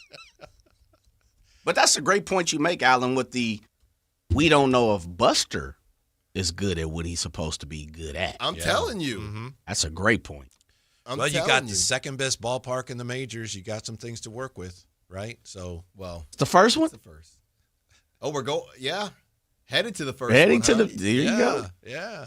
I can't talk down to guys anymore. They're my age. Tony Vitello spoke with Ken Rosenthal about the biggest adjustment he's had going from managing in college to managing in the big leagues.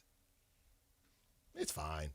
Why did you make that kind of that gritted teeth emoji face? So the Rockies, they have donut pizzas. You want to hear about that? Wait, what? He's fine. He didn't mean it in a negative way. Mm-hmm. But the reason I brought that up is because you said something to the effect of, this guy never played in the league, and he's trying to tell us how we're feeling. And now he's saying, I can't talk down to them. They're my age. And then our guy JD said, just to be clear, he's not their age. So I do think it's a lot happening. Swing and a miss. Yeah, it's a lot happening right now. Yeah. There is. We'll be back to find out what Alan's got for us on donut pizzas and more next on Sactown Sports. On the move? Got somewhere to be? Take Sacramento Kings basketball with you. The Sactown Sports app will let you stay connected to your passion. Never miss a moment of Sacramento Kings basketball with the Sactown Sports app.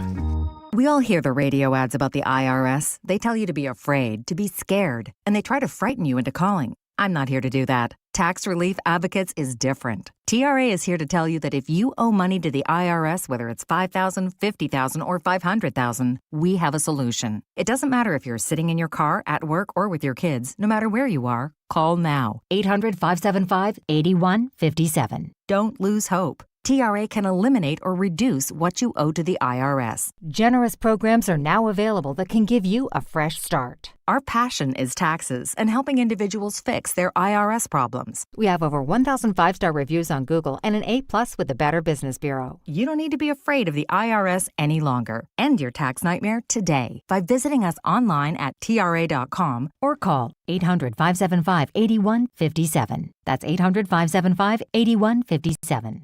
Tax Relief Advocates. Real solutions for real people. We all hear the radio ads about the IRS. They tell you to be afraid, to be scared, and they try to frighten you into calling. I'm not here to do that. Tax Relief Advocates is different. TRA is here to tell you that if you owe money to the IRS, whether it's $5,000, $50,000, or $500,000, we have a solution. It doesn't matter if you're sitting in your car, at work, or with your kids. No matter where you are, call now. 800-575-8157. Don't lose hope. TRA can eliminate or reduce what you owe to the IRS. Generous programs are now available that can give you a fresh start. Our passion is taxes and helping individuals fix their IRS problems. We have over 1,000 5-star reviews on Google and an A+ with the Better Business Bureau. You don't need to be afraid of the IRS any longer. End your tax nightmare today by visiting us online at TRA.com or call 800-575-8157. That's 800-575-8157. Tax Relief Advocates. Real solutions for real people. Capital Casino is conveniently located in downtown, 411 16th Street, and has been a part of the greater Sacramento area for over 20 years. They offer the best variety of games in the region in a safe and friendly environment, and there's plenty of parking, all well lit and monitored by security. Come have a great meal at the cafe and restaurant inside. Capital Casino has the best food, the best service, and the best action. But please always remember to gamble responsibly. 1-800-GAMBLER. Spring is here, and there's really nothing better than hitting the open road in a new Honda. Whether you're shopping new or pre-owned, Stockton Honda has the selection and savings, plus get top dollar for your trade. And while life's roads are often filled with bumps, buying from Stockton Honda couldn't be smoother. Wherever the road you travel might lead, Stockton Honda is happy to get you there. Come in today or go to StocktonHonda.com. Anytime, anywhere, it's all here. StocktonHonda.com.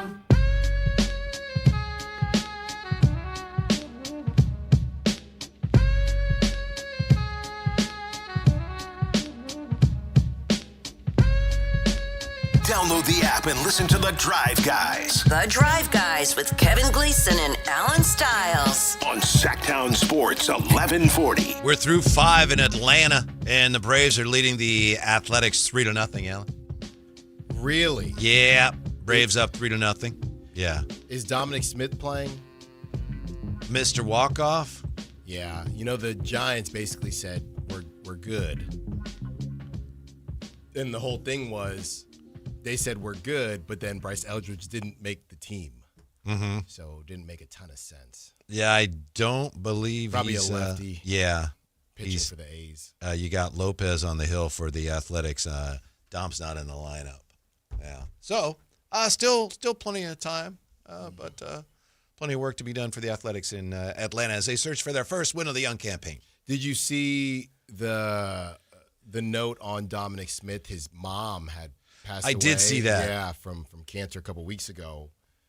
And the fan returned the Grand Slam ball to Dominic Smith. So that was pretty cool. That's very nice. Yeah. Very nice. By the way, Imran says that this was Alan's version. He was making fun of you. Like a good neighbor, he's always there on time, but not always if he's not there. And Imran is saying, no, he's not always there when you call, but he's always on time. He says, No. He says, that's the quote. No, I know that. But on the text line, 209, you got it right. He says he's not always there when you call, but he's always on time. That's from the 209. From the 916, Alan was right. According to Google, the saying is, I'm not always there when you call, but I'm always on time. From Always on Time by Ja Rule featuring Ashanti. And that's from Hey Johnny K. Alan was right, 209. You got it right. Okay. Yeah, Imran says, Draper said that, and I always wondered what the hell that meant. But it's, okay, there you go. From Ja Rule song. Okay. I didn't know. You just didn't seem like you were sure if you were right or not. I thought I would get some help. You guys didn't help with Static Shock. We did. You did not help. No. You left me hanging on Static Shock. You left me hanging on, I'm not always there when you call, but I'm always on time. He's looking it up to make sure.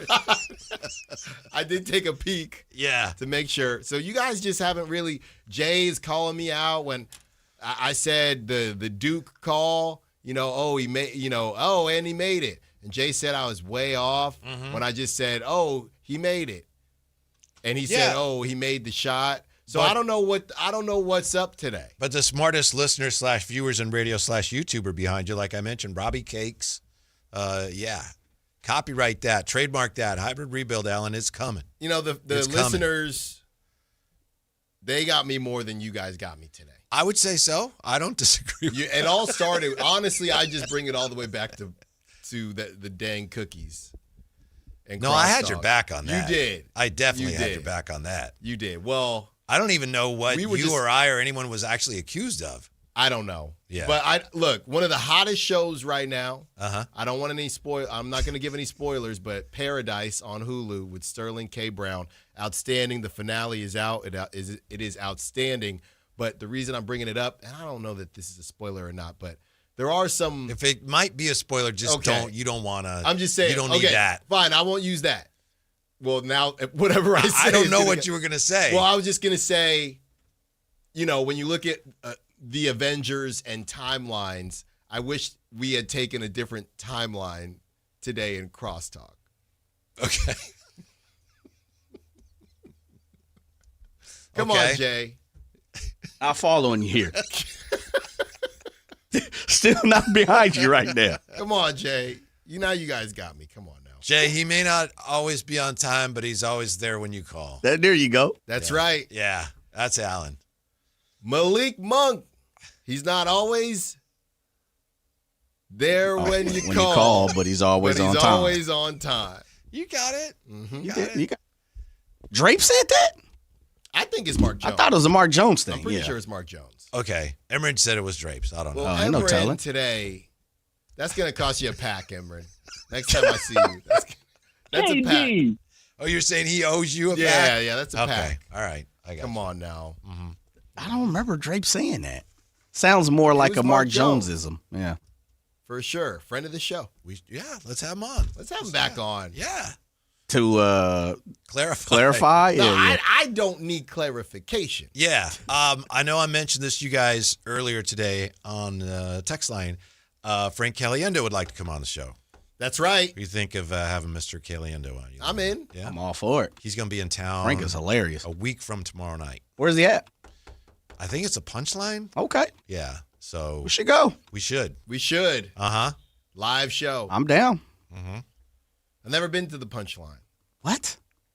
No. Oh, man, we got to get you out, bro. That's what I'm saying. Drive Guys Night next Tuesday. Tuesday? Yeah, it's Tuesday. That doesn't work. He's only here. A minute ago, we were all, let's go. No, I'm in. So you're telling me you can go to Guerneville and you can't go see Frank Caliendo? No, I'm in. I just had to rearrange some things, but I'm in. All right. What are you doing on the Tuesday night? Let's get it cooking. What do you do on Tuesday evenings? There's nothing. Besides be a husband and a father. That's it. You might hit the gym. That's it. Hit the ball off the tee, shoot a couple hoops, take a few pictures on the folks that's fishing. Like, what are you really doing on Tuesday evenings? It is nearly the season. Yeah, come on, man. You're waiting in the bushes for the kid to come by and bang on your door for a while. But it lasts, 40 minutes? That's right. You know what? I'm there. Name the time. I'm there. We'll have to check what time the show is. Okay. Yeah. I'm looking it up right now, actually. It's he's probably going to do a two that night. So probably like a 7:39. Okay. It is Punchline, right? Yeah, I'm looking right now. Let's see here, my brother. Okay. Frank Caliendo, Sacramento. Yeah. Join us out. We'll have more to come on that. He wanted to come on today, but I said, we got too much going on. Apparently I was wrong about that. But anyway. No. Punchline. Yes, sir. You're good. We'll get him on when his schedule allows. You were just telling us about a donut pizza. Did you really want to tell us? Well, I was just trying to change the subject. I know you were. I know. Colorado, but this is what I'm saying with the Giants. Colorado Rockies will have a donut pizza at Coors Field this season. These donuts are covered in garlic butter, grated Parmesan cheese, mozzarella cheese, pepperoni, marinara sauce, pesto sauce, and Italian seasoning. I feel like it's just a bagel. Right? You know how to make a pizza bagel?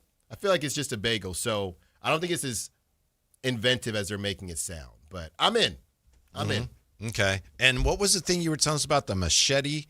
You said you were... The 22 inch? It's 22 inches. You just said 22 Taco machete? Yeah, but it comes in its own case. That's right. Yeah, that actually sounds... Where is that? Do you remember? That was... I shouldn't bring it up and then ask you, hey, where is it? But I did see some pictures of that. I feel like that was in Miami. I think that was in Miami. So, yeah, we got to get out there. Here it is. I believe it's Miami. We talked today about how this has been a strange NBA season, and there have been a lot of things that haven't gone the way the NBA has wanted it to go. I think, to me, one of the biggest surprises is, as we mentioned, the fact that OKC is kind of they're the bad guys now. I didn't see that coming. I understand it, but I didn't see that coming. Yeah. But I will also say this, going back to last summer when we talked to writers about what's going on in the season, I remember, Kyle Draper has a lot of Boston connections. A lot of people in Boston were saying, this is not going to be a good year for the Celtics. Well, guess what? They've had a great year. Yeah. 50 wins for the Celtics in a year that, and Jaylen Brown mentioned it yesterday, not bad for a gap year, he said. But what's crazy is, now that's a real gap year, not what the Niners were trying to, say was a gap year. They really lost their guy, But that's what's so crazy to me, Whitey. You're starting, and I guess this was probably a planned off day for Tatum, but Jordan Walsh, Jaylen Brown, Luka Garza, Baylor Shireman, and Derek White. That's who is starting in Atlanta today. Like, that's crazy. Luka Garza's starting ahead of our guy. He's not playing today. It doesn't look like. Okay.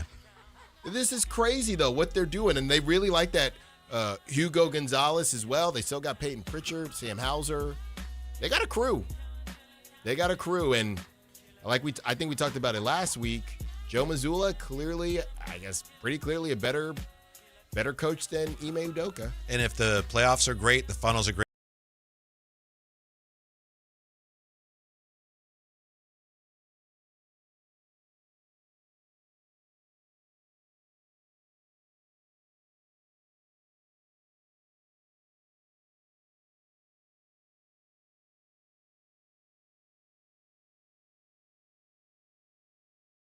Francisco 49ers play on Sactown Sports 1140. Touchdown 49ers! Every game on your #1 sports station. Don't miss the action on your local sports leader. Sactown Sports 1140. This is the story of the one. As a safety manager at a manufacturing plant, he does everything he can to keep his coworkers safe. From finding ways to reduce risks to keeping safety supplies in stock. And for that, he relies on Grainger. Grainger offers a broad range of quality products and next-day delivery, so he can always play it safe. Call 1-800-GRAINGER, click Grainger.com, or just stop by. Grainger, for the ones who get it done. Business moves fast, and so do we. At Bank of Marin, we team up with businesses in the greater Sacramento area to help you drive the lane and score big. With dedicated relationship bankers and local decision-making, we help you move quickly, whether you're upgrading equipment, buying your next building, streamlining cash flow, or fueling growth. From expansion to investment, we're ready to help you win. Bank of Marin, your local business bank. Visit us at bankofmarin.com. Member FDIC. When you take the time to shop at Folsom Lake Honda, there's one thing you'll always find. Happy people ready to serve you. As a family-owned and operated dealership since 2009, customer service is our #1 priority. Our customers love doing business with us, and you will too. Looking to own or lease? During the spring sales event, drive a brand new Accord or Civic. Visit us today at FolsomLakeHonda.com, your one-stop Honda shop. Folsom Lake Honda. Yeah, your one-stop Honda shop. A's fans, the 2026 season is coming fast, and single game tickets are on sale now. Be there for an exciting season packed with theme days, giveaways, and firework nights, including bobbleheads, jerseys, hats, and much more. And getting in is easier than ever. Tickets start at just $8 for select April and May games. From opening day to unforgettable summer nights, there's something for everyone at the ballpark. Get your tickets today at athletics.com/tickets and be part of the excitement this 2026 season. DQ presents the Blizzard Double Flip Deal. For a limited time, when you buy one Blizzard treat, you get a second for just 99 cents. That's 2 Blizzards, 2 spoons, 2 flavors, and 2 flips. So don't miss out on the Blizzard Double Flip Deal, available only for a limited time and happening now at DQ. Because the only thing better than a Blizzard treat is a second Blizzard treat for just 99 cents. It's a deal to flip for. The Blizzard Double Flip Deal. Participation may vary. This is Carla Hall for Eggland's Best. Whether it's breakfast, lunch, or dinner, make sure you're choosing wholesome ingredients like Eggland's Best eggs to plus up your nutrition. With more than 6 times the vitamin D and double the omega-3s and vitamin B12 compared to ordinary eggs, Eggland's Best supports a healthy lifestyle. Available in so many delicious varieties. Classic, cage-free, organic, free-range, and pasture-raised. Eggland's Best. Better taste, better nutrition, better eggs. Visit egglandsbest.com to learn more. KHD1 Sacramento, KYMX HD3 Sacramento. From the Power Business Technology Toshiba Studios. This is Sactown Sports 1140.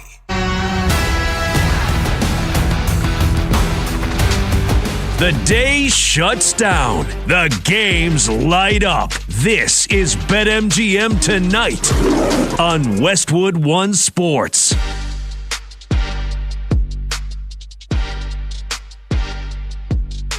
Hey, welcome on back to BetMGM Tonight here on Westwood One Sports. We bid adieu to Brad Evans for the night, and that means we've got 2 solo hours taking you to 11 p.m. Eastern, which we do every Monday through Friday. The show is 6 to 11 p.m. Eastern. These last 2 hours, Solo Hours, baby. I'm Pat Boyle, and we are brought to you by BetMGM. Make it legendary. Download the app today. Please gamble responsibly. You can watch the show live on YouTube. Just search BetMGM Tonight and hit that subscribe button.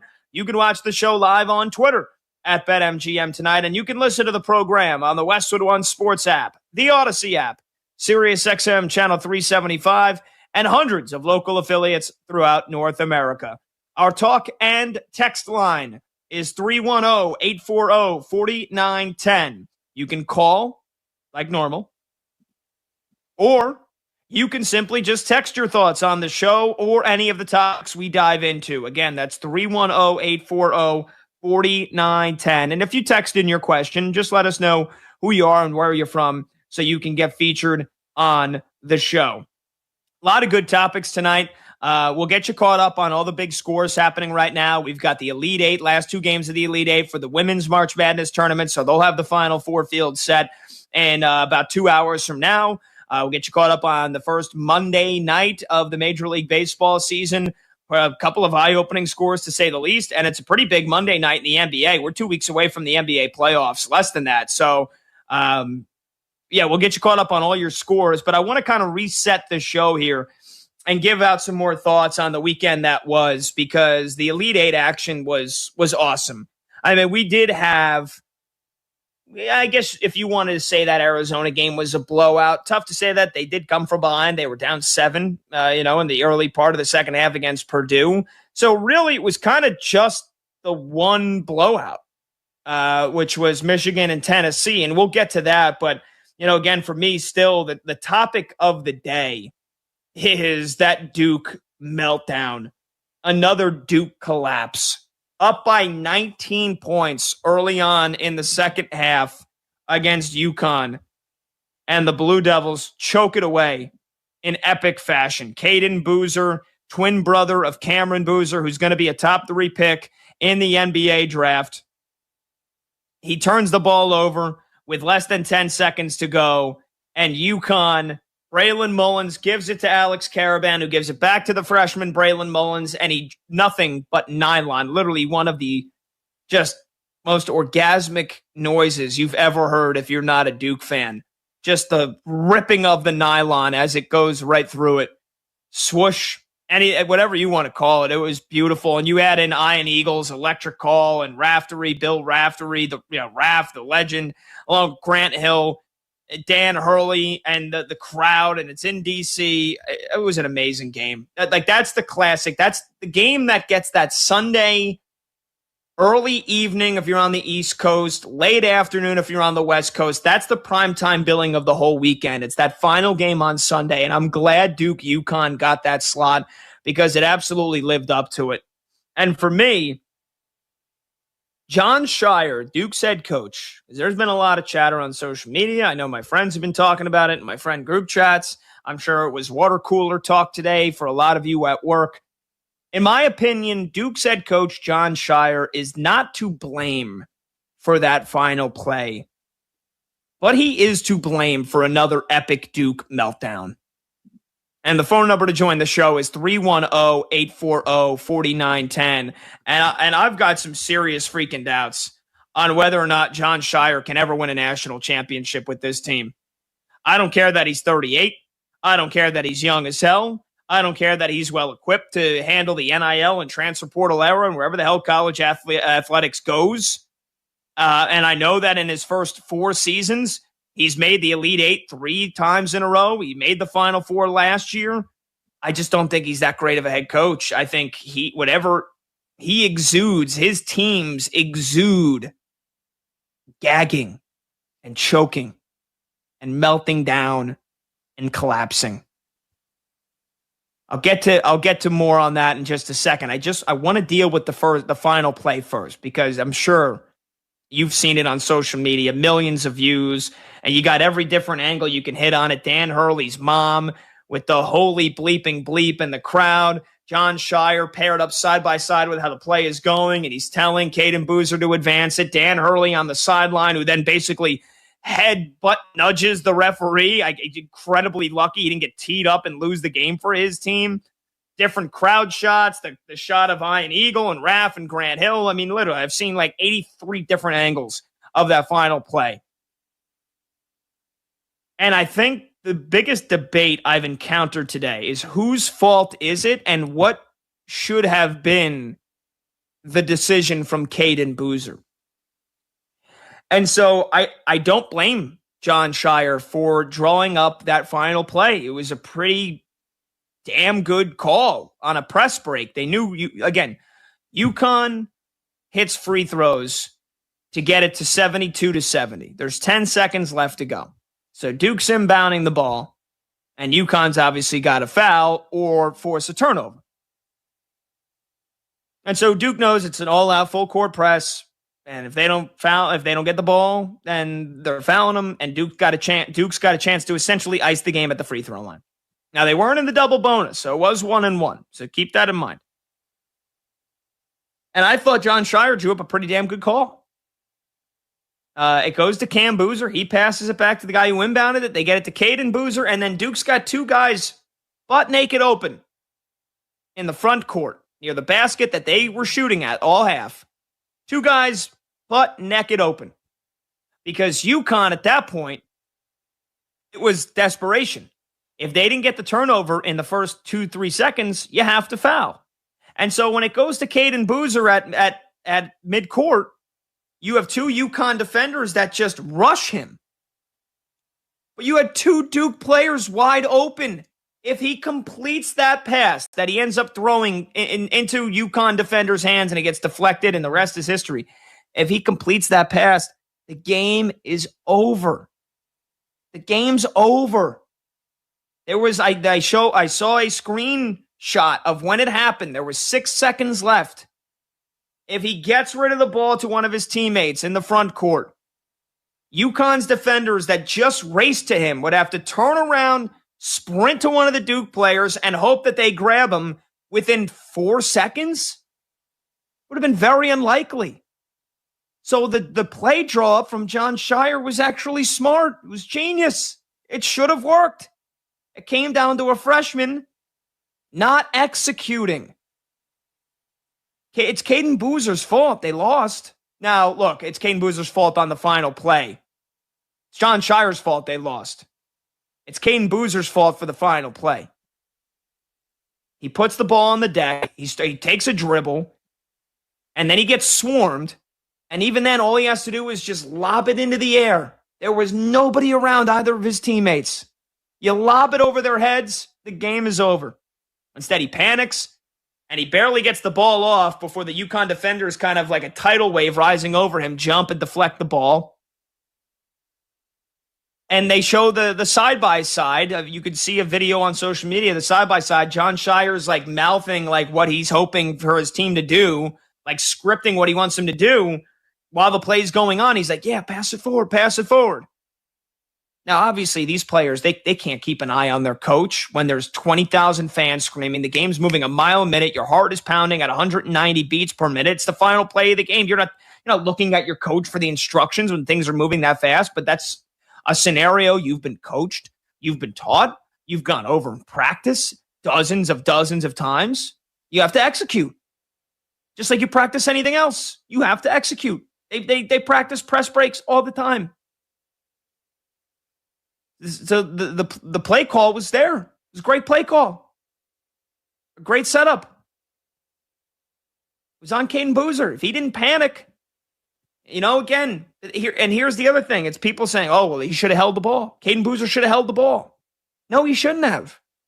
Because there was one thing only, that guaranteed you a win if you're Duke. And that is to complete that pass that Caden Boozer could not complete. There was that was the only thing that guaranteed you a win. Holding on to the ball if you're Caden Boozer doesn't guarantee you the win. Because you could say, well, Pat, he would have to be guarded for 5 seconds before a turnover. Okay, in theory, yes. Also, you think the two defenders were just going to stand there and not try to rip the ball out of his hands? Well, Pat, they would have fouled him. Okay. Duke was in the 1-1. Duke was not in the double bonus. Now, Sure, yeah. Oh, well, make free throws. Make your free throws. It's college basketball. The biggest moment of these kids' lives. You're telling me you guarantee that he makes both of the free throws? He makes one. It's a 3-point game. UConn's got a chance to race down the floor and take a three to tie it. He makes both. Okay, yeah, then you probably win. What's the chances he would have made both? I don't even care what his free throw percentage was on the season. I don't care if it was 85%, 80%. It doesn't matter. Completely different scenario. Nobody's an 85% free throw shooter when there's 6 seconds left and your season's on the line. And you can't even hear yourself think. And also, that's if UConn fouled him. They had him double teamed. He could have easily fumbled the ball away. They could have knocked it out of his hands cleanly. Refs are much less inclined to call fouls in the last few seconds of a game. Braylon Mullins could have got his hands on it, could have got a jump ball, could have got a tie-up. I forget off the top of my head who had the possession arrow, but still, it would have forced Duke to, even if it was in Duke's favor, it would have forced him to inbound the ball again. So Caden Boozer should have just held on to it. No. Because there were multiple things that could have gone wrong, and there was one thing that guaranteed you the win.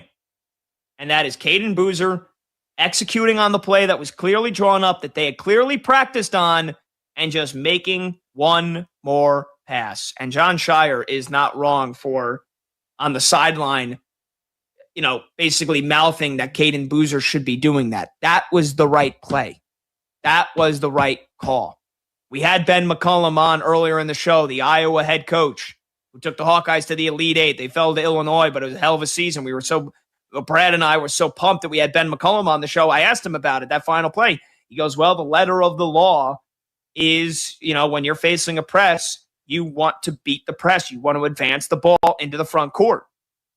He goes, but, in that scenario, could he have held on to it? In that worst case scenario, get fouled? And, you hope he hit his free throws. Yeah, he goes, but Ben McCollum did say the letter of the law that coaches always go to, or coaches should be preaching, is to break the press. So I just wanted to clear that up. Now, when it comes to that's the only pass I'll give John Shire. Because how Duke for the second straight year has melted down is beyond me. And going into this weekend, I said John Shire's got a lot to prove, man, because I am not sold on him. And I look back at last year's team that had Cooper Flagg, it had Con Knipple, it had Kaman Malawach, 3 top 10 picks in the NBA draft. Cooper Flagg is crushing it with the Dallas Mavericks, and Con Knipple, he probably is going to win the Rookie of the Year because Cooper Flagg was hurt for a decent stretch of this season, and Con Knipple leads the NBA in threes. You had those guys on the same team, and they blew a 14-point lead last year to Houston, where John Shire obviously hadn't coached them fully on how to beat a full court press because that's all Houston threw at them for the final 5 minutes of the game, and they forced multiple turnovers, and they couldn't hit their free throws. That was last year. Yesterday, they blew a 19-point lead, and it felt like to me Duke took their foot off the gas, that they got arrogant. Sure, UConn stepped up, and UConn hit a couple of threes. UConn really didn't start hitting threes until the last 3 minutes of the game when it was pure desperation mode. UConn started the game 1 for 18 from deep. Then they hit 4 out of their last 5, which again, all came in like the last 3 minutes. Your team, the team that you were playing was 1 for 18 from deep, and you couldn't put that team away. That's a joke. That's pathetic. That's a disgrace. And yes, last year's Duke team, in my opinion, was way more talented, which is, I think, why last year's failure was even greater than this, because the fact that Duke didn't win the national title, that's a bad coaching job by John Shire. Now, this year's team wasn't as talented, in my opinion, but still, you're up by 19, and the team you're playing can't hit a 3 to save their life, and you can't put the game away? The adjustments UConn started making, they started getting more second chance opportunities. Duke's shot selection wasn't as good. They started turning the ball over. And then, it was once again the full court press that got him. It wasn't as bad as it was last year against Houston, but still, it is the same thing that you end up getting beat on. But for me, it just felt like Duke took their foot off the gas. And after the nightmares that Jon Scheyer must have been having last year, blowing that lead to Houston, how you let it happen again? I mean, if he wasn't Coach K's picked successor and he wasn't 38 years old, I'd say we'd be having a debate about whether Jon Scheyer's coming back to Durham next year. And look down Tobacco Road. Hubert Davis is gone. That was Roy Williams' picked successor. He was on the staff for 10 years. He's only been there one more year than Jon Scheyer. Hubert Davis at least had a national championship appearance to show for it. Jon Scheyer's got 3 straight Elite Eights. He's got a Final Four. That's it. He's got 2 massive blown leads under his belt. Next year, we'll be in the same scenario. Duke will be a 1 seed again because they can recruit. Jon Scheyer can recruit. They obviously know how to handle the transfer portal. They obviously know how to get some of the top freshmen in the country to come and play for them, NBA draft prospects. I mean, it's Duke. Like I said about North Carolina, when I advocated for North Carolina to move on from Hubert Davis, the product sells itself. The brand sells itself. Not like Jon Scheyer is out here grinding away, in Prairie Bluff. Was that in Iowa? Or Pine Bluff, Arkansas, trying to get a couple of transfers to come to his school and take a shot on him and take a gamble on a couple of kids to, have a big season. It's Duke. They come to you. You rarely have to sell Duke, other than for the kids that have that can't decide between Duke, UNC, Michigan State, UConn, and Kentucky. Oh, well, here's why you should come to Duke. And other than what? The money? We'll pay an extra $1 million. The X's and O's, it's not there yet for Jon Scheyer. It wasn't there last year because they literally did not know how to break a full court press. And St. John's threw it at him all game on Friday, and I give them credit that they didn't lose to St. John's. They were down by 10 in the second half. And from the very get-go, that's all Pitino did, was throw the full court press at him. And I said on Friday night show, because the game ended, right? It was what, 9:45, 10 o'clock Eastern? So I was still on the air, and I said, I give Jon Scheyer a lot of credit for this one. He needed to win this game. And then he turns around and blows a 19-point lead to UConn. So we'll be in the same scenario next year. Duke will be a 1 seed probably. They'll probably be 30-2 or 29-3. And they'll be picked to win in 15 to 20% of people's brackets around the country. And they'll probably get to the Elite Eight. Maybe they'll get to the Final Four. But they won't win a national championship until Jon Scheyer continues to evolve as a coach. He's going into year 5. How